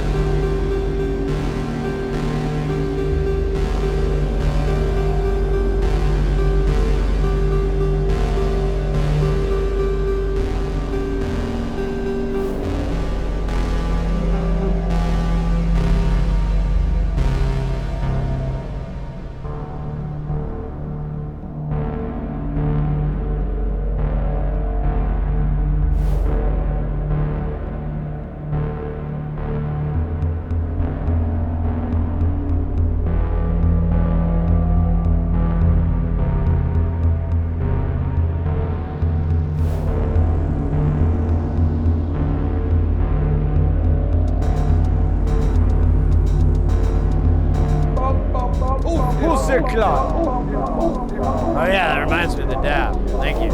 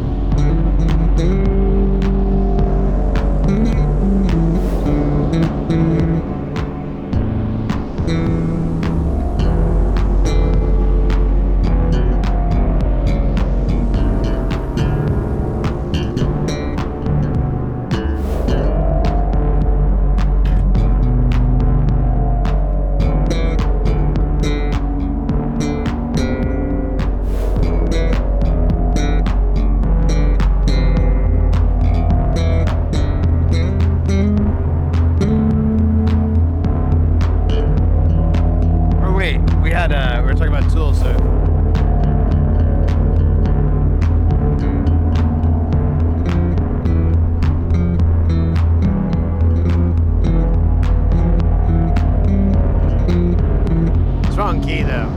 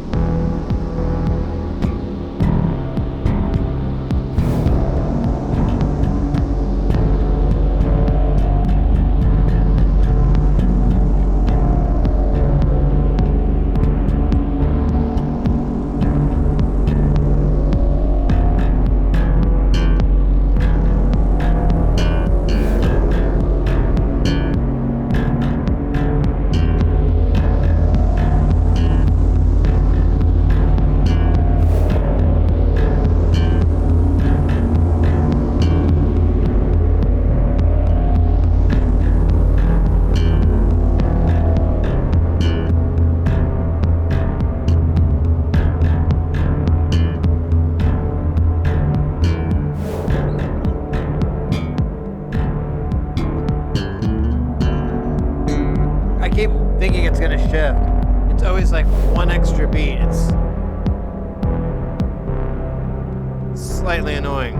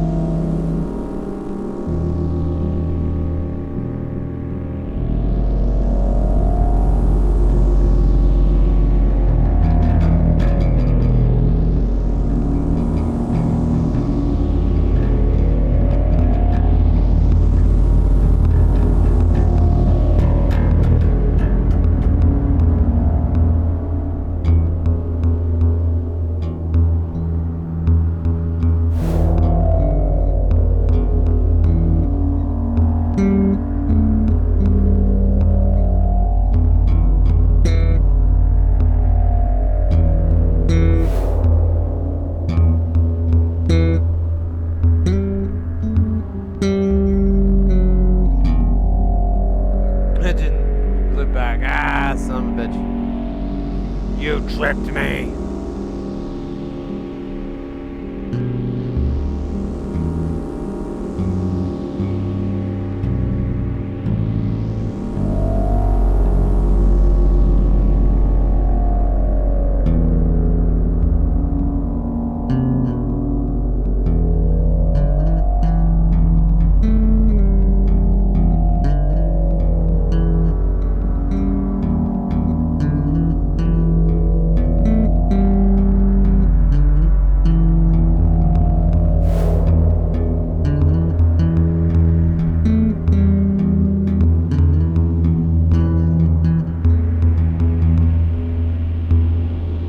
Tapping a different timing.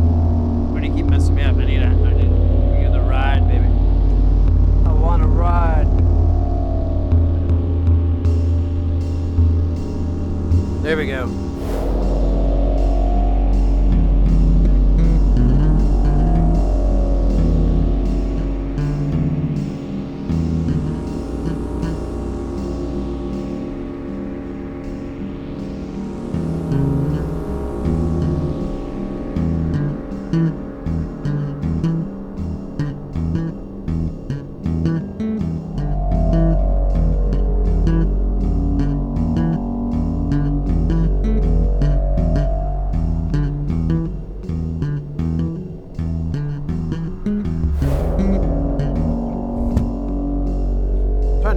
Can't think of anything clever.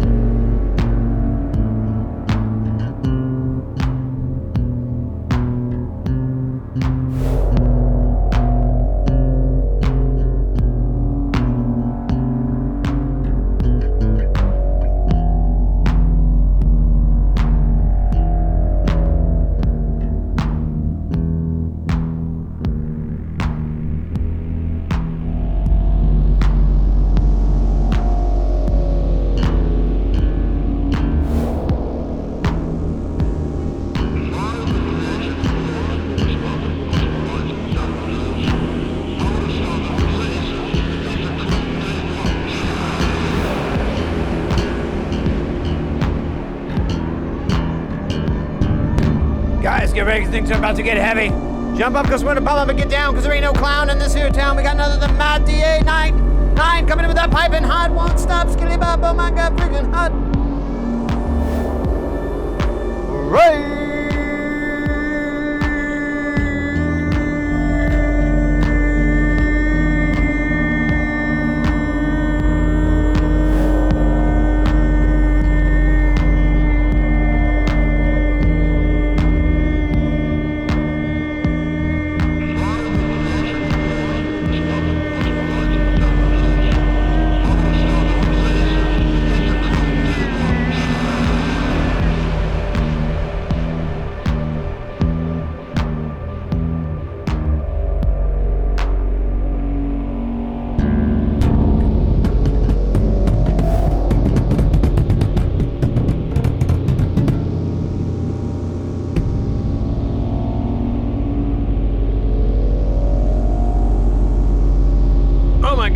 Oh my god. Welcome in, welcome in. Let me turn the old volumeter down there. Welcome in. Matt, how was the stream? What were y'all up to? It's a fine day.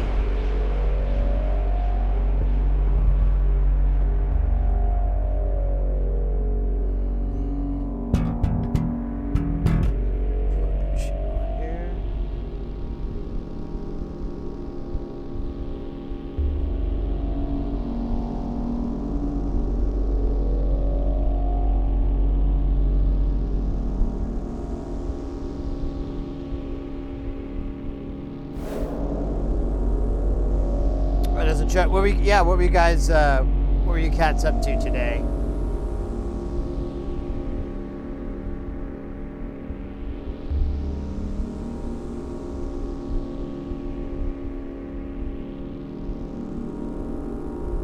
I lost my screen there it is. Okay.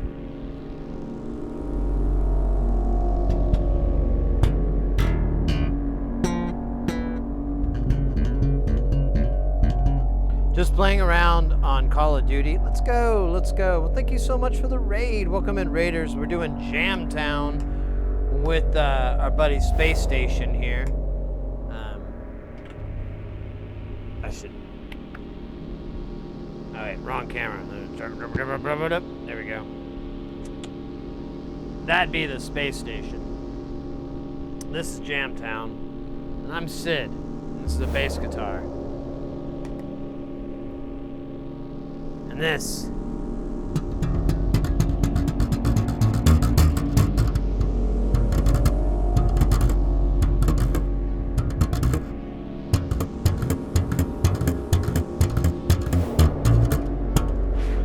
is the bass gun.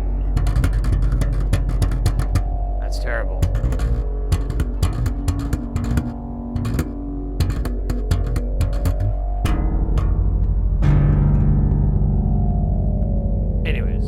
That was terrible. I apologize.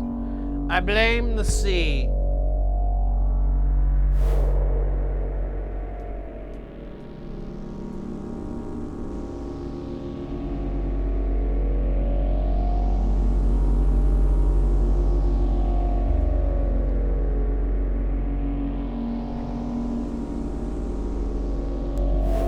Ah, it's one of those kids. Nice. Oh, scheisse, 999. We could do some Primus. We could do, oh wait, we gotta turn it on.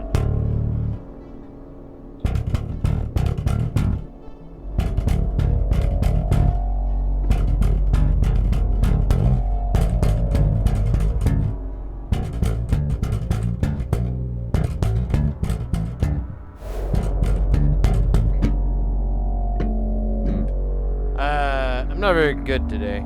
I don't know what's up. I haven't practiced that much, I think is what the problem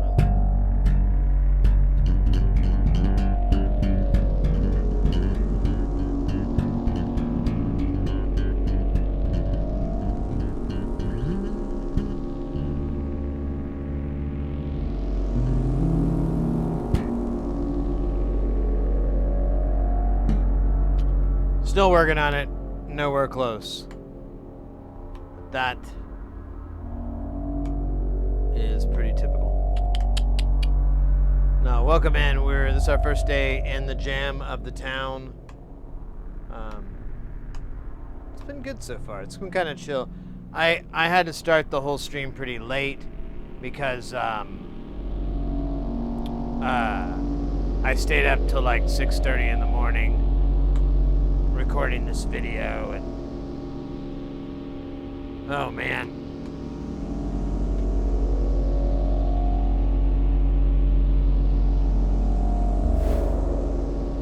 Mr. Bungle. I'll tell you what, there's a band I found recently. I don't know how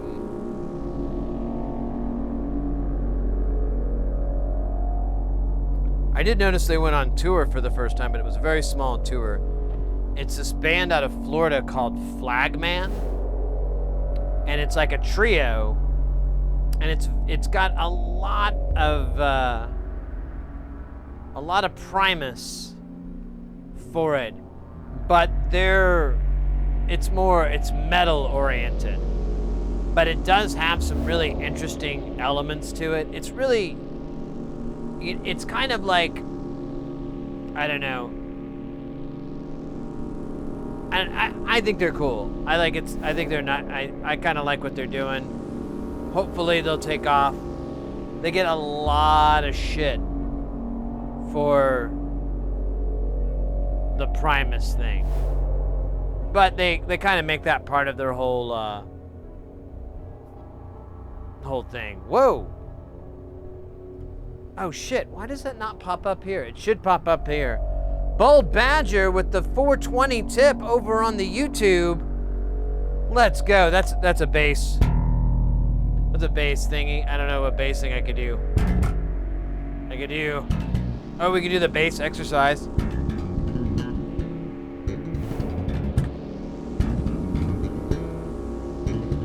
don't know why I can't hear it. I think its battery's dying. Maybe my soul. Let me try this.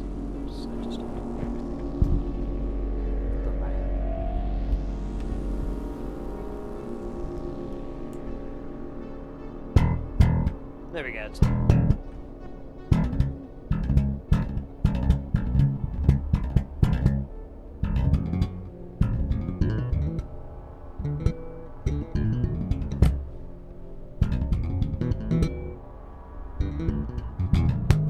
Can't do it right. I think I gotta stand up. Stand by.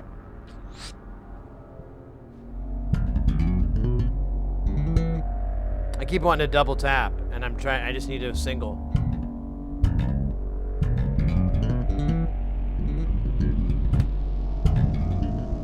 I can climb, but I can't go down for some reason. Not very well. Hey, Bold Badger, thank you again for that tip. Super appreciated. I hope you're having a guile week, guile time. What's today? Today's Tuesday, so it's kind of early.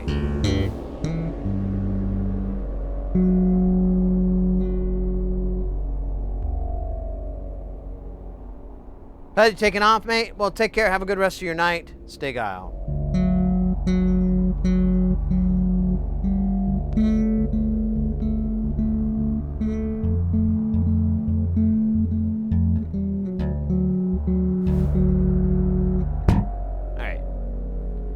Saying earlier, really like to just play Eric Avery bass lines. They're fun, and they're just technical enough to be a teeny tiny challenge. A teeny tiny challenge, not even a big one. Ah man, still no sign of the vape. So sad. Wait, what's this?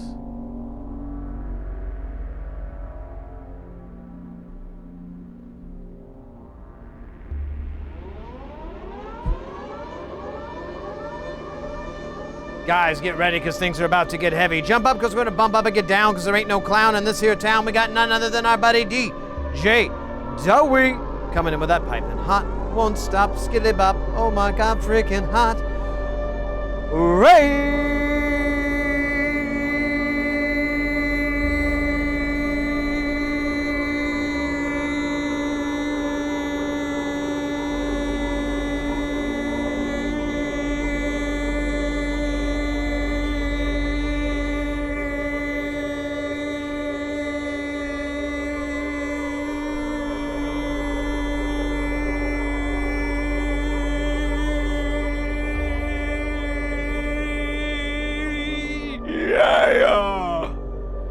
Guys, here, let me do it in the Twitch chat here. If you're not familiar with our buddy DJ Dowie, that's weird because I don't think it's been the last few hours we brought Mr. Dowie up at least.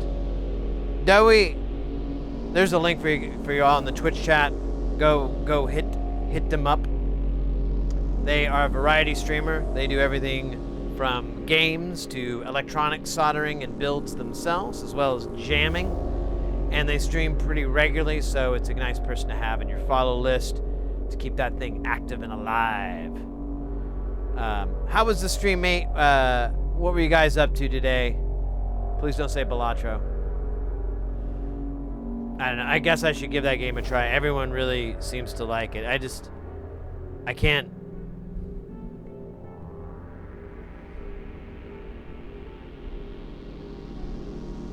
really get into it unless there's real money involved, you know? I don't know what it is with card games.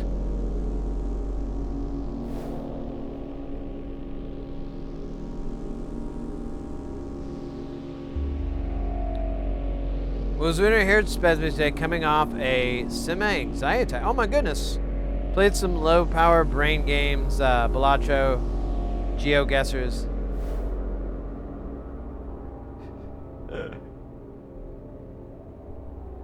I get it.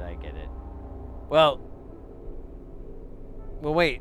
Gambling is luck of the draw. You literally described gambling.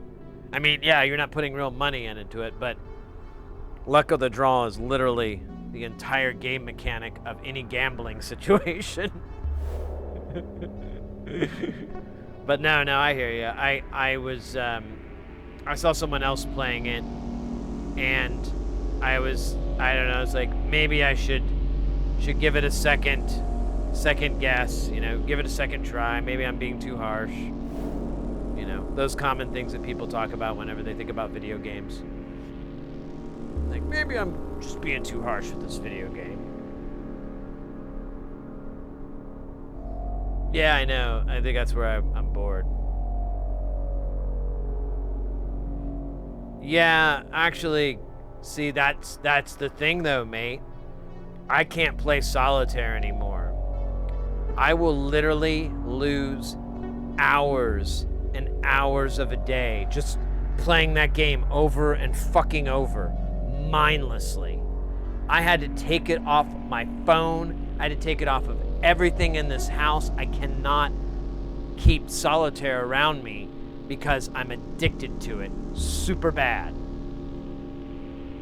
Super bad. And it's the stupidest fucking game in the world to be addicted to, right? It's like, you can't beat it, but somehow my dumbass keeps thinking, oh yeah, I'm gonna come up with a strategy for solitaire. I'm a real smart guy. I'm also maybe a puppet or one of those inflatable raft things. I mean, literally, I don't know. I feel like such a jackass, and it's just, you know, I feel like with games like that, I'm gonna have the same issue. So I feel like for my own personal health, I should have like a healthy disdain for those things. Focus on my true skills, pinball. Yeah, I can't. I'm not. Yeah, I don't know. Maybe for fun sometime. I'm looking for something to. I keep whiling away the hours. I need to quit doing it, but I mean, sometimes you're just stuck waiting for a plane and you really just don't want to get on social media. You don't want to do any of that shit. You just want to like fucking dick around on your phone. You have some silly game you can play. Works out pretty well a lot of the times.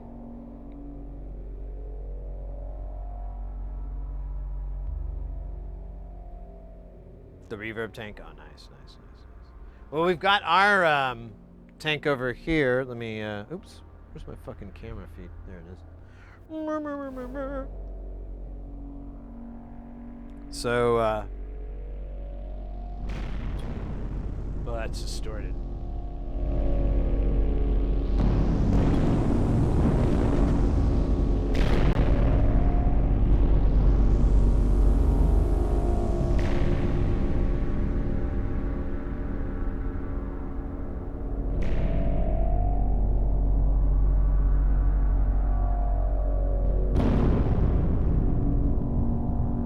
Kind of overdriven. I should pull it back, but I'm trying to get the level out.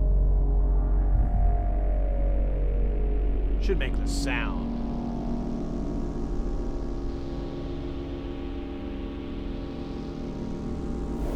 There we go. Yeah, it's kind of quiet. But you get the gist. Spring Verb Man. Welcome to Mr. Sid's Echo Chamber. Man, I wish I could find that song. I'd give anything to find that track.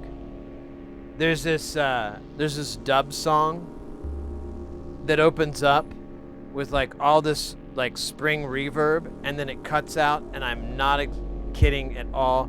You have this dude come in and say, "Welcome to Mr. Sid's Echo Chamber," and then it breaks in, and I'm like,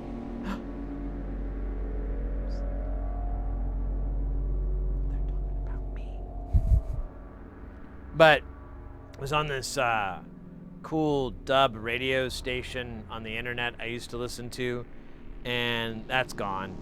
And there really wasn't any way to really find it. I think I had it somewhere. I don't know. I could never find it. Would you ever do... What is that? I don't know what a fish... I don't know what that means. Sounds naughty. Sounds like something a naughty person would do.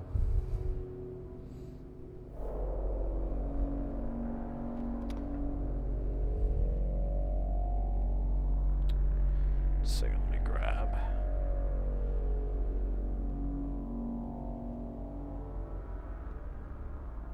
I went to 5 games of free sale earlier today. Oh my god. Yeah, that's another one too that would I don't know. I'm really bad with those games. They're so stupid. And I think like, "Oh, I'll figure them out, you know. I'll get all clutch." And I never even get remotely close to something like that. And I just waste like hundreds of hours where I could have been like reading a book or tending to a garden or I don't know. Fighting the war in my mind.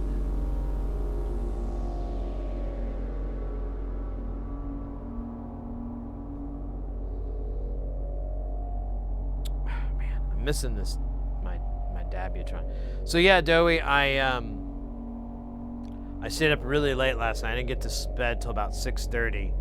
I made a video for a new for a module build, and then I totally I learned something really good. So on the stream, I'm building and it's like I get distracted, or someone comes in and asks a question, I stop, and you really feel like it adds a lot of time to the build. Like what would take 4 hours ends up taking like 7 or 8. It's like just adds to it. Nope.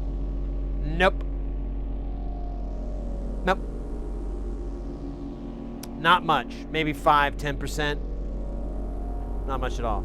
It took me about somewhere around anywhere from 7 to 8 hours. I'm not exactly sure. I haven't added all the footage up of that build that I worked on. It's a pretty big build, but still, I mean, I've done way worse and took less time.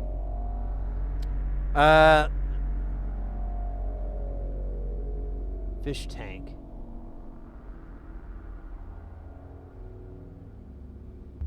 Yeah, but I don't know what that means either. What do you mean, do fish tank? What is that? NTS has one really great dub curation in its catalog, and it's still popping live. NTS, what's? Do you have a link for me? Would you mind popping a link in the chat so I can just?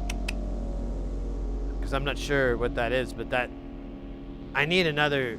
So that's what got me into. It's a long, stupid story, but I got this this internet radio boombox thing from Logitech when I bought my house, and I ended up just. You know, it has tens of thousands of stations. I ended up just listening to one station, and it was called Dub Extra, and it was out of the UK, and it was, I don't know if there was a real DJ or what. Like, the way things worked, they were very well curated, but it could have just been lucky playlist. I don't know, but there was so much music on there. I used, what the hell was that thing called? It's a database that tracks your music, Levitt or anyways, it's their whole theme is red. I can't remember the name of it right now, but I had one of those accounts, and I would use that to look at the songs, and I found, and like it will put a number by how many times that song has come by, and every time with that station it was just Last FM. Thank you. Every time it was just one. Like, I'd scroll through and have like thousands of songs, and they'd all say one. And I would listen to that station non-stop. Like, I'd listen to it when I go to sleep. I'd turn it down just really low. I'd listen to it when I got up. Yeah, Scrobbling. What a terrible name. All right, I think I got the address. Let me throw it in the old internet here. All right.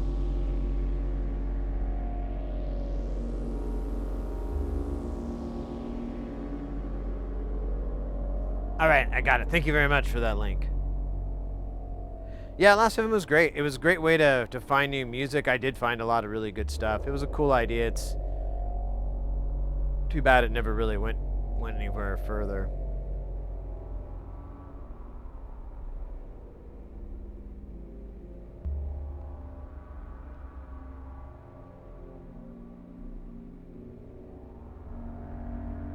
I'm kind of fine. It's Sid Heresy.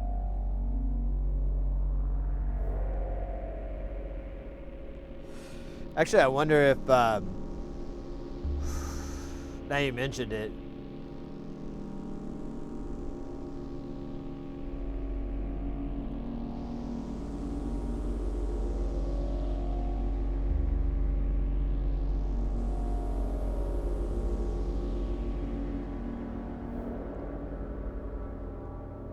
No, let's see, artist, oh no. How do you look for people? I forgot.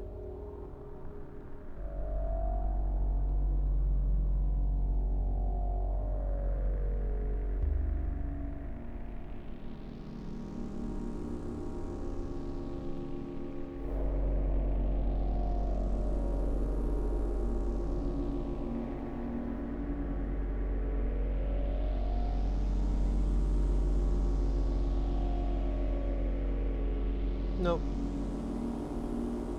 Only got me.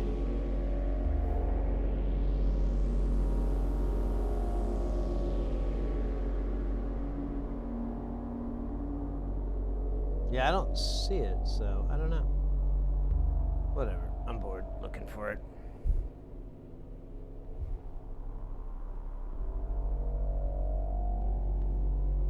Well, Sid, thanks for being here for the for my raid. Not sure if you're are streaming tomorrow, but Hive Mind Raid Train is tomorrow. No clue when it's going to play. Might throw some ideas, have your input. I'll message you. Yeah, please do. Hit me up, mate. I'm going to let the rest of Better Living Through Chemical Dependency take the rest of my evening. Yeah, no, you're good, mate. You're good, man. Thanks again for the for raiding in. Always appreciated. Glad you're here.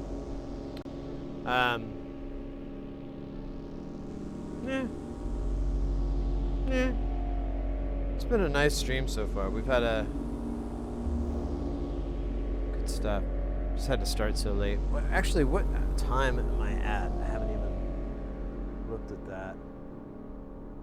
6.5 hours. That's respectable. What are we on the YouTube? What does it say? Hour and 47 minutes. Respectable as well.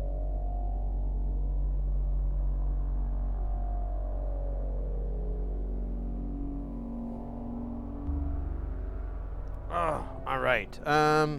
Did I get all the? Yeah, those are all clear.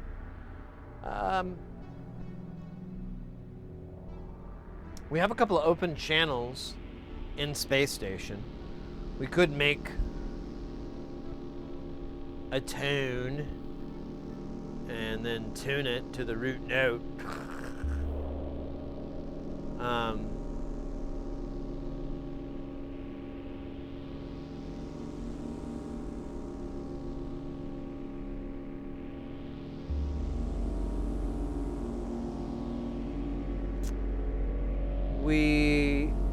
Man, I don't know. I'm trying to think of something.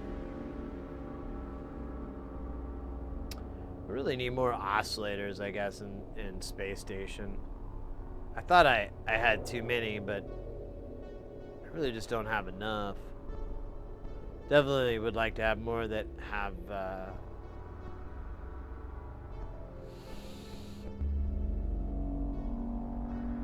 trackable CV. 1 volt per octave, that kind of shit. All right, let's see here. Yeah.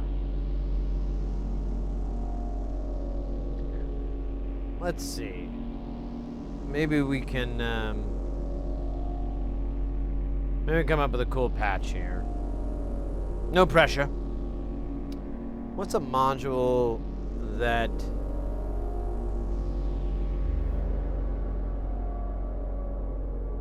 so we have the resonate filter open. That's a really cool filter.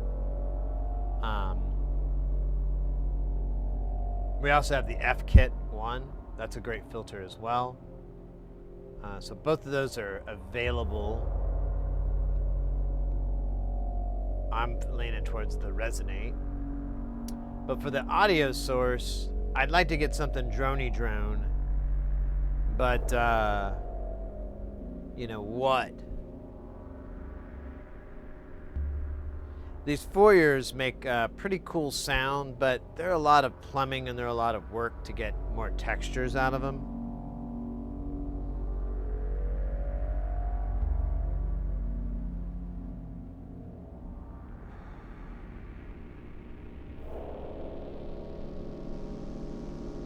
I really need to rearrange some of these modules. They're in the worst places.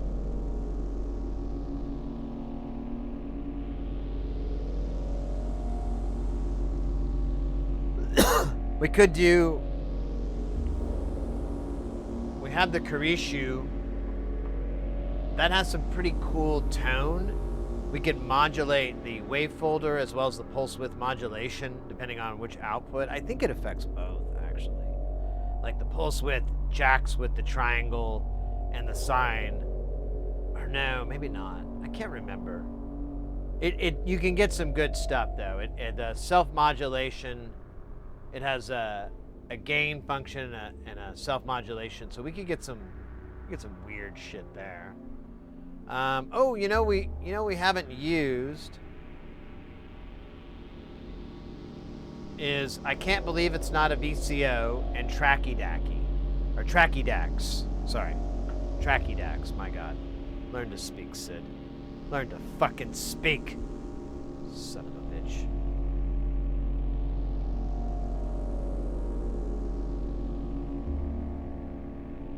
Sorry. That's just, kind of a bummer. I can't remember how to talk. Anyways. The Tracky Dax is a envelope generator. Just realizing that. Except that it does, like, its own oscillation thing. You can... you can speed it up. I don't know if you guys can see that.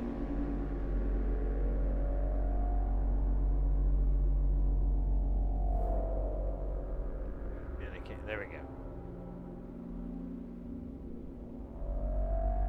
So you can get different waveforms. Like, I don't know what it sounds like. We can listen to it real quick. I don't think it's fast enough for audio, so you're just gonna get that, you know, the ra-ta-ta-ta. But sometimes that's erotic. I mean, that's great too. Oh, we do have a rate knob. I forgot. Yeah, it's not. Wait a minute. Is that not?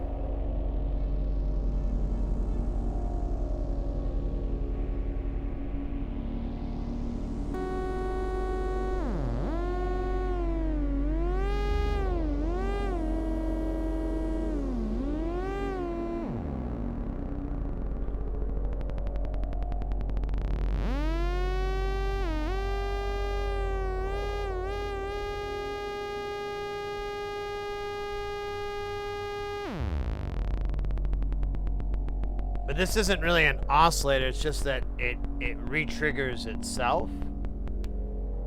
Oh, we have super slow.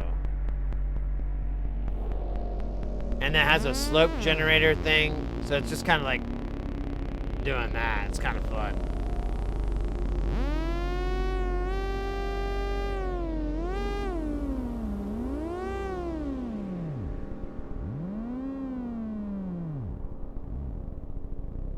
I don't think it's my oscillator of choice though. What? Let's listen to.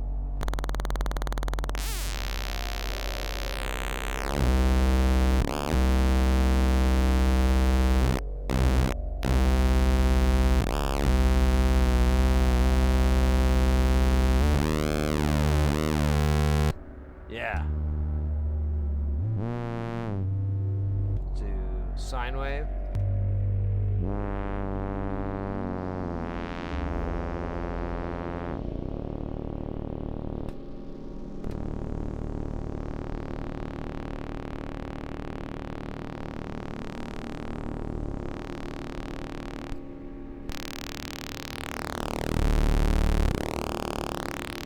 Yeah, because then it gets almost out of phase. That's good.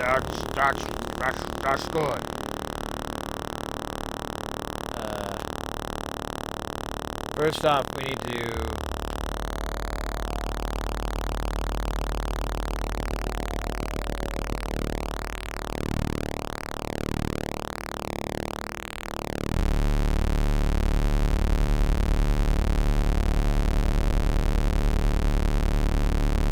Alright, that's one.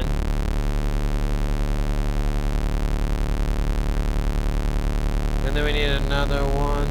My voice is modulating with this. That's kind of cool.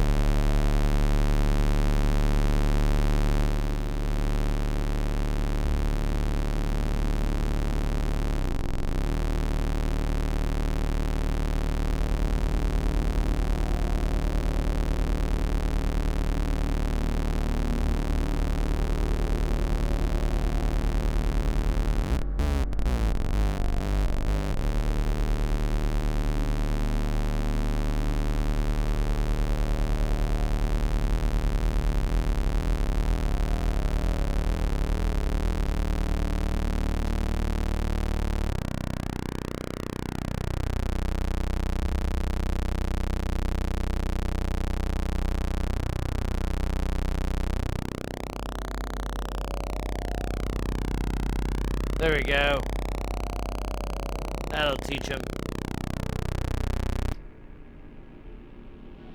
Oh my god, I think I lost some weight when I unplugged that. Hold on a minute. Holy shit. Oh no, I hit the button too fast. Yeah. Where are we? Who's doing this?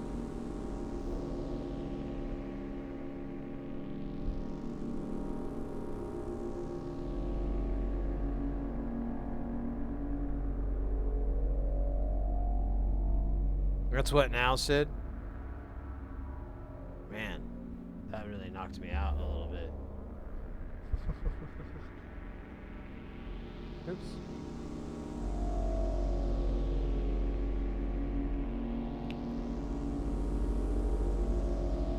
Alright. Now I need that to go into a filter that we will call Lieutenant Dan. I don't know why, I just feel like bringing that one up. Scheisse. This is gonna even make it. Story of my life. Alright, we're gonna use pulse width, because that's what kids are into these days. If you go to your average social youth function, yeah, baby, you'll find that they'll be like, yeah, bro, totally. All right, now we're gonna resonate.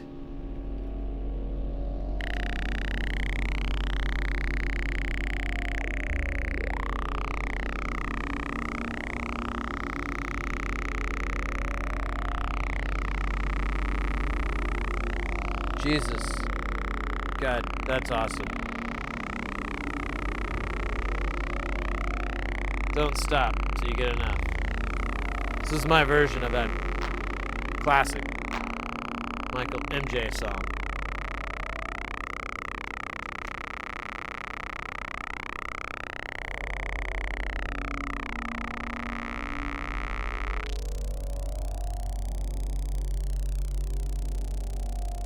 I feel like we should put that in the reverb. It's got its own in wet. I mean, what more invitation do you need? Aw, a lot apparently. I got in wet turned all the way up. Maybe it doesn't work. Let's try this out. Yeah, something's weird, man. Why isn't that working?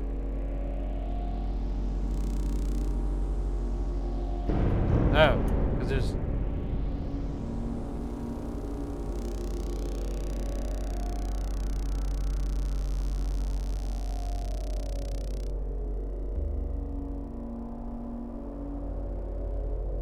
Doesn't seem to be reverbing.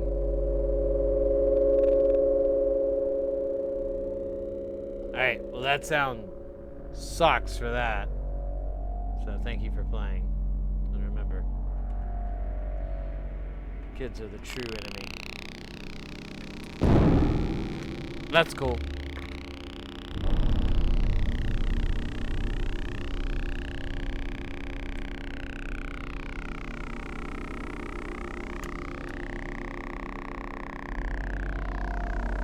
I kind of want it to go through some sort of delay or verb. We got delay no more. Dun, dun, dun, dun. Can you feel it? See it? Hear it today. If you can't, then it doesn't matter anyway. Understand it because it happens too fast. It's like walking on glass. So hips are right. Shit's out of sight. But it makes no difference because it knocks you on your feet. Because it's called Delay No More. I'm sorry, I forgot to really delve into the details on that one. Very, very elaborate joke. Said no one ever. You want it, but you can't have it. Alright. Super awesome that it doesn't make any sounds.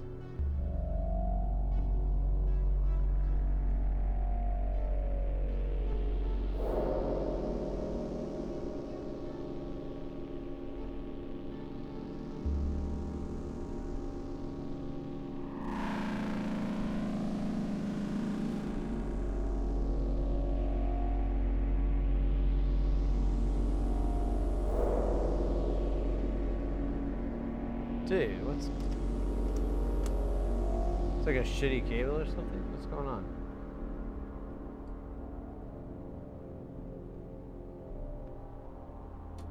Alright, let me try this guy. And we had like one of these inputs was kind of poo. poo-pooey, so we'll skip that one.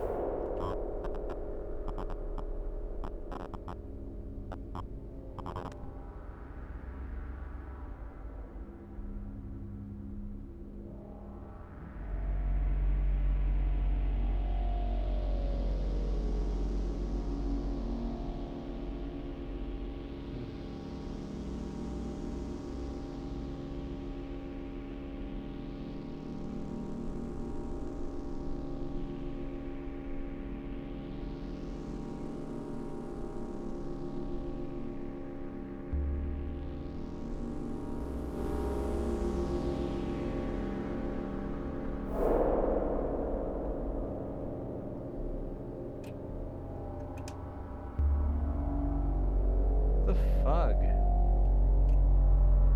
Let me check this again.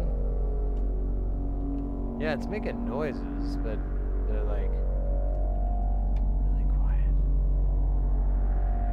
Okay, there we go. We're not getting the signal.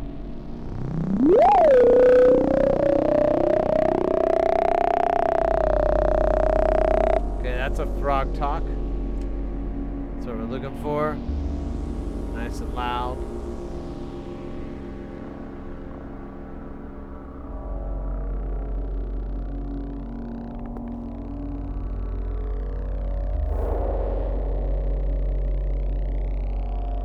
Alright, I don't like that at all. So, what else do we have as a verb?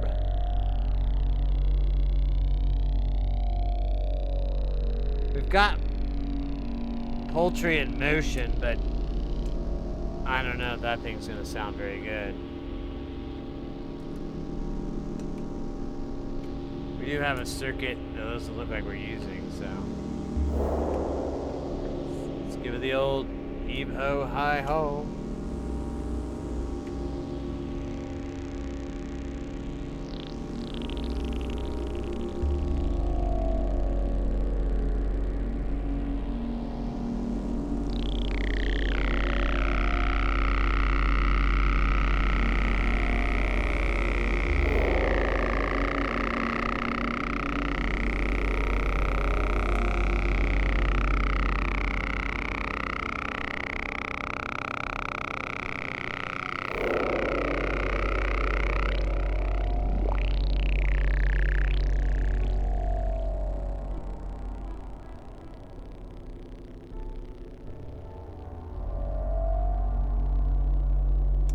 I think this one's gonna do.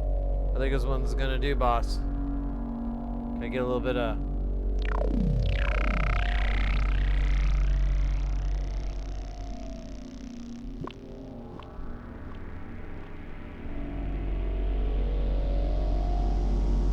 We give a pretty broad CV.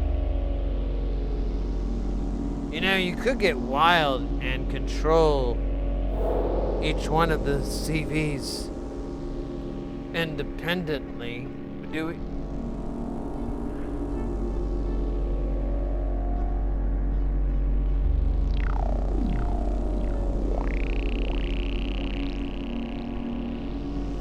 Here, let's hear what that sounds like with just...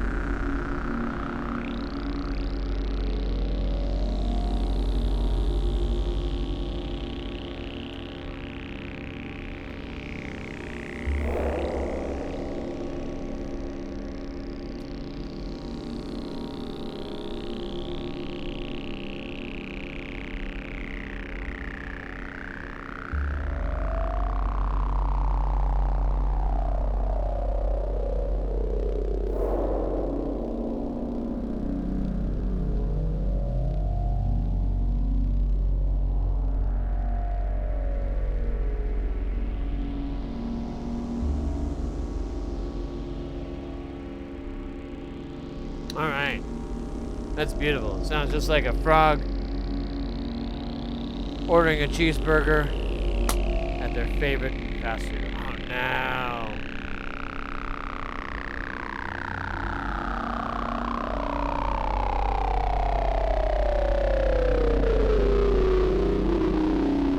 Rod showing YouTube's connection is all poo-poo.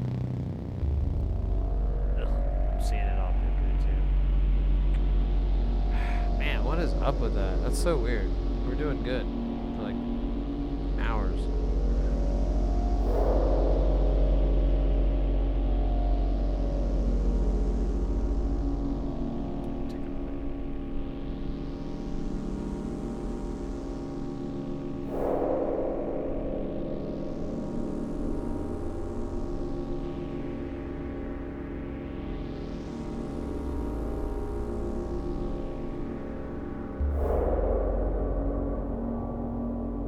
I'm gonna go for a little bit here, but eventually I'll have to make that choice. We're actually getting towards the end of the night anyway, so I guess it's not too big of a deal, but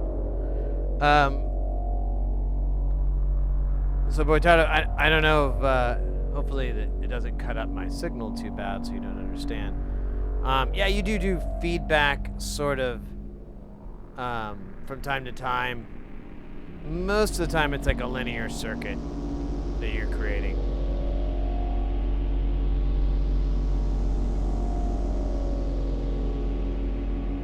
That sounds good though.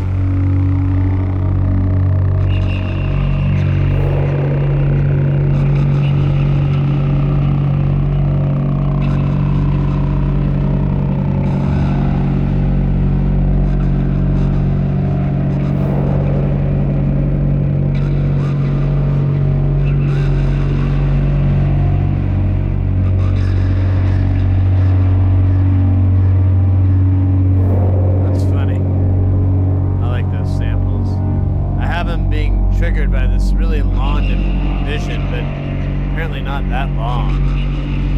Maybe I should give that like a bigger decision.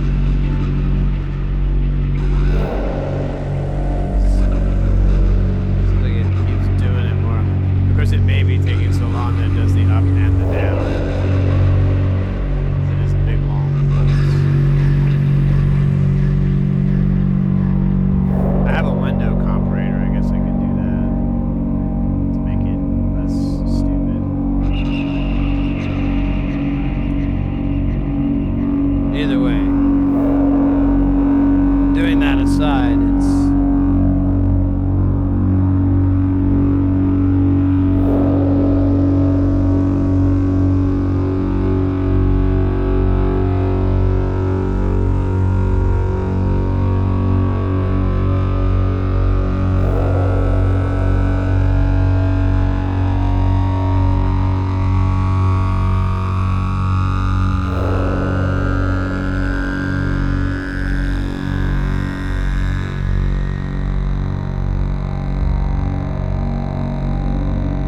it's up.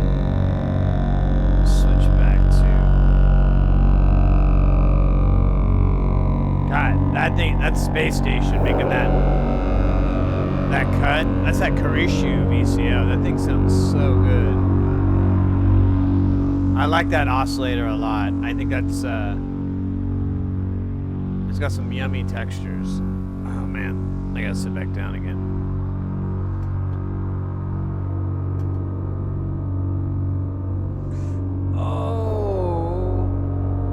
So yeah, the YouTube just kept effing up again. I really don't think it's on me, because Twitch was fine, and usually when one goofs up, they both goof up, you know? So, I don't know. I'm bummed out, but I'm just gonna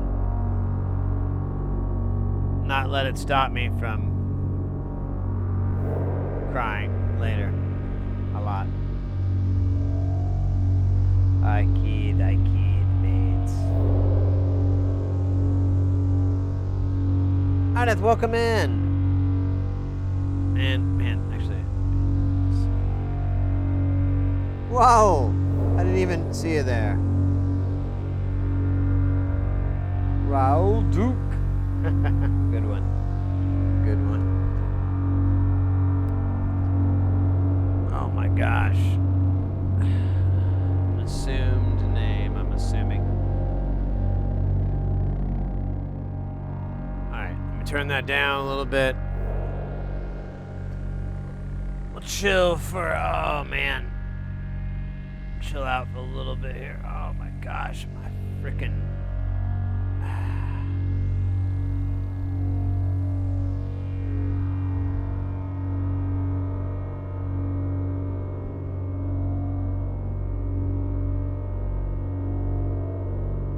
It's like these chordal things that are like, I don't know, getting all janked?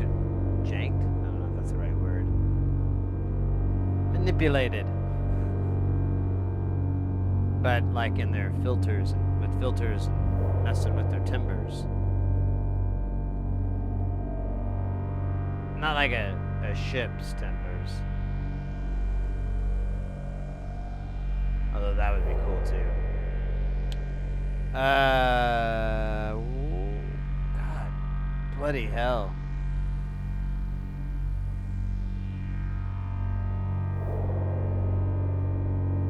Today's been great. I mean, other than YouTube not working very well, I don't know what the hell. That's hopefully it's not a problem Thursday when we stream again. I'm gonna just upload this stream up onto YouTube, and I'll just, you know, that'll work.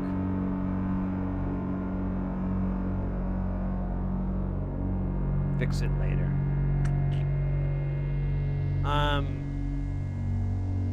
So yeah, for Thursday, oh shit. I found what I've been looking for this whole day. It was like, I even knew it was there too. All right, now it really kicks off. We were just coasting before. Now our foot is on the gas.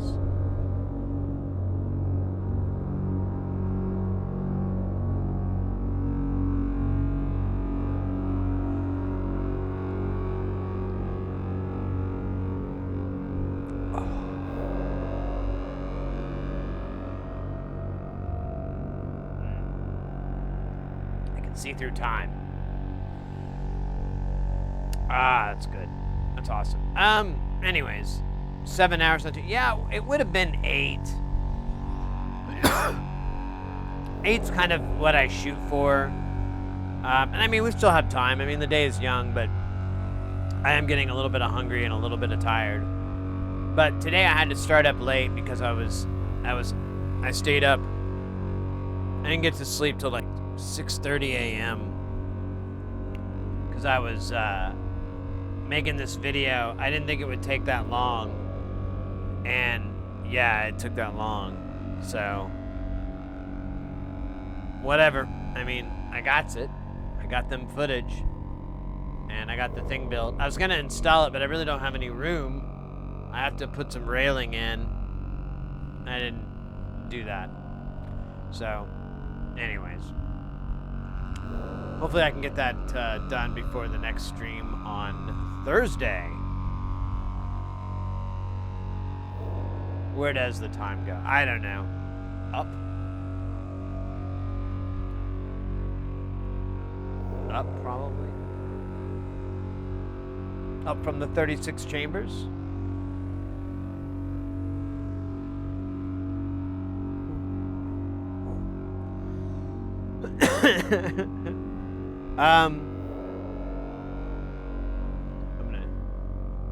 There's like another. What's this one sound like? Yeah, I don't like that one.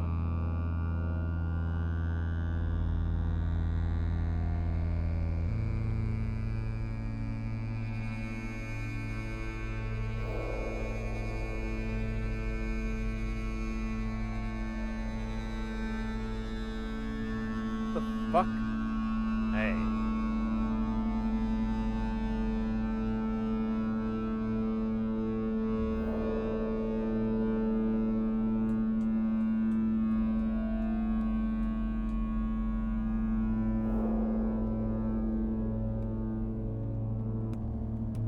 Okay, I thought it was this. I think I was being stupid.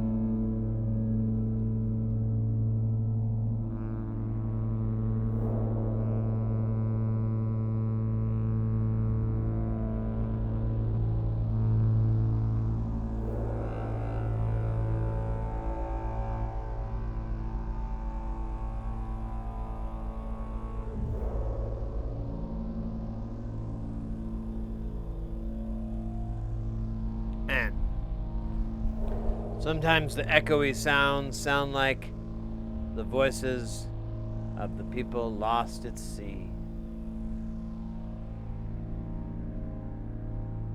Thematic, you know, because I live in the desert. Oh yeah, I'll stop. And then there's that string thing. Oh. No clue. It pops in. I don't know where it's coming from. It does that like, and then it disappears by the time I go look. I could look. I was about to go look for it. Yeah, this patch has become sentient. It is able to detect my move, and it wishes to remain anonymous. Why I would like to respect that wish. My curiosity is a little more powerful than that, so. Every now and then I'm gonna turn around and source this out before it tricks me again.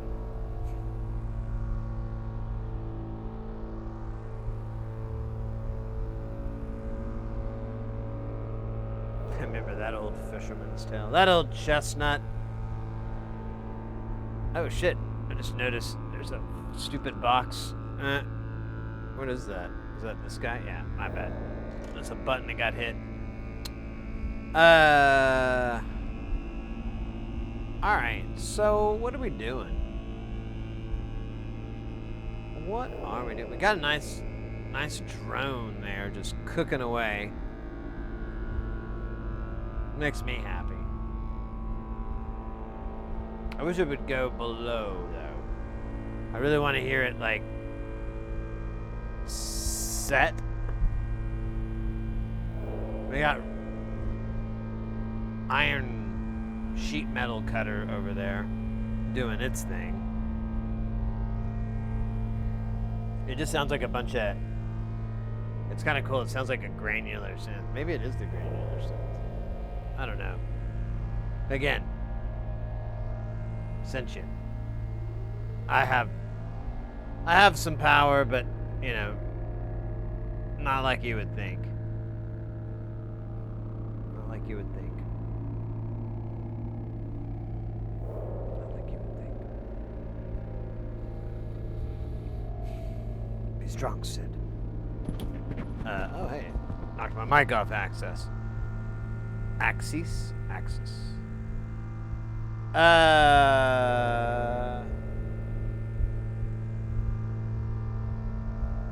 Yeah. So we got... Whoa. Whoa.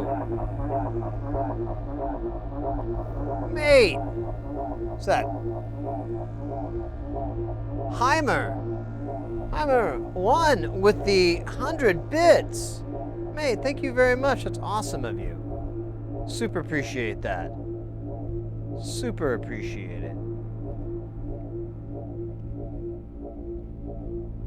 Oh, weird. Oh my goodness. Neat. I'm gonna raise an army just for that. I saw somebody else doing a Meatwad impression. It was alright. I think I can do a little better. You know, I got, you know, part of it. You gotta do the voice thing, that's sure. But you gotta make sure your tongue is bigger than your mouth. You understand? That's how I talk. I messed that up a little bit. That's how I talk. I'm thinking too much about my mouth and my tongue.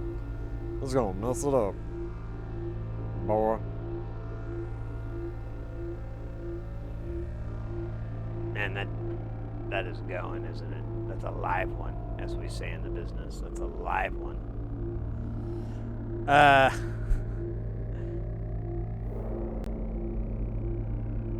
What the... Okay, well... Oh my gosh.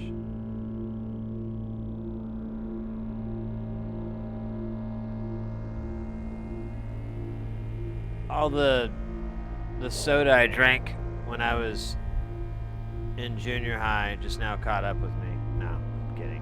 That doesn't make even kind of a bit of sense. Delayed sugar reaction is not real. Nothing is real.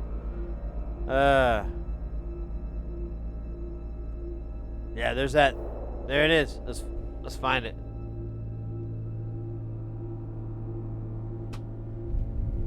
Pretty crafty, huh? Pretty crafty. You saw that. It knew. Like the moment I was gonna flip a switch, it was like, see you later, sucker! I could literally hear it like laughing and trolling me. It's a troll. It's not even sentience. It's just, I've created a troll. It's a modular troll system. Plays synth parts, and then when you go to figure out where they are, it like dumps them. It's really a joke as old as time itself, if you measure time in years.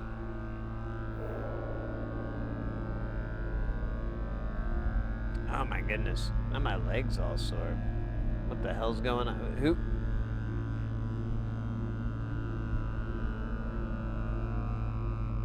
Who do that?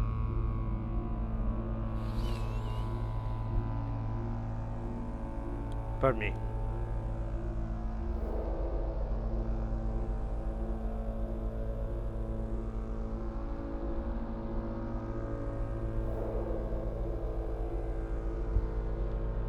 All right. So let's plot a little bit for Thursday. I'm gonna change this note.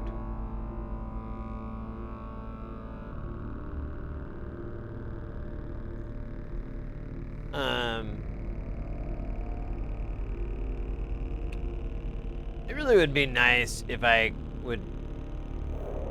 try to get that rack in and we could put some modules in there. I really don't think we have any more power. I really think we're exceeding our power levels. Now, I could build like a temporary little casa for the power thing and have it run like a little chunk of stuff, you know? But eventually I'm gonna need to drop some serious Benjamins and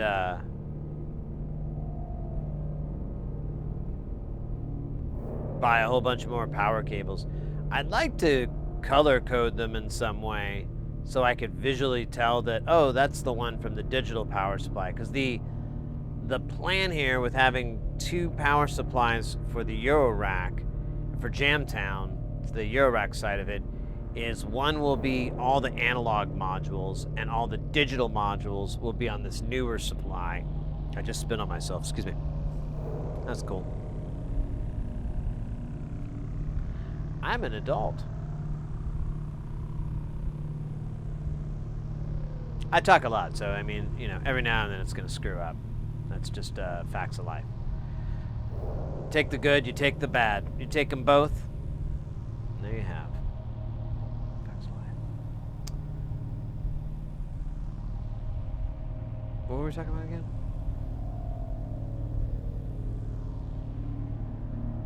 Are you though? Are you? Yeah, right. So,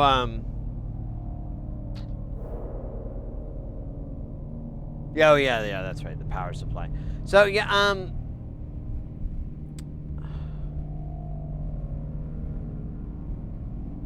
that's the plan, because I kind of looked at the modules, and I have quite a bit that are analog, and they are pretty power hungry, but there's a lot that aren't. Oh, I'm gonna sneeze.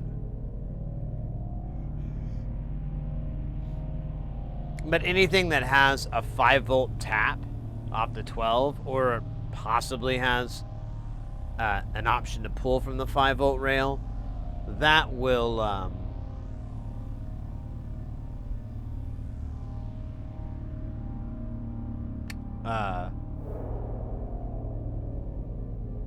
that'll be on that newer power supply. Sorry, I just stoned out there for a minute.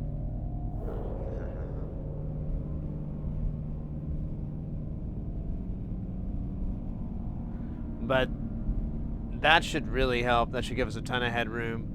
And I mean, I guess at some point, I'm still trying to figure out what I want to do with Jamtown as far as like scaling it up.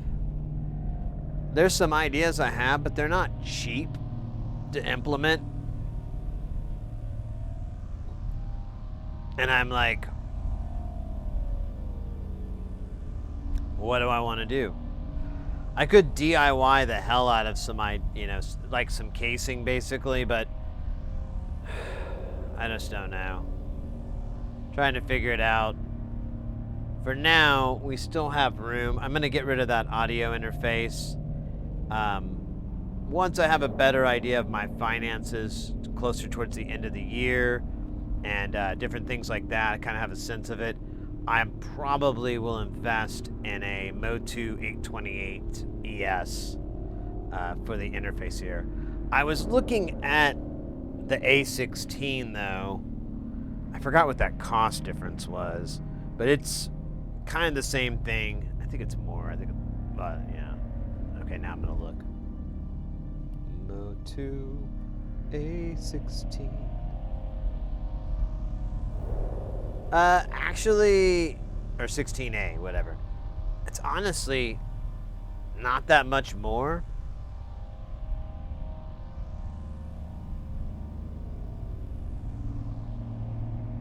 I might get that. Because I really don't need, I have to check, actually. I'll check some stuff. But anyways, I want to get a nice audio interface with, and I'd like to get a lot of inputs, at least 10, but I kind of wouldn't mind more. With an instrument in as well. That thing is 1U. We can get rid of a space. I can take that I don't know. We could lose some space there too. It's all possible. Just gotta believe. Just like Parappa the Rapper. You just gotta believe.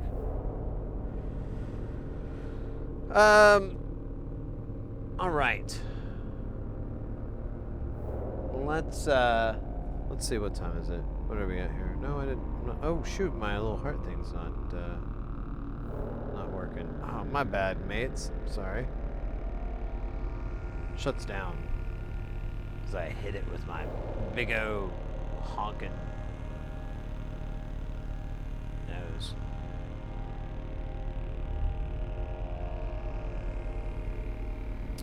All right, so yeah, on Thursday we'll be back. I'll try to do some maintenance, but no promises. Next week we've got our streamiversary, and then like right after that streamiversary, I'll be working, so I won't be able to stream for about a week. Then I'll be back, and then I'll stream for a couple weeks, and then it's back to that, and this will go on for a little bit.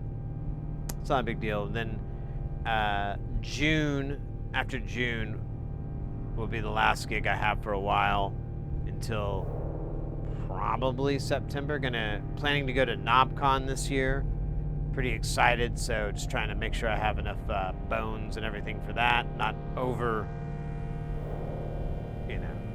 overestimating, underestimating, measuring up, measuring down. So we'll see. And also there's always the surprise expenses, so I'm kind of waiting for anything funny to pop up and take my money away just to be a jerk. Jerk face. Man, my eyes. Let's see here.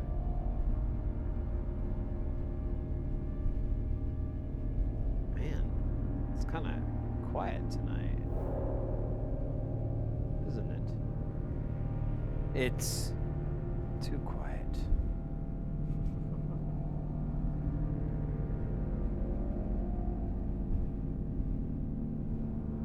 Let's see here.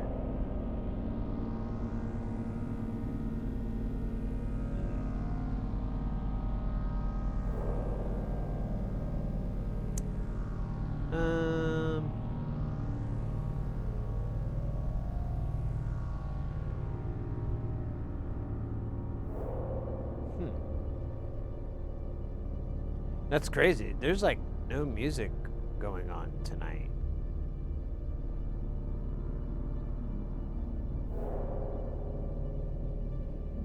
That's like currently being manned anyways. Huh. Weird. What a weird day, mate.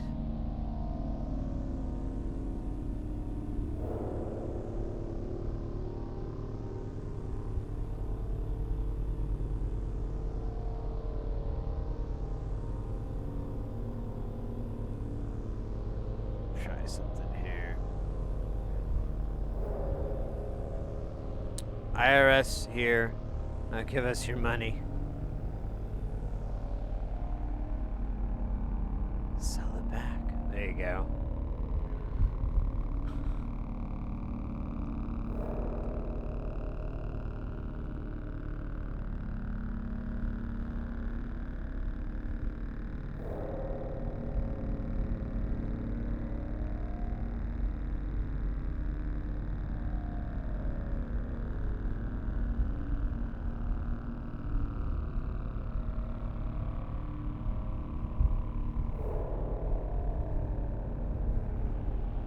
Trying to see if there's anybody like doing modular synth stuff at all, but there is just nothing going on that I can find.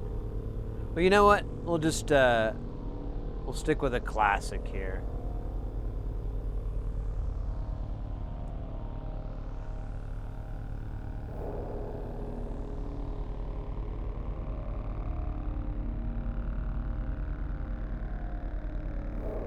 Can you duplicate Darude? Now. Mostly because I'm not familiar with it. But then, you know, probably because I'm going to be missing some key element to it. I always am.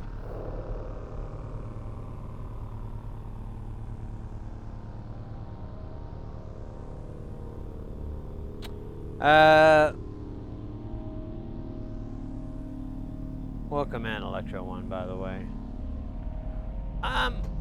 Yeah, I think we're gonna head out. I'm getting pretty hungry. Need to get some food with the missus, and then,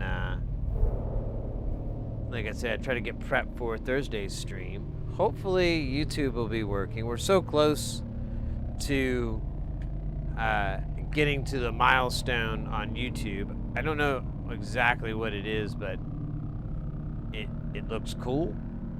So we'll see. I'll check it out. Hopefully it'll be something worthwhile. Ate some Hot Pockets with Reaper Squeezy hot sauce. Oh, damn. That sounds fun and horrible simultaneously. Fun for some. Well, yeah, it's really a Hellraiser moment there. I get it now. Pleasure for some, pain for others. Yeah, it's really... I never put two and two together, but yeah, that's a whole Cenobite theme with you, isn't it? When it comes to hot sauce. Instead of like torturous chains and stuff, it's just like hot sauce. Like someone opens up a deal of hot sauce and like the Cenobites come out and they're like, "You opened the jar, we came." What is this? Pain to some, pleasure to others. What, this hot sauce? Yeah, it says it's got like California, it's got some Reaper in there. Ooh, honey. Are you ready?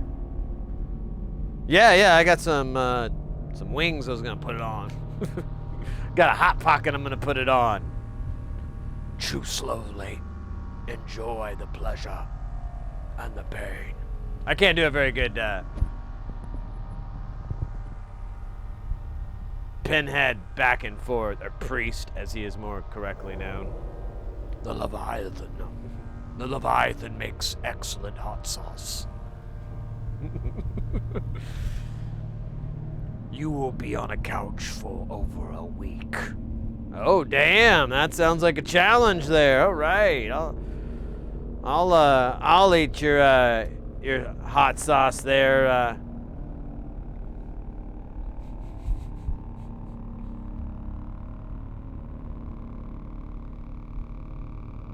I don't know. I was trying to think of some sort of fucking ingredient. I should have said garlic or something. Oh, there's like a little garlic in there? I don't know. I can't think of what's... Roasted? Oh, a little red pepper. Oh, I like that. Mustard? Oh, yeah, a little spicy mustard flavor. Oh, yeah, let's go. It will tear your taste buds apart. I don't know. I'm pretty tolerant, you know. You ever done Thai food?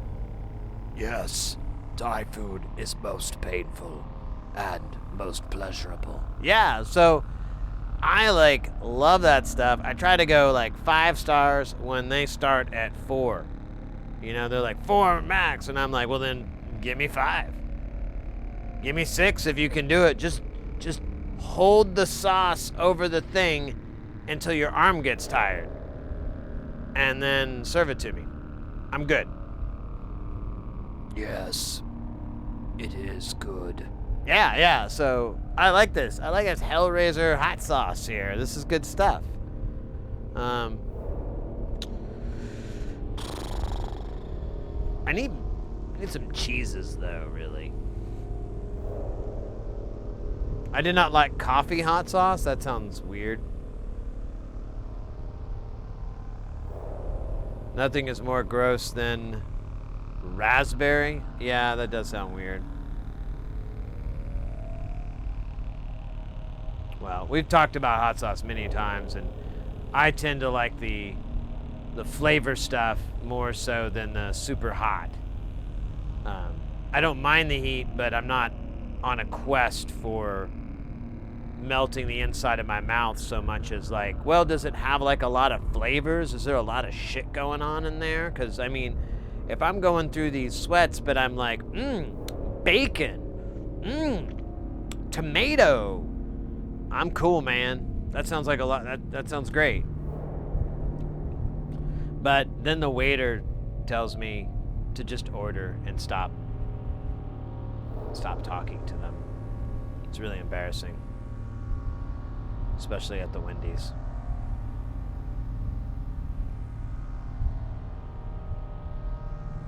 Hot honey? Yeah. Disappointing? Yeah, it kind of sounds like it'd be as disappointing as, what is it, the alcoholic root beer? The like root beer that has beer in it or alcohol. You're like, oh, that sounds like that would, no. It's really disappointing. It's like it ruined root beer. At least from my taste buds. I was like, oh, you killed root beer. How?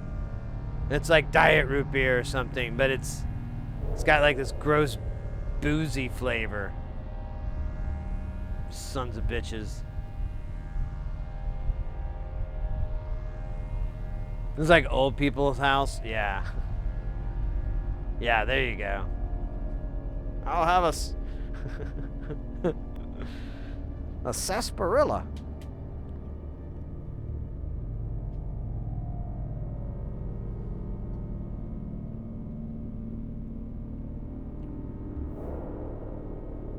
Well, tonight, depending on what I get, for you, Hellraiser, I'll put a little hot sauce on mine. And,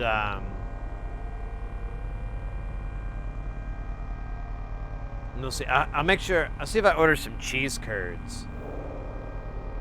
If I can get a place that has cheese curds, or like some cheeses, you know, just like eat some cheese, I'm in good shape, because I think that's my secret weapon. Like if I eat cheese with some hot sauce stuff, I'll be all right. You know, everything from the gut, everything from when it hits my stomach on, I'll be all right, which is really my only complaint.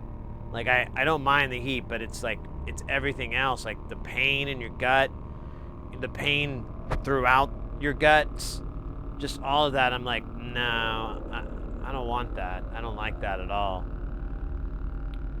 But the culinary part, the eating part, I do enjoy a lot. Well, not a lot, but I don't dislike it. Anyways, I will definitely tonight, unless it's a terrible idea, like we order cereal. I don't know. We order bowls of cereal tonight. I don't know if I could put hot sauce on it. I'm not going to. But something along those lines. Otherwise, I'll try to do it next time. What's this, 10% off? Yeah, I like to buy the. Well, I think I told you about this. I bought some sauces off of Puckered Butt, and it's really one of my. It's like this little triple pack, and I really liked it, and I've been tempted to, and it was a good deal. I've bought it twice, and on my second. You know, I've got like one bottle left. There's 3 different flavors, but I like them all. They're all kind of tasty in their own way. But I'd like to get some other stuff, so I don't know. You're making me more hungry.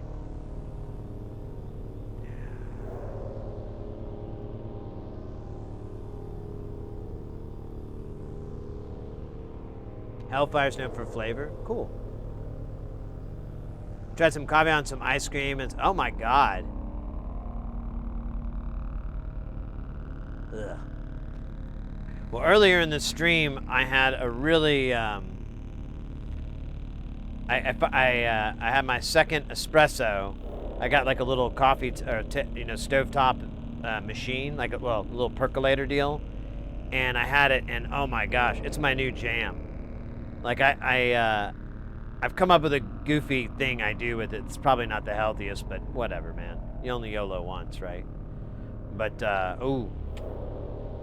If it wasn't so late, I'd have another one. But I'm afraid it'll keep me up stupid late again. All right. Let's GTFO for the night. Thanks to everyone hanging out. I mean, other than YouTube connection being so wonky, which is still weird. I still don't understand that. But besides that, everything was really nice tonight. It was a really good stream. I think we got some nice little jamming. This definitely cooked up really good. We got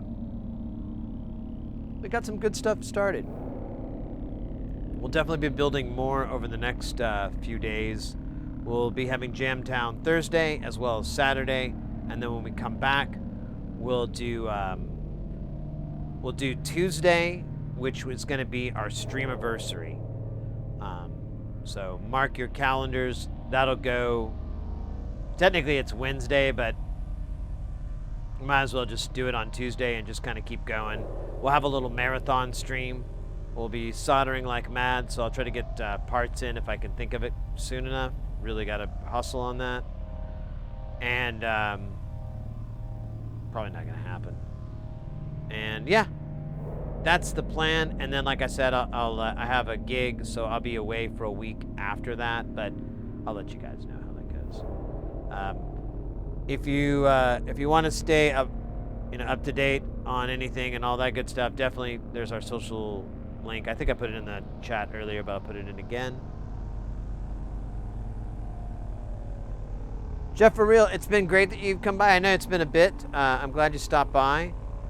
Hope to see you again soon. It's always nice to see a familiar, I wouldn't say face, I'd say like a name, screen name, but you know.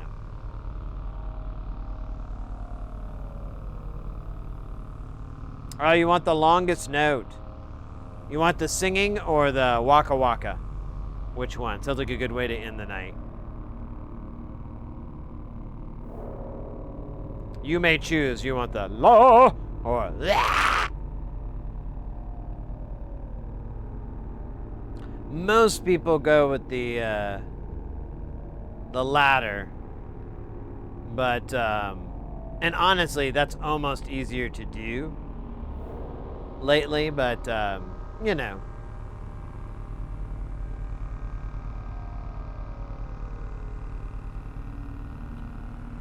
I'm cool about it. Waka waka it is. Oh wait, Jeff for real, that's right. All right.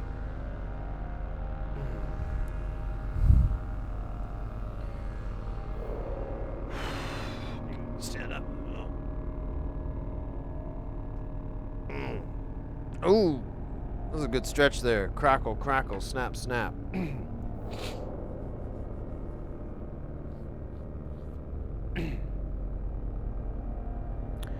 Hold on.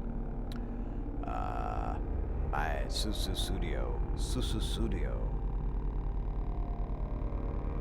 My rancid reptile rocked my rump. My rancid reptile rocked my rump. Sam Raimi saw me sink. Sam Raimi. Okay.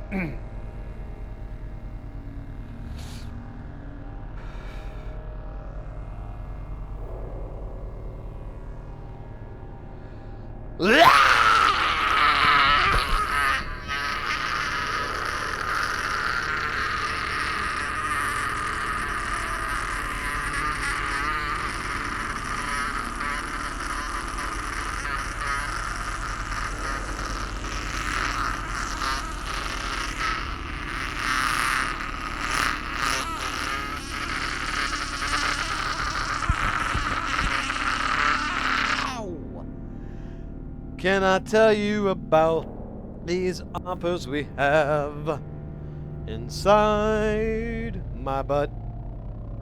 There we go. That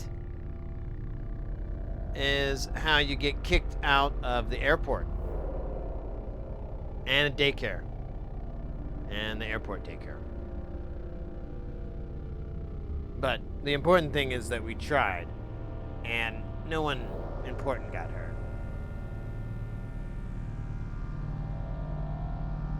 Where's the...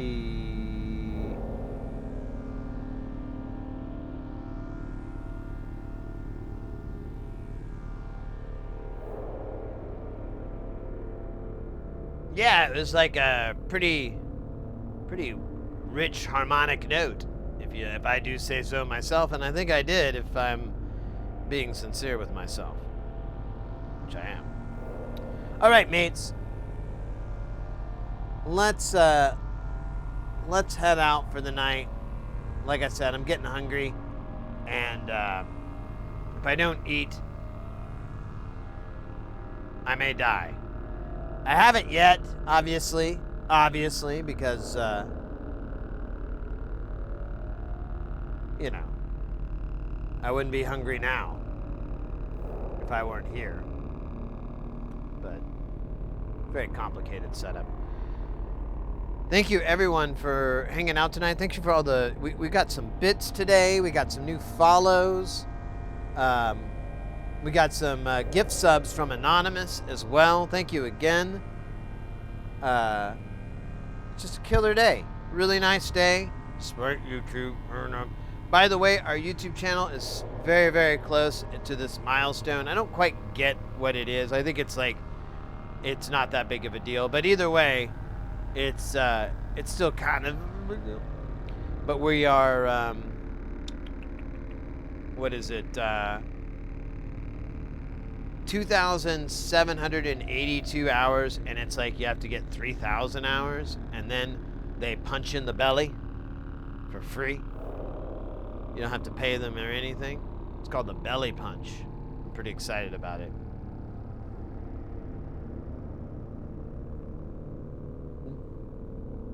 All right, let's get the raid rolling.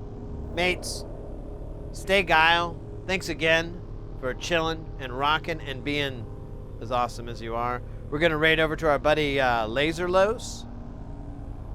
Good. I thought I said it didn't work. They are a fantastic pinball player, and they've got some great vibes. Very chill. Friend of the channels. Party. Party. Party. Y'all be good. And, remember, don't take any guff from these swine. You aren't paid for that shit.